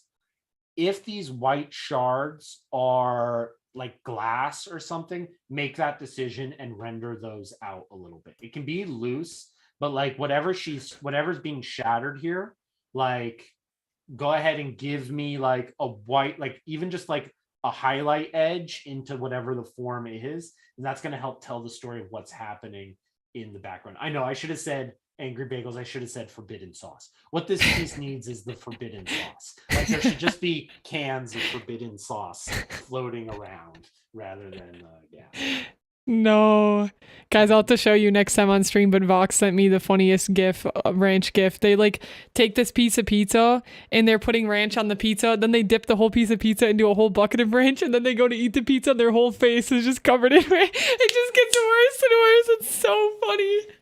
It's so funny. Have you guys seen there's like Mental Canvas? It's that new software where you can like, it's like kind of like grease pencil, but you can zoom in. Oh, right? Endless paper? It's kind of like endless paper. I feel like what you're telling us is that you want us to make an endless paper of Syafire just eating more ranch. More no, ranch. Like, no, why would you say that? Into the pizza, and it's her like pouring the forbidden sauce onto the next thing. Somebody's gonna submit it now. They're gonna as like fan art, and then we're all gonna be crying because it's never gonna end. Oh my god! You bring this into existence. We were talking about Musafa earlier, like all the things that the light touches will be yours one day. And just on the other side of that was like the hyenas, right? I feel like on the Sapphire Star, like there's Syafire like doing her thing, and like in the one shadowy corner of the kingdom is just a bunch of us with like ranch sauce. Like with a little cult, like you guys have a meeting and you like zoom into the cave and there's like a secret meeting sign and everybody's like, they're like with their ranch sauce. I can't, I'm done. Guys, ew! Stop! All right, Angry Bagels, beautiful artwork. Beautiful artwork, amazing. No, but yeah, going, sorry, were you finishing up on any points with Bagels' work? Because I have a few things to add, but... No, go for it. Okay. I really like this pose, like really bold to go for too. Just a few things with form again. I think this piece is too close to the thigh. I think it needs to be coming over more. I'm not sure exactly what material or like what thing that is, but that needs to be like clearly lifting off a little bit, because I think it's kind of like, it feels a little flat right now. There's something about it that's feeling flat and not feeling three-dimensional, like it's turning in with the thigh. There seems to be a struggle to understand the separation between the legs here with either the value, or you can maybe just pull some line right here. I think that right now I'm kind of confused and my brain is fighting to like figure out if this thigh is coming forward or if that thigh is coming forward, just because really of like what's going on right here. So I think that can be solved with either changing the value of this back leg to be darker or putting a line there to just separate them, either or both you could try as well.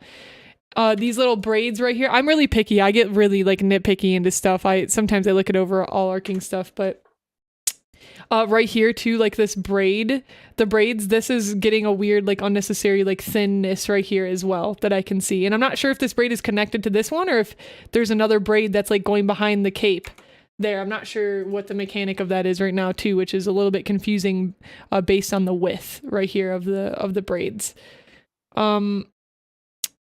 Lastly, yeah, no, I think that's, and then just to watch out for some tangents again, like right here, the edge of the hair is hitting where this little like spear thing begins, and you want to, I would just get rid of that, like don't have that there, or pull this a little bit further down so it's not clashing with some of those edges. Can I piggyback on something real quick? Please, yeah. You can get a lot of real estate out of those purple braids. If we're being really critical right now, the only foreshortening that's happening in this piece are the missile, like the daggers and this beautiful hand. I mean, that's working so well. Yeah. But everything else is existing on the same flat plane, right? Like everything after that is just very flat. What you have is some braids that can give us a lot of information about depth. Okay, they're only tethered to one point. So if she's kind of falling back in space and those braids are so loose, imagine how cool it will look if either they are coming really at camera or going way back in space. And now we break that plane and create a little bit of depth. Yeah. Like a really wild, I don't even know, foreshortening is definitely not my strong suit, or have not practiced much of it, but I get what you mean. Like it's whipping like super close to the camera or like super back far into space, like really creating that tension between the way it's like folding and not just laying flat across the canvas. Yeah, it becomes hard to believe that everything from the shoulders down is all kind of flat. So yeah, all kind of existing on the same plane. If she's falling, it's going to travel, like her weight is pulling her down, and there's that same weight isn't on the rope, so that rope's going to secondary action out. Right.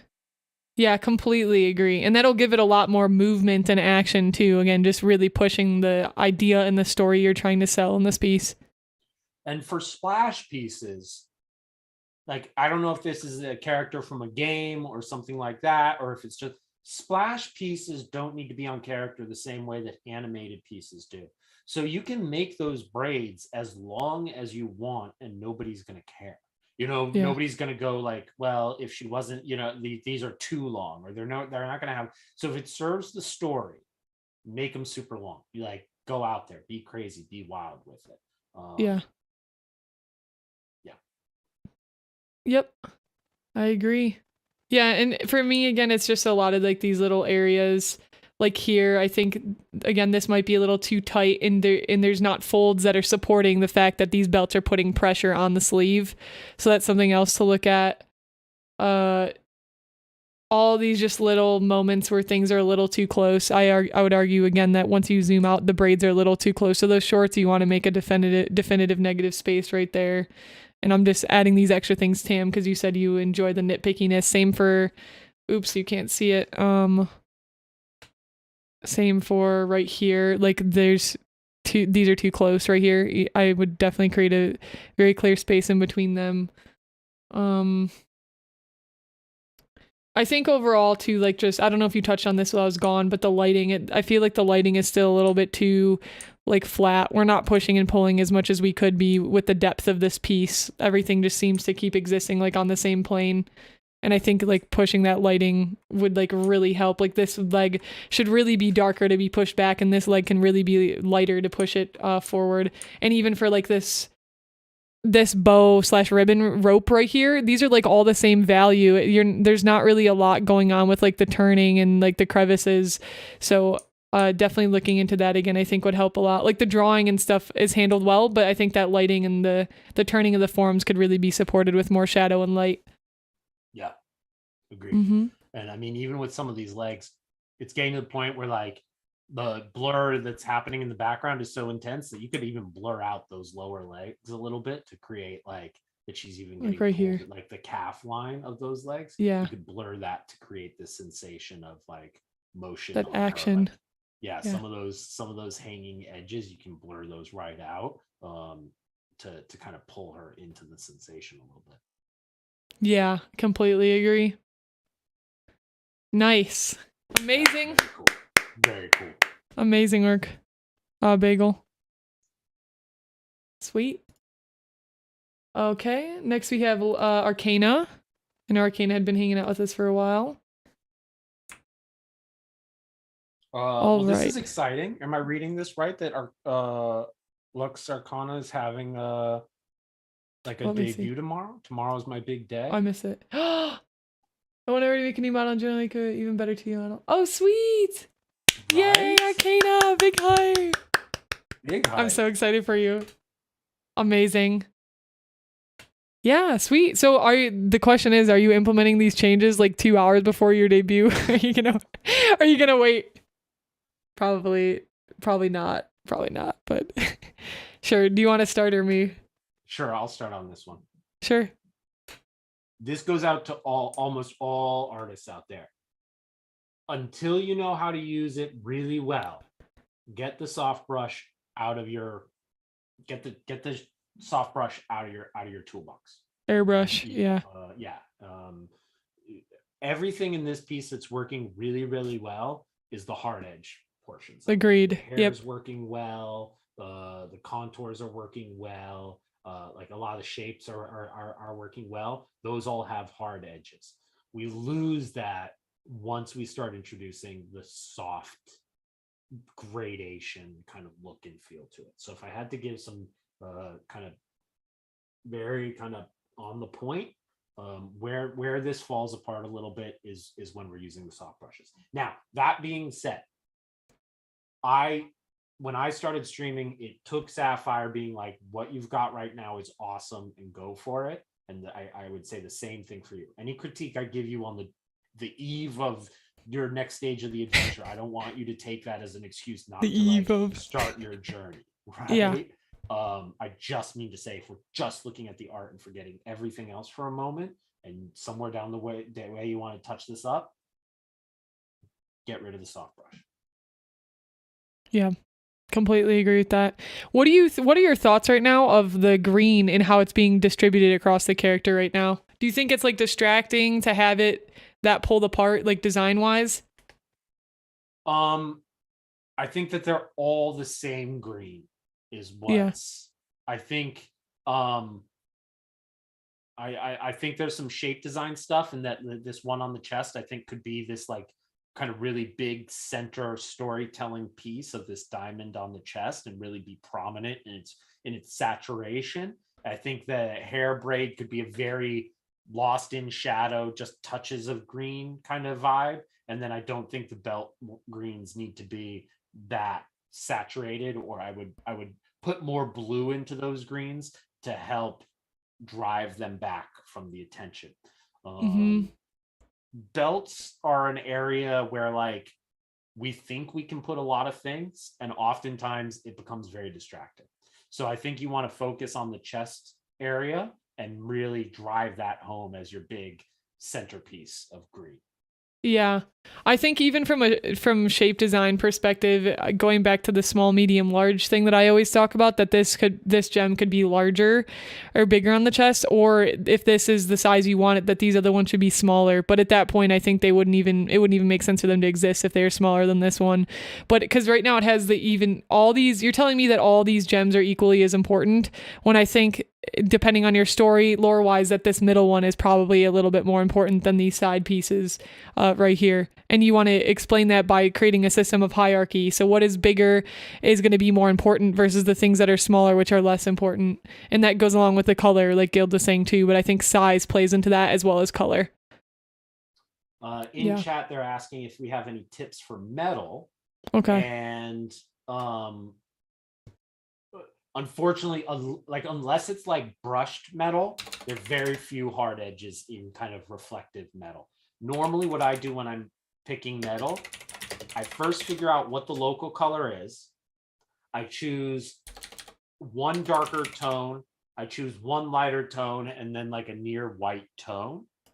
And from there, almost everything is just hard edges. And I mostly just go straight up and down, cycling between those colors to create like a metal effect look. Okay, so like as the metal's going away, straight dark tone.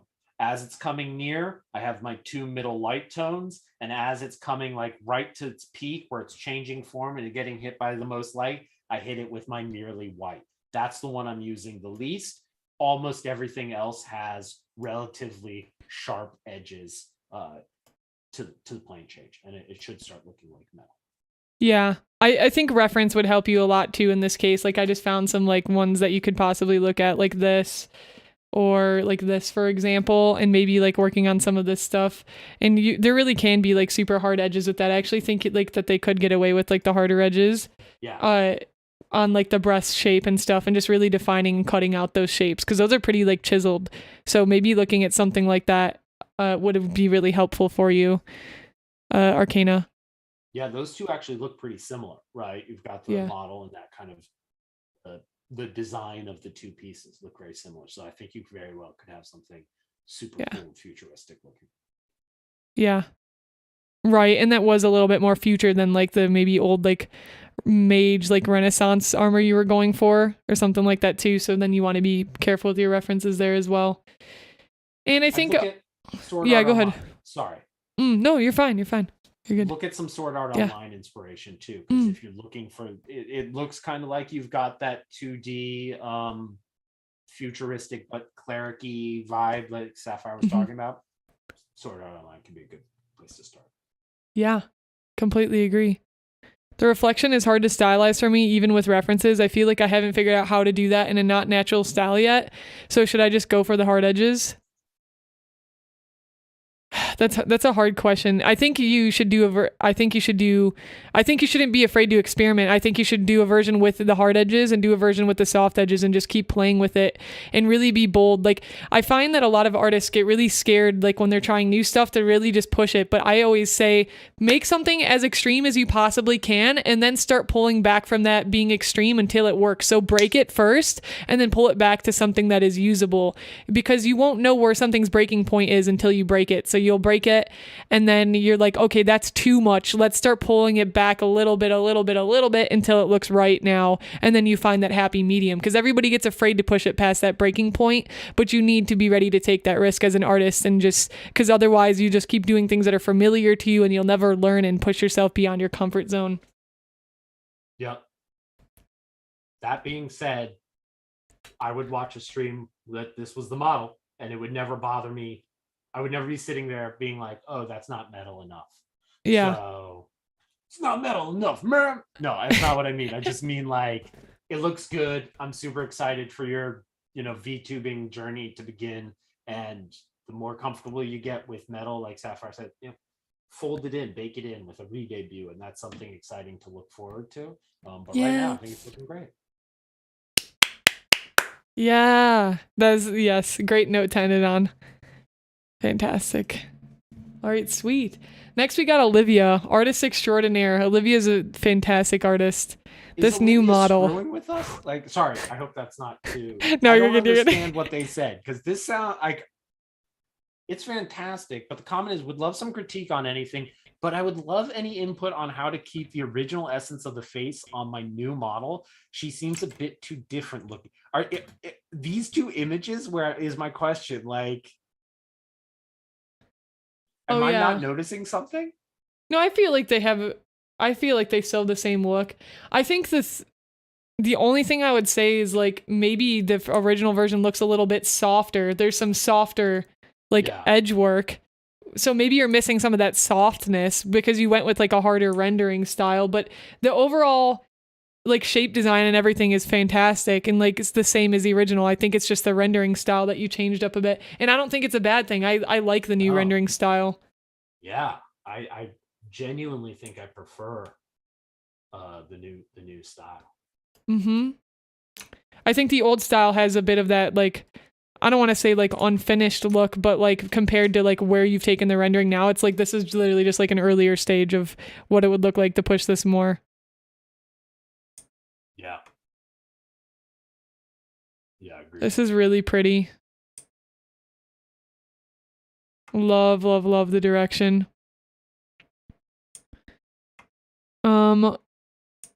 Okay. Do you want me to start with feedback? I can go this time. Yeah, why don't you sure. give it to us? Give us the breakdown. Sure.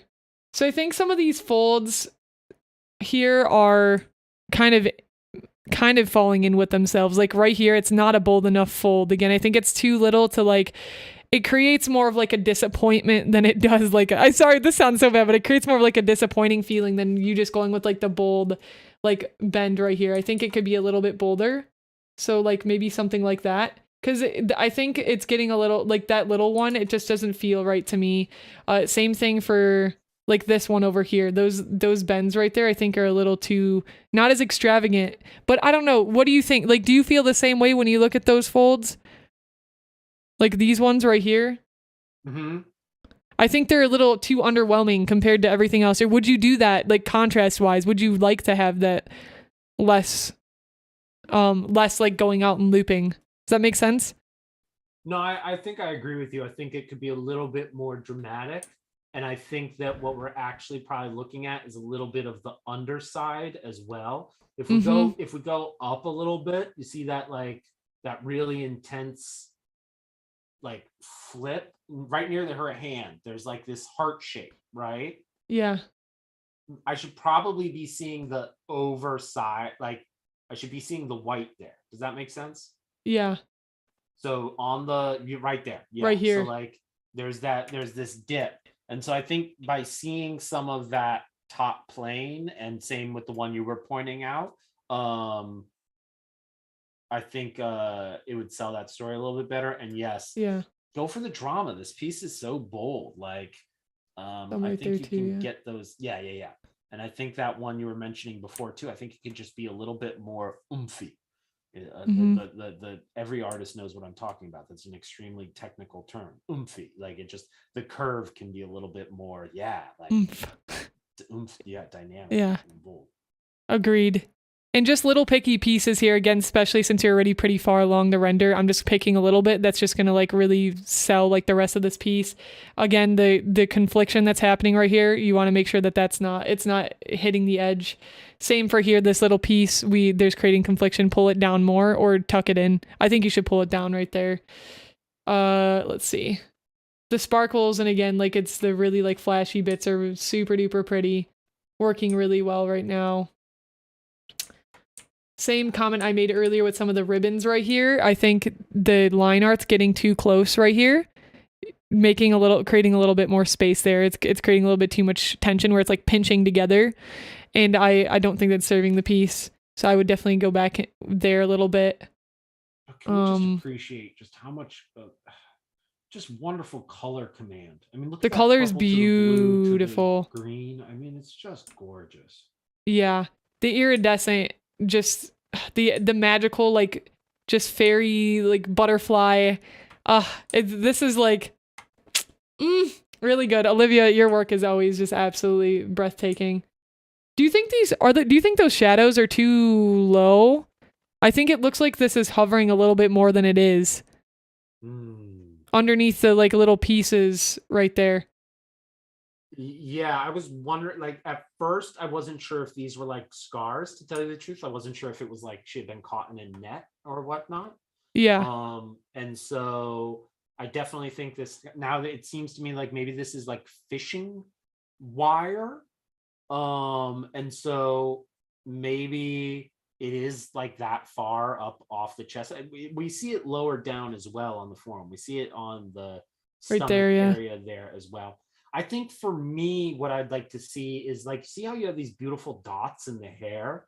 What if there was some like pearls, like little round, you know, break up the shape, help give it a little bit of whimsy as well, and maybe help justify how far off those shadows, like how far down those shadows, like it's a ring of pearl. It doesn't have to be all pearls, but just one or two shapes is going to help sell kind of what it is. Is it fishing wire? Is it maybe some pearls? Is it scars? At first when I saw the ones on the legs, I thought they were like lacerations or and I'm seeing it a little bit far away, right?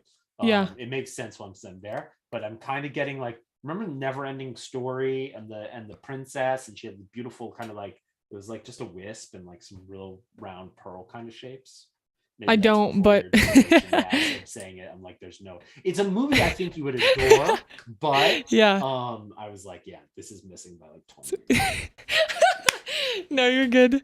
No worries. Yeah, I agree. I love that pearl idea. Although the thing you have to keep in mind too, if you add some of those pearls, is how big they are. Because if they're bigger, they're going to be heavy, which means it's going to pull the string too and have like weight to it. So that's something to consider with the size of the pearls. Another design thing, the 3-2-1 concept here. I think that this bow should be pushing a little bit bigger. This bow should be pushing a little bit more medium, and this one should be a little bit smaller. Obviously, you have to adjust it to make it work, but I think that's going to help a lot more design-wise because these are all the same shape right now. And I think creating that system of hierarchy again is just going to look a lot more interesting design-wise to have the big, medium, and then smaller bow because they're all really close in size at the moment. But I think you need to push that and not be afraid. You're either making them all the same size or you are making them big, medium, small. Making one of those choices and sticking with it. Yeah, but overall, again, the rendering style is just beautiful. The colors are just beautiful. I really like how you're not afraid to play with your colors here too, with like throwing like the yellows and greens like on the hair, where most people like that wouldn't exist there because that's blonde hair. No, like you're really pushing that and it's really serving this piece well and just adding this extra layer of just beauty to it. Gorgeous. Yeah. Fantastic, Olivia. Always breathtaking work. Very inspiring. Yeah, and I'm going to ignore. Sorry, I'm totally going to ignore the call to make it look more like the original. If the original is what's on the left, there are times to move forward, and whatever we're seeing there, that model, like, it's movement forward. It's both are adorable, both are wonderful. I prefer what you've got right now. Yep. Agreed. Fantastic. Everybody's out here with all of our fire emojis I'm going into. Yes. By the way, like just use your emotes as my default emotes. Really? Like on my own channel and whatnot. Like because I haven't done the emotes for the guild yet. It's always just Syafire stuff. Oh, honored. Thank you. I'm so cute. Sweet. Unfortunately, I cannot take credit for their adorableness. They were drawn by another artist who is fantastic, by the way.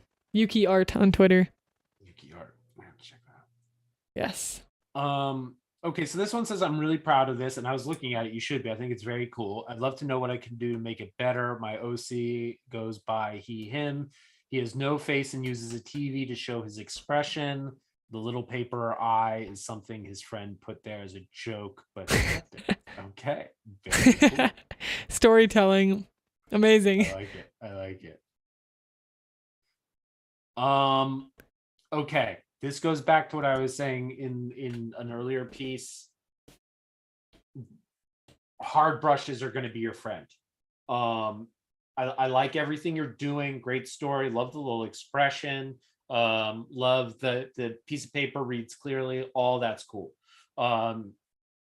Maybe the light from the television will be a little bit soft edge, but other than that, really, as a general rule of thumb for a lot of the people who've been submitting, when you're going to be doing like a heavy black outline, right, as your like pencil line finishing style, very, very rarely are you going to have soft brush rendering inside. Okay. If you look at any of the at least current professional forms that use a thick cartoony outline, almost all of them use no gradients whatsoever. And what you're going to do is you're going to start with your flat local colors and then start with a hard brush describing the shadow shapes where the form is turning away.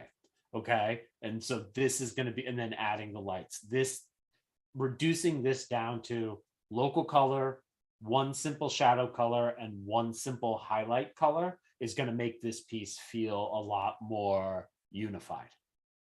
Yeah, I agree. Yep. That's pretty much, I think that's a good direction to just start and run with for simple feedback here. And nice on the storytelling too. Little elements, make sure you continue to keep that throughout your work. The little like paper eye and stuff, that's amazing. And that's the extra mile where people get invested in your characters and your stories. Was And, icing oh yeah, go ahead. Mm. do some posing with the hands. Take a large book and set up a self timer with your camera. And how would I hold Mm. a television? You don't I have to might hold a hold something TV. as he, You yeah. you can get a box. You don't have to actually unplug your TV from your wall. Unless you want to. Go all out with your reference photo. He gave me such bad advice. I dropped the TV on my toe and broke my foot. Now I can't draw art for no, you don't need your foot for art. Or do you? No, you do. Is that apparently. Why you use a VTuber Syafire so that you could be sitting like at your Cintiq, like. How did you know? You just doxed yourself. That's how we knew. No. I like the piece a lot. I love that cute little face. I think some reference for the television and the hands would go a long way, and simplifying down to those base color sets would do a lot with this piece.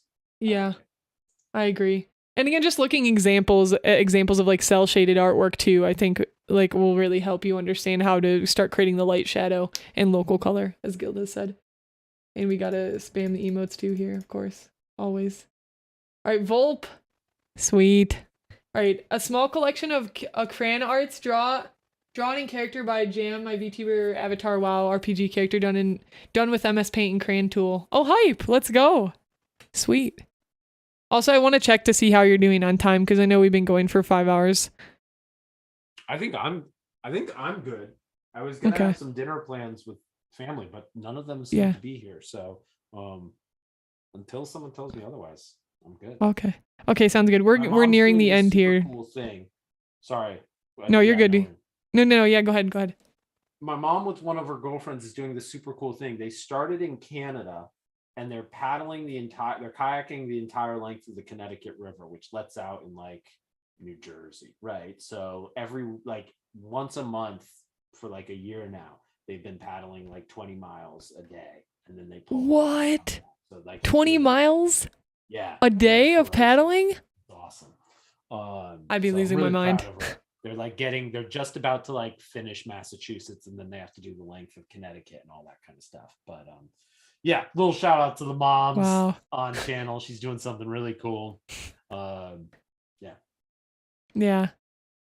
Sweet. That's really cool. I hope she's enjoying that. Me too. Amazing.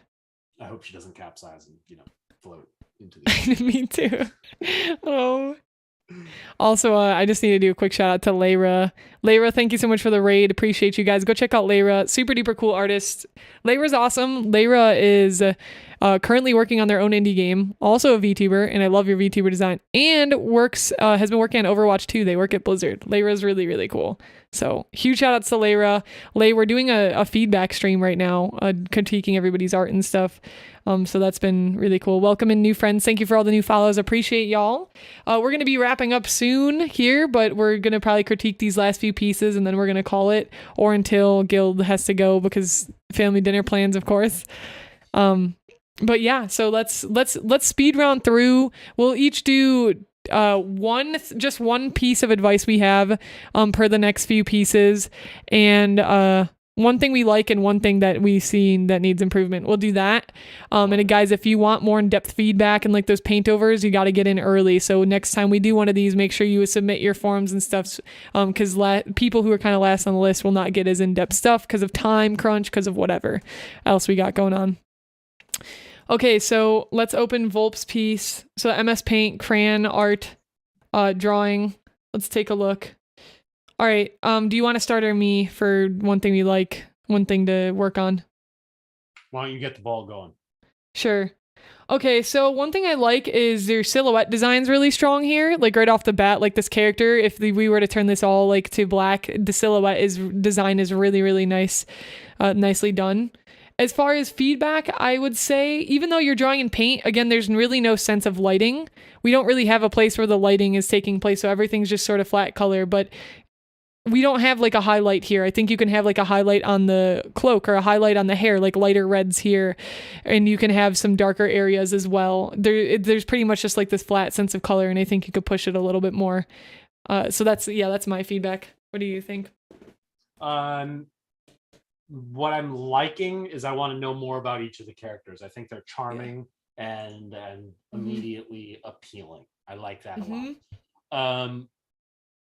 Then what I would do is I would take a look at like some artist sketchbooks and see how they put the pieces on the page, because even something like this, you want to take a little bit of time to care about the placement, and kind of, as I'm putting this out into the world and presenting it, like if it's going to be crayon style, why don't we take a little bit of a background with a crumpled piece of paper, like just take a JPEG and put it back there to give it this like finished sketchbook feeling Ooh. vibe to it, right? Yeah. So offering this up into the world, one little change like that makes this such a like, whoa, remember that piece, versus like, this is cool. So that one little last bit of finish would take this a long way. Yeah, that would, oh, that'd be amazing for that crayon look. Love that. Very good. Sweet. Big shot coming in with the Pokemon Sapphire fan art. I love this, by the way. Super cute. It's so cool. Yeah, absolutely. This is the new, they decided to scrap that other one with the 2 legendary monsters, the one with the tire in the chest and the weird floaty dragon, and now they're just going with Sapphire Game Boy Color. They realized the flaws. They saw the stream and they're like, all right, I guess we're just going to make a new legendary altogether. We're taking it back. The new legendary That's so great. Sapphire. I love it. Sweet. Okay. My like, is that it's Sapphire. I'm on board. Get me the merch. Let's do this thing. I dig it. I do. And I like the simple nature of it. It harkens back to a design philosophy with Pokemon and all that I really like. I'm not sure. It kind of looks like someone off screen dropped a Pokeball, and this Sapphire is like looking like, oh, do I need to help them pick it up? Like, are they okay? Okay, cool. And then they're gonna go, like, it's like they were just about to take the photo of this, and they were like, oh wait, do you need help? Okay, wait. And then they're gonna sit back up for photo day, right? So I think that if I'm on the cover of a Pokemon game, I want it to look like my attention is to the audience or whoever's taking the picture, right? So I think she would be sitting up, and Sapphire's a pretty confident, well put together character. I think they'd be sitting up and like looking at camera rather than kind of off and down off camera. I don't know if we've established that I'm well competent after the maid fan art. I'm falling, slipping on banana peel. I don't know who I am anymore. Yeah, and actually my chibi, if you really think about it, is you falling and dropping a gem. Why does everybody think I'm falling apart, man? I'm doing my best, you guys. Oh, hurts. I don't know where it comes from. But you better believe there's going to be a Forbidden Sauce fan art coming soon. If not, no. No, yeah, that was such a good viewpoint. I don't think I would have like thought about that piece of feedback that you said right there, and that's like that's a really good one. So yeah, I completely agree with that, and being like really confident with what pose you're doing, especially because it's with Pokemon. It's like you're trying to capture one of the best moments that the character or the legendary is having. It's like when you see Suicune's there with the billowing cape, of course, and like. The billowing cape, and it has a very strong stance. Suicune's not just like, oh, I'm gonna start jumping over like a hill and I'm in the middle of jump. Well, although that pose actually probably could look pretty cool. But completely agree with that standpoint. Something that I really like that's working here is the texture. I really like the simple like texture that you added. It goes a long way, especially for a simplistic style. And something that I think could use improvement again here, I would completely agree with Guild. That'd probably be my thing too. And then just the nitpicking here where it's like there's these little bits of space that just pull your focus off of what's important, which is like the full shape of the eye. So just filling the rest of that in right there, or making sure that there's not these like just little gaps or moments where things aren't put together. Same for like the eyebrow hitting the hair right there. It's just creating an unnecessary tension. I talk about this in like every piece because these little things really make a difference. And if those are solved, it just makes it a lot better. And same for this piece of hair, is it's coming in too close with the jawline. Like the jaw is going into the hair, making the hair feel like it's a part of the face or the jaw when it needs to be like, whoops, I have like a white color. We're supposed to be speedrunning and I'm out here drawing on top, of course, again. very clearly like breaking the jawline, or very clearly coming in and having extra space of the skin color right here. So making one of those two decisions. Yeah, but love it. Very cute. Always a fan of the Syafire merch. I'd play the game. Ah, too sweet. Awesome. All right. I gotta add the sparkle and the celebrate emote. And 𝐒𝐮𝐩, we're gonna skip 𝐒𝐮𝐩 right now for saving time because we already did their figure drawing piece critique. That was the figures. So we'll skip for now, for the sake of giving people their chance. Cookie, we did not. Yeah, okay. So Cookie, let's take a look at Cookie's piece. Okay. Oh, you can start. Okay, well, this is giving me some very, Syafire tripping vibes. We've got a very similar maid carrying a tray of things going on. I think I've seen maybe some of Cookie's streams before as well. Like, this seems very familiar. Looks like we've got this like kimono piece on. Very cool. Okay. I am a fan of the expression. I'm a fan of just kind of how engaging this is. I'm a fan that there is a lot of story incorporated into the design. I'm seeing cookies. I'm seeing this kind of Sakura cup and a crown, some hearts. So I'm getting a very like friendly vibe. I'm getting a little bit of, maybe I'd be expecting between the kimono and the Sakura, I'd be expecting there to be some connection to like Japan. And the cookies. So thematically, I think the story elements are telling a lot of good info, are giving me a lot of good information. Yeah. And I would say that from there, I think we just need to spend a little bit of time on straight edges. Everything in this piece, maybe except for the belt wrapping around, is a curved edge. And it's crying out that, I love the curly hair, but like there need to be some straight lines on the legs, on the arms. And I think that will help give this piece a lot more structure. Yeah, I think so too. And that's something that a lot of artists, again, I think myself included, struggle with, where you get really comfortable with a certain type of line and then you're afraid to stray from it. And I talked about this many times on stream, but there's 3 types of lines. There's the C curve, which is like a C shape. There's straights, which is what Gil is just referring to. And then there's S curves, and C's and S can be really just like, it's just really curvy and everything feels organic. And without that shape contrast, it can make for the piece to just be not as interesting. And I struggle with that too. I do a lot of S curves in my work and I struggle to get more straights or sharper edges. So that's something to start looking into, Cookie, as far as different types of line to include in your work. Again, I really like the patterns. The pose is super cute. Really adorable storytelling as well is awesome. My one feedback for myself personally that I'd say is the line width and weight is very different everywhere. Like there's some really thin lines, and then like the hair is really thick all of a sudden, and the belt's really thick all of a sudden. And it's okay to have different line weights, but with a purpose. Again, like why is this? It doesn't make sense to me really that this belt line is like super thick, because I don't think that's the most important part of the piece, and that's what it's pulling me towards. This thick line is making me look at the belt right away, and I just don't think that's as important as something like the eyes, which I'd maybe want to be a little bit thicker to pull me towards. So yeah, that's my piece of feedback for this piece. But very nice, Cookie, and great pose too. Very cute. Yeah, very much so. Yeah. Yeah, line types, Cookie. You can look into those. They're different line types. All right, Labrius. Real quick, another book recommendation for everyone is Drawn to Life. Okay. Oh, yep. I'm blanking on the guy who wrote it, but he basically led the classes at Disney for a long time and all of their workshops, and he put all of his brilliance into 2 books. Talks a lot about the different types of lines. Yeah. Drawn to Life. Okay, sweet. Thank you. All right, let's take a look at Labrius's work here. Oh, okay. Lab got just back now. Perfect timing, Lab. All right, go ahead. You want to start us off, or should I start us off on this one? You can, since I was just talking about Cookie's piece last.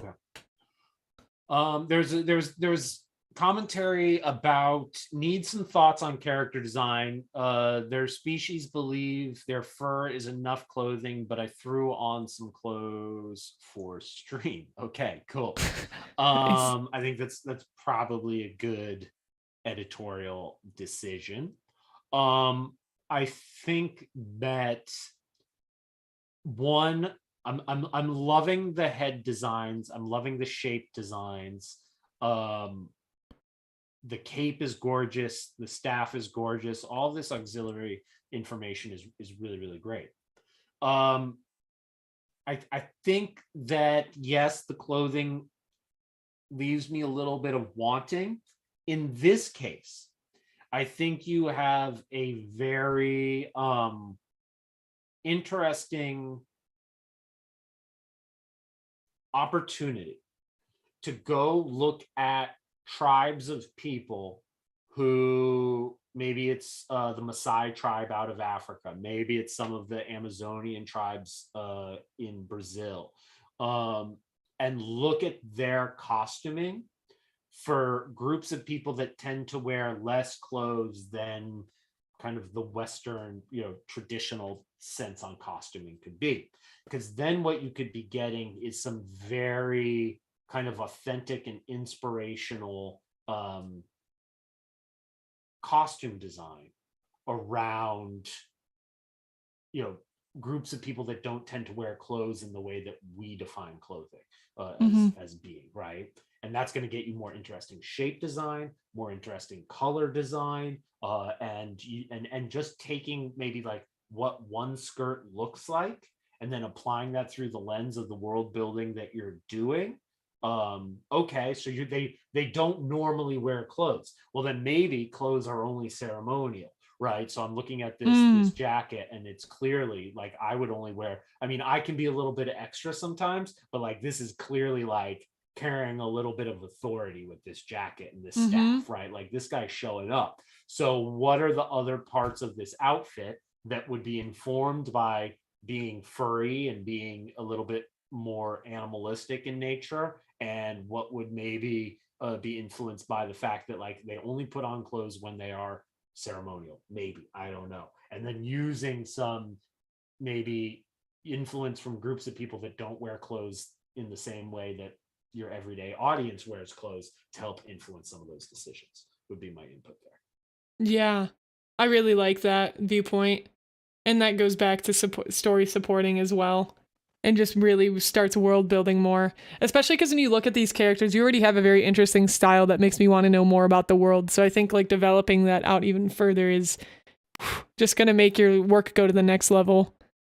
Yeah, the cape's design is really pretty. I love that as well. It's some type of like shaman, like goat person that like tells you the stories of the stars. Yeah. I want to hang out in this world. I mean, me too. Me too. I want to like check out this stream and hang out. It's super. And if you're streaming and like this is a VTuber, I mean, how cool would this be as a VTuber model if it's not already? I think you mentioned it last time. I'm so excited for seeing VTubing and PNG tubing moving beyond just the anime definition. And I mean, my character is a little lacking in that regard, but pieces like this, your model, I think shows us where we could push this to a really interesting place. Yeah, it's like all the different animation like types and like the different animated films have full like styles developed for their world, and I really want to just continue to see that being brought to VTubing, because that's just going to bring entertainment to a whole new interactive level. It's going to be so sweet. I feel like how cozy would this be to have like inside a beautiful tree, a beautiful magical tree with like these characters, and you're just VTubing. Oh, so cute. That's really cool. Yeah. Yeah, so to the point, I think again, like the design and the drawing skills again here are just really strong, and I'd agree with everything that Guild said. As far as specific feedback, honestly, I don't have anything. I don't really have anything I think that's going to like help serve this any more than how good you're already doing with it. Something I would experiment with but not say is the right answer is pushing like because you have these hands like really big, I think maybe making the feet like a little bit bigger or pushing some of these proportions a little bit more. Like I'd maybe even pull the waist in, like take your liquefy tool and like maybe even pull that in more and make the hands even slightly bigger or the feet slightly bigger. And you can get, and maybe you have different types. Maybe you have some body types of these creatures that have the more normalistic proportions, but then you can have the ones that are even crazier pushed where their hands are super big. And those are like some monsters or creatures that exist on the planet that have that pushed more. And like I said, I don't think that's a right or wrong thing. I think that's something you can experiment with and see how that makes you feel dependent on the vibe and the energy you're trying to build in your world. But yeah. As I'm looking at it, you have these hooves like turned into the sides. You're going to want a world building answer for that already if you don't have it. Like, so if the hooves are forward, the idea is that we're moving on a horizontal plane. But with these hooves moved inward, it's really cool to think about a vertical world where what they're doing is pressing down and using the tips of their toes to launch themselves vertically. And that speaks to why these legs are like in. And then when that happens, okay, what muscles are they using more? And to me, that would mean that they're probably using their quad and kind of hamstrings a lot. And so we might want to bolden those out as well. Yeah. Very cool. Yeah. Great point. Sweet. All right, we've got spilled Skittles next. What did they context you can read if you'd like? Okay, yeah. And while you take this one first, I'm doing the same pose here as I'm reading it as our spilled Skittle guy. This is my most recent finished piece, a little gift from my partner. Well, that's so nice of you. You didn't make any piece for me. That's fine. I don't think I knew we were going to do this, but whenever you're ready. I was in art block for a good while. Again, a good way to get out of art block is to make art for me. And so I'm still with my starting gears. Any critique is needed or appreciated. Excuse the white background. I just noticed it exported without transparency. So apologies. No, not at all. It looks fantastic. Do you want to start us off with some seeds of back? Sure. All right. So off the bat, again, I really like the texture you're starting to introduce on these horns. That's really cool. It has like a marbly, and especially if you were to like VTuber or like animated stuff, you could have that like moving around. That would be really cool. But as far as feedback and tips or advice that I would give, I think, again, we have a little bit of an interesting thing going on with your line weight here. We have some really thick lines here. We have some really thin lines here. But again, I think there's like just a little bit of an obstruction like with it. I don't feel like these really heavy lines right here it just feels like out of place. It doesn't feel like it's kind of meshing like with the rest of everything else. And I know you might be trying to like pull the viewer more like into that central point, but I think that maybe having it go from like thin here to thick as it gets closer to the viewer would be better, because it's kind of like it's fighting between having this piece of hair again in the middle ground and this piece of hair forward. But because this piece of hair back here has the same thickness as the hair that's closer to us, my brain is trying to figure out, okay, like where is this part of the hair? Is it pushed further back or is it coming towards us? So I think maybe going from thick right here to getting a little bit thinner as it recedes into the distance could serve you with some of the line art here. I think there's a little bit of like indecision making with some of the line art in the hair here where you weren't really sure like what direction you were taking. If that makes sense. But yeah, that's my feedback. I like the pose. It's a very natural feeling pose. I like this pensive expression that they have going on. It feels very a la of like, I could see this being an anime where we have like a blue horn devil guy, but it's like slice of life, right? Like his is the like they have like he goes to this high school where like you have these demons and these oni and whatever, and like his quirk is he has blue horns and he has but I don't know, he's smarter. Anyways, I think it's very cool. You got to shave his head and you got to redraw the horns onto his head, and then he can grow his hair again. That's the wonderful thing about hair. It grows back, unless you like mine and it just stops. My point is that the horns are just very much not on his head right now. Yeah, they're like floating kind of. This is not you. This is not you. This is not you. This is everyone drawing horns and hair right now. We had a submission earlier that had horns and they just get like taped on like an afterthought. Horns and 𝐒𝐞𝐬𝐨𝐿 𝐒𝐲𝐚 ears, those are more a part of the skeletal structure than the hair is. So don't draw it last. Draw it first. When you're trying to figure out what the skull is doing, the ears and the horns come first, and then the hair is super easy to move around it. It's not. It's super hard. Don't get but it's easier of the two things. So when you're drawing things on your characters' heads that are sprouting out of their skulls, hair is more like, okay, I can move that into place and just let that be how the hair was resting, than I can horns and ears. So my bit of feedback is whenever you're going to draw horns and whenever you're going to draw ears, do that before you ever put any hair onto the characters, and know that it's the hair. It's like having a boulder in the river, right? The water has to go around the boulder. Right now, a lot of these drawings feel like the river's just doing its thing and the boulder's holding on for dear life. Yeah. That's my feedback there. Horns and ears first. Agreed. I like that river stone analogy thing. That's great. All right, next we have Sen, Shyness. I know you're new to the community, so welcome. Happy to have you here. This is a beautiful piece straight off the bat. I love the colors. Yeah. Very nice. I'll start. Let me take a look here and think for a moment.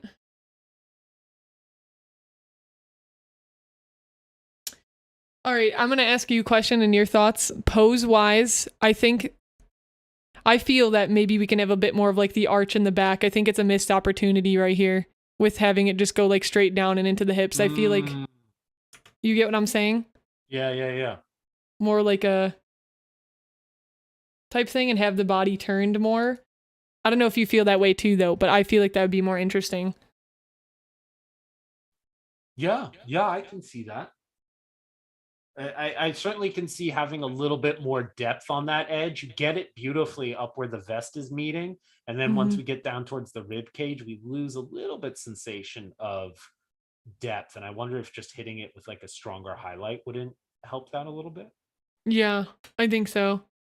And also, so this bow, I really like the design of this bow and the bow shape, but right now the values again being super similar to the hair right here, I'm losing the bottom of this bow. Like you have such a nice bow design, but it's getting lost in the hair right here.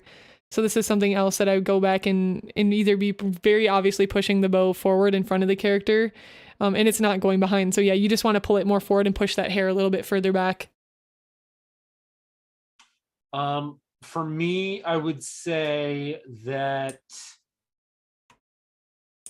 I would love a little bit of extra, like in the tree. It's the background for me. Yeah. All of the colors are so stunningly beautiful, but also in a way fantastical, right? We look at this hair design and you have these fantastical kind of gleaming white highlights through a lot of it, a lot of hyper detailing. So then we have kind of banal green trees, okay? And I'm assuming they're trees. I think a little bit more definition, okay? Even if it's just silhouette definition of some like a little bit of variation in and a little bit more sharpness in some of those tree designs. Like back here. And then that would be like solid, right? Maybe even go a bit darker. A touch of texture, what kind of leaves those are. And it's going to take a very fine, steadied hand. I think would be very, very cool. And then, and I also question, are they really green trees? When we have a purple sky and these fantastical colors, the just very natural green to me is that the only we need pink trees. No, not pink. Yeah, maybe. No, I'm like, I kind of feel like a pink tree would be cool. And then the other thing I think I would like to see is you have a lot of visual effects in here. You have the dust, you have the glow, and you have this hair. I'm wondering if there isn't some element. You see there's this beautiful curve of the hair leading us in from the screen right in the right top right hand corner, and then the hairline pulls us into this beautiful curve and that shape. I'm wondering if there aren't some visual effects that can kind of come in, some like very white, crispy, arcane glow. Like right now, all of that arcane glow is happening behind the character. And I'm wondering how much of that we could bring and kind of create a spiral with it towards camera to further like colors of the wind us into this piece. Oh yeah. Yeah, that would be very nice. That Agreed. being a purely art direction commentary, like it's not a critique on any of the drawing. It's just as an art director, I would say, can I pull some of that in a very subtle way? Mm-hmm.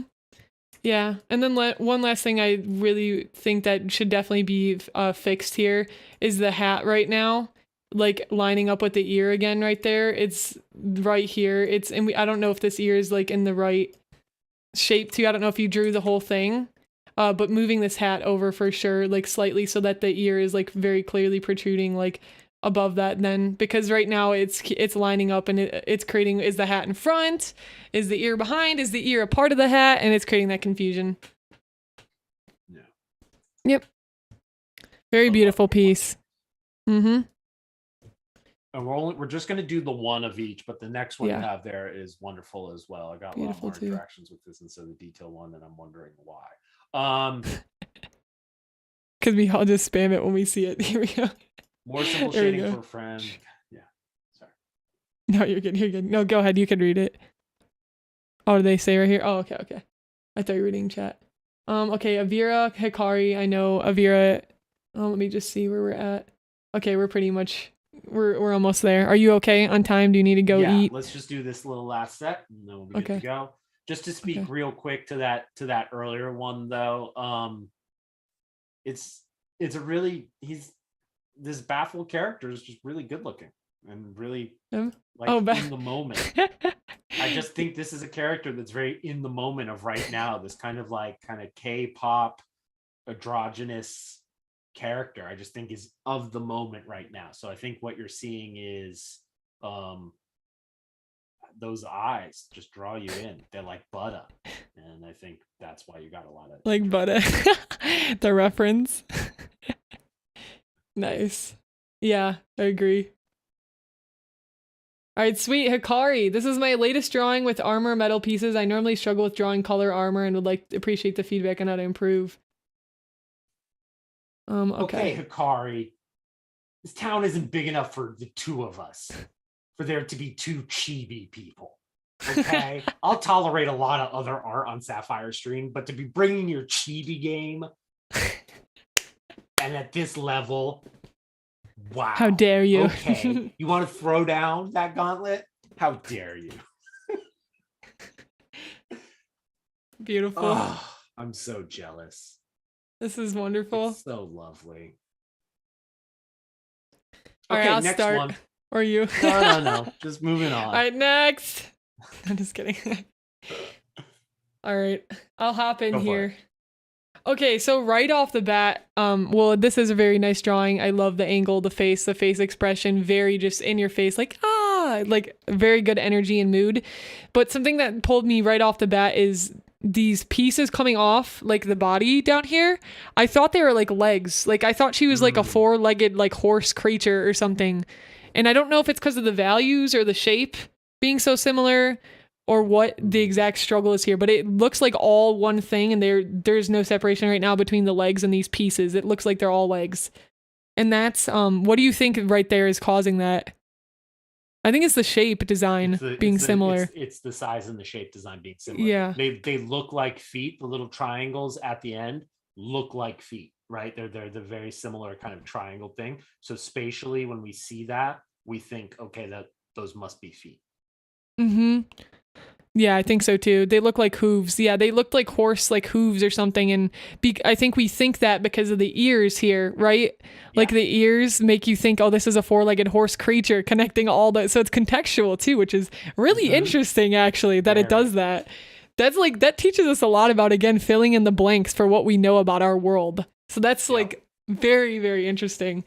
So that's mine. And again, cause I know we got to speed it up. And then I just really like the line work you did here in the eyes. I think like the really solid, like line work is is really pretty, like the design, extra design aspects in here. Yeah, and then I'll hand it over to you. Well, you know, I love chibi art. I think it's fantastic. Me too. I have a couple of things. And it's all, I think we talked a little bit about metal, right? Struggle with drawing and coloring armor. We all do, and we all have to find our own way to doing it. We were talking about this earlier. There is, I think one of the things we forget about metal, especially if we want it to be reflective and shiny, it needs a dark tone. And we saw that in some of the examples that we looked at earlier. There tends to be the local metal color, that highly reflective area, but to really sell it, you need the dark tone. So I would take whatever this gold is, add a little bit of orange, almost to the point where it looks brown, and you're going to say like, God, this looks wrong. And you're going to lay it down and you're like, oh, but it's so right. You know, it's that extra flavor that you don't think you need, but it really pulls it together. So hitting the under edges on these things, adding a streak of, as the form turns away, of that dark goldenish umbery color is really going to help with the shiny armor feeling. It really wants it in this one up at the horn here. And then for me, I would say, and this is just one chibi, self-identifying chibi artist to another here. The neck, I think, is feeling a little too thin and skinny. I didn't realize how small it is. Oh my goodness. It's beautiful. I mean, it's such a nitpicky thing. There's no way this head could ever work or suspending reality. Don't get me wrong. I tend to have fairly thicker necks on my characters relative to one, keep those shapes kind of round. I mean, all the shapes are just so round and bubbly. To have kind of this little thin neck on there just points it out a little bit.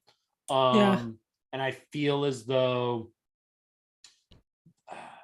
for me, where the end of that arm going away from us, where the gold embracer ends, for me, that should be where the hand itself ends. Okay, I think that hand, like if we were to take those off, if we're going boop and pop them off the bodies, okay, they feel like exactly the same length.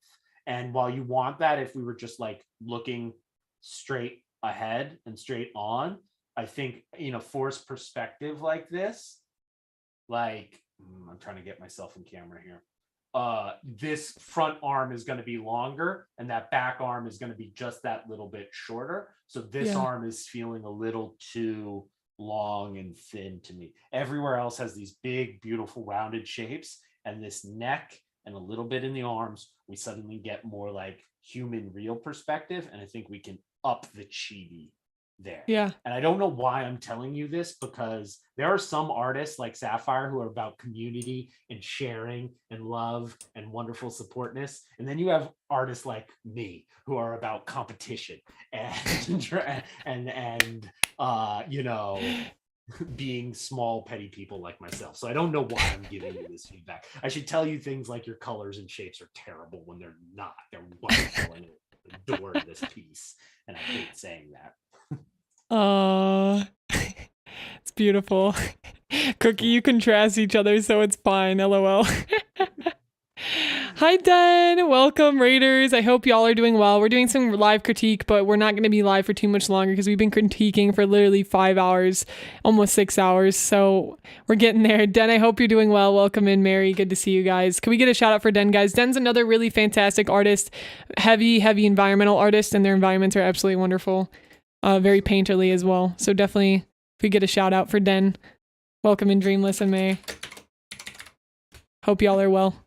So this is a little non-traditional. I won't be like talking too much about myself during this raid, but I appreciate you guys. Welcome in. Happy to have you here. All right. Very nice though. We'll stop after Talon's piece. So perfect. Okay. Okay, this is Milky. Wait, Milky, did we critique one of your pieces?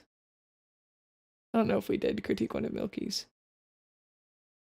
And Talon, make sure you choose one of these for us to critique, whichever one you want. Okay, so let's see. Milky said, I guess it's a whip here. That's why it's so sketchy looking for my upcoming VTuber model. She's a red fox. I just like to know how to make her more interesting, but not too over the top. Thanks, Sai. Originally, she was a cow, but the cow design was literally such a pain that I switched to animals. LOL. Been there with that struggle. Yup. Oh, here we go. Okay, let's see. Let me take a look here. How to make her more interesting but not over the top is the concern in the question. I think my first question would be is how much like reference photo have you gathered of like different clothing like designs and outfits, because that's my first thing. If you feel like you're lacking like complexity in your design or you want to add more interesting things, just grab a ton of like reference photos for different types of clothes and whatever era or genre or feeling or mood you're trying to go for. So I think collecting more reference photos is just going to be my like straight up piece of advice to you. Like, I think the drawing skills and such here are pretty strong. It would be that for the clothing and making her more interesting. And yeah. And then what I really like is I just really like her face, like her look and the shape design you have. Like, she has such a cute, like innocent, just like soft feeling. And it really fits, like, it just really fits her well. I like it. Okay.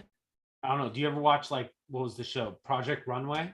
Right? And they're like, and they'd be like making these pieces and they'd be like, yeah, but this part's really unfinished, right? And then you would just see this like totally like hemmed sleeve or pant leg. I haven't, but wait, so they like go onto the show with something being unfinished?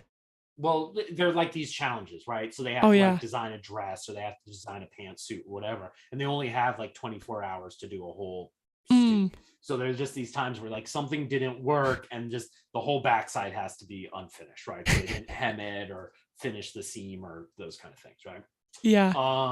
And so I don't think this piece needs any baubles. I don't think this piece needs any like, I don't need to put a bracelet on there or an earring or whatever to make this more visually interesting.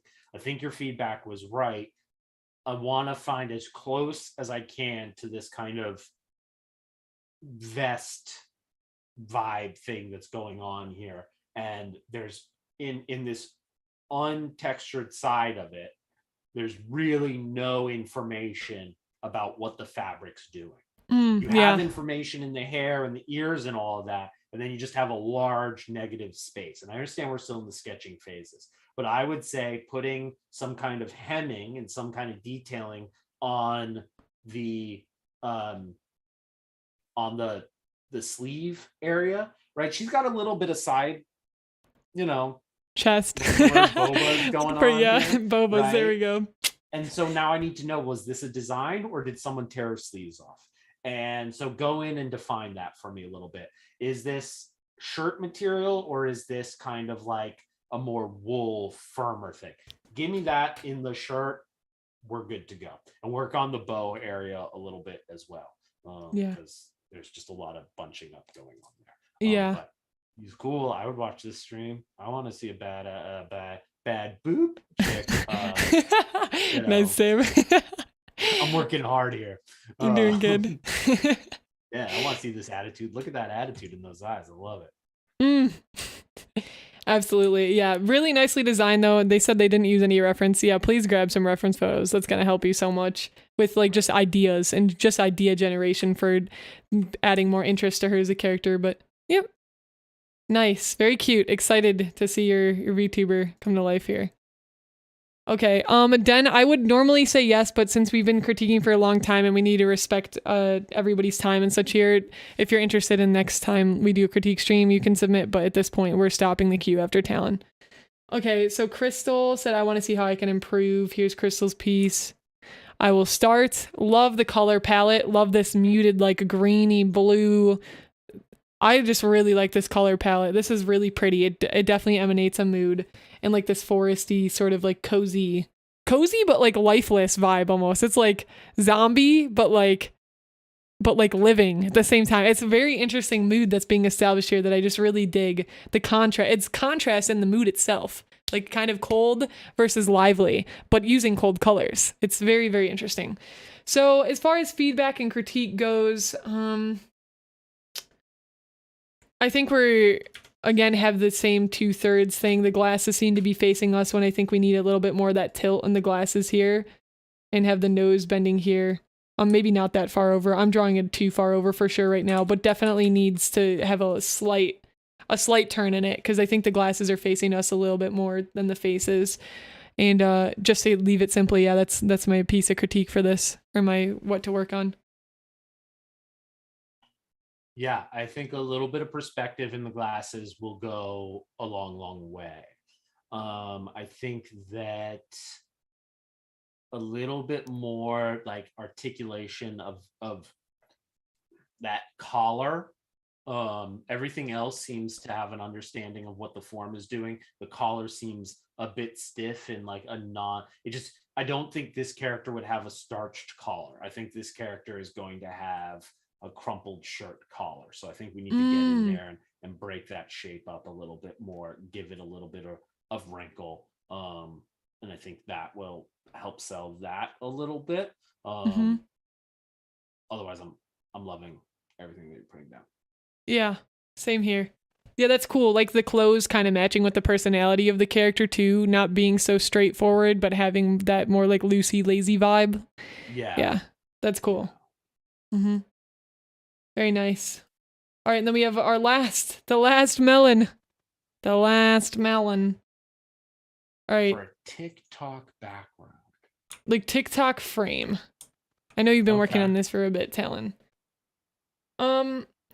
Okay, so what I like is I think you've been putting a lot of thought and effort into the design here. There's lots of different elements and like shapes and things going on. Something that I think that could definitely be improved upon is while I do like the shapes and the design, I think there's too much ink work in each area. A lot of people, let me just say it this way. A lot of non-artists will look at a paint or like a piece, somebody that does like maybe really heavy ink work with really heavy like line, kind of like this basically. And they're like, wow, that looks so good. That's so detailed. And it is so detailed, but it's so detailed to the point where nothing is important. If you try to make everything important, nothing is important. And it's kind of like the quote from The Incredibles. If everyone's super, no one is, right? Because if everything is important, nothing's important. So I think you need to choose what the more important elements of this piece are and how that's going to support once your VTuber is on screen telling whatever story, whatever joke. How is that background going to support the character? And that being said too, if your VTuber is going to be here, do we want the background to have this much going on? Because will it pull away from the VTuber, which is what your focal point should be anyways. So I think that's something to look at. But yeah, Guild, I'll pass it on over to you. Okay, there's also a question here, and also how can I have some parts of the art pieces that are already in one have its own layer?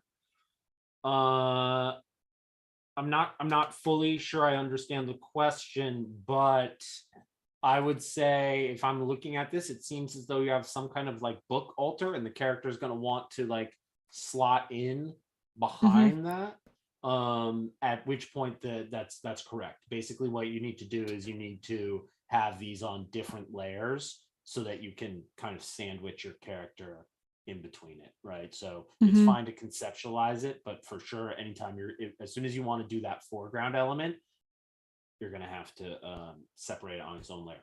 When you're doing that, I would suggest, like Syafire says, you're going to want to use probably a thicker line ink on that foreground element to try to separate it a little. It's a very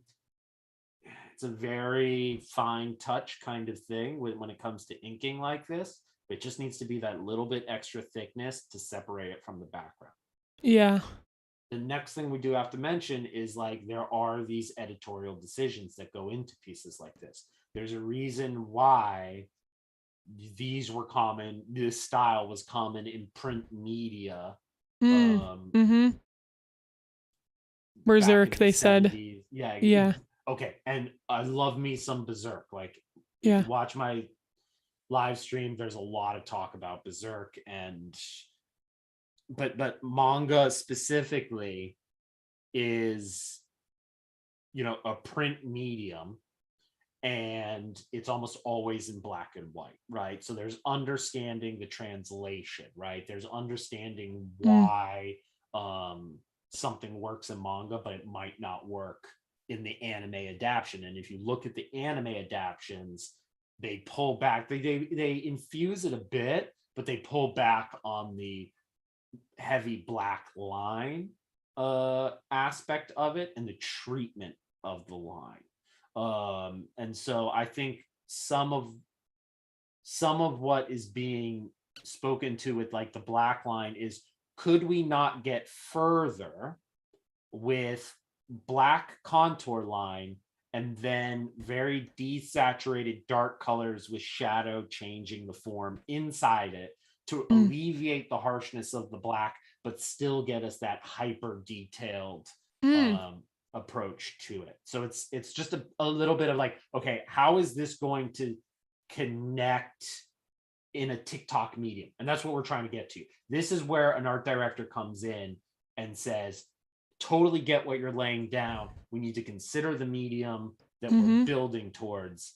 I would apply the blacks in just a slightly different way. And I think that's what we need to get here at a little bit, is that this amount of black right now, as is, if this were on my phone and it's kind of in that aspect ratio on TikTok, I would have a very hard time understanding what was going on. You're for sure going to want to like finish this piece and like put a Gaussian blur or something on the background to blur it out just a little bit, help bring that VTuber forward. Yeah, agreed. Yep. Awesome. I'm looking forward to seeing it done, Talon. I know you've been working on it, and hopefully some of that feedback will help you move forward with it with confidence. And it is gorgeous. I love this stuff. I mean, it's really lovely. Agreed. Yep. Sweet. So that's where we're at. That's where we're at, guys, with feedback. 5 hours, 46 minutes. Quite a lot here today. Thank you for all your submissions. I really appreciate you all. We definitely will most likely be doing this in the future again. I never say for sure because you never know what can happen, but definitely would be something cool to do again. Really great work submitted. You guys are awesome. Fantastic work all around. Lovely work. And let me get another shout out to Guild. Thank you so much for joining us today. I can't even tell you how much I learned, like, from the stream alone too. Like, I learned so many valuable lessons and things just through others' art. So thank you for being here. Thank you for spending your time, your very valuable time here with us today, and just helping all these artists continue to grow in their journey and their professional development. I know there's not a lot of places that are out there like this after you get through art school or through art college. It's like, I just want some really good feedback on my work, but I don't know where to go for it. So thank you for helping provide that for us today. Really appreciate you. Thank you so much for having me. It's been a huge honor, and I'm blushing and humbled, and it's just great hanging out with you and hanging out with all of you on stream. So thank you all so much. I really appreciate it. Yes, awesome. Do you have anybody you'd like to choose for us to raid as you are our guest? Ooh, okay. Sapphire streaming. That's Stop. This morning the answer would have been yes. There were a lot of people that I would have streamed, but as of right now, can I throw it over to you? And that sure. I'm not sure. Yes, let me take a look here. Let's see who's streaming. Do you have any other artists?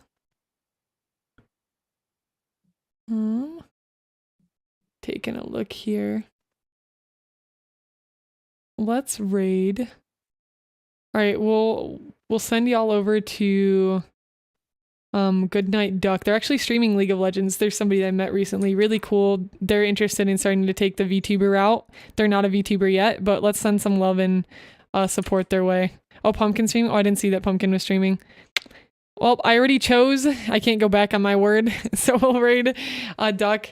Thank you again so much, Guild, guys. Please go check out Guild, all of Guild's socials. You can see the tag right above Guild. And also, again, here is Guild's Twitch channel. Check it out. Go hang out with Guild. You can bother him with more questions, of course. As I'm giving them permission to bother you with questions. But yeah, so we will go raid Goodnight Duck, which is playing League. And yeah, you guys have fun. And thank you so much, everybody. And we will see you next time on the Sapphire Star. Goodbye. Bye.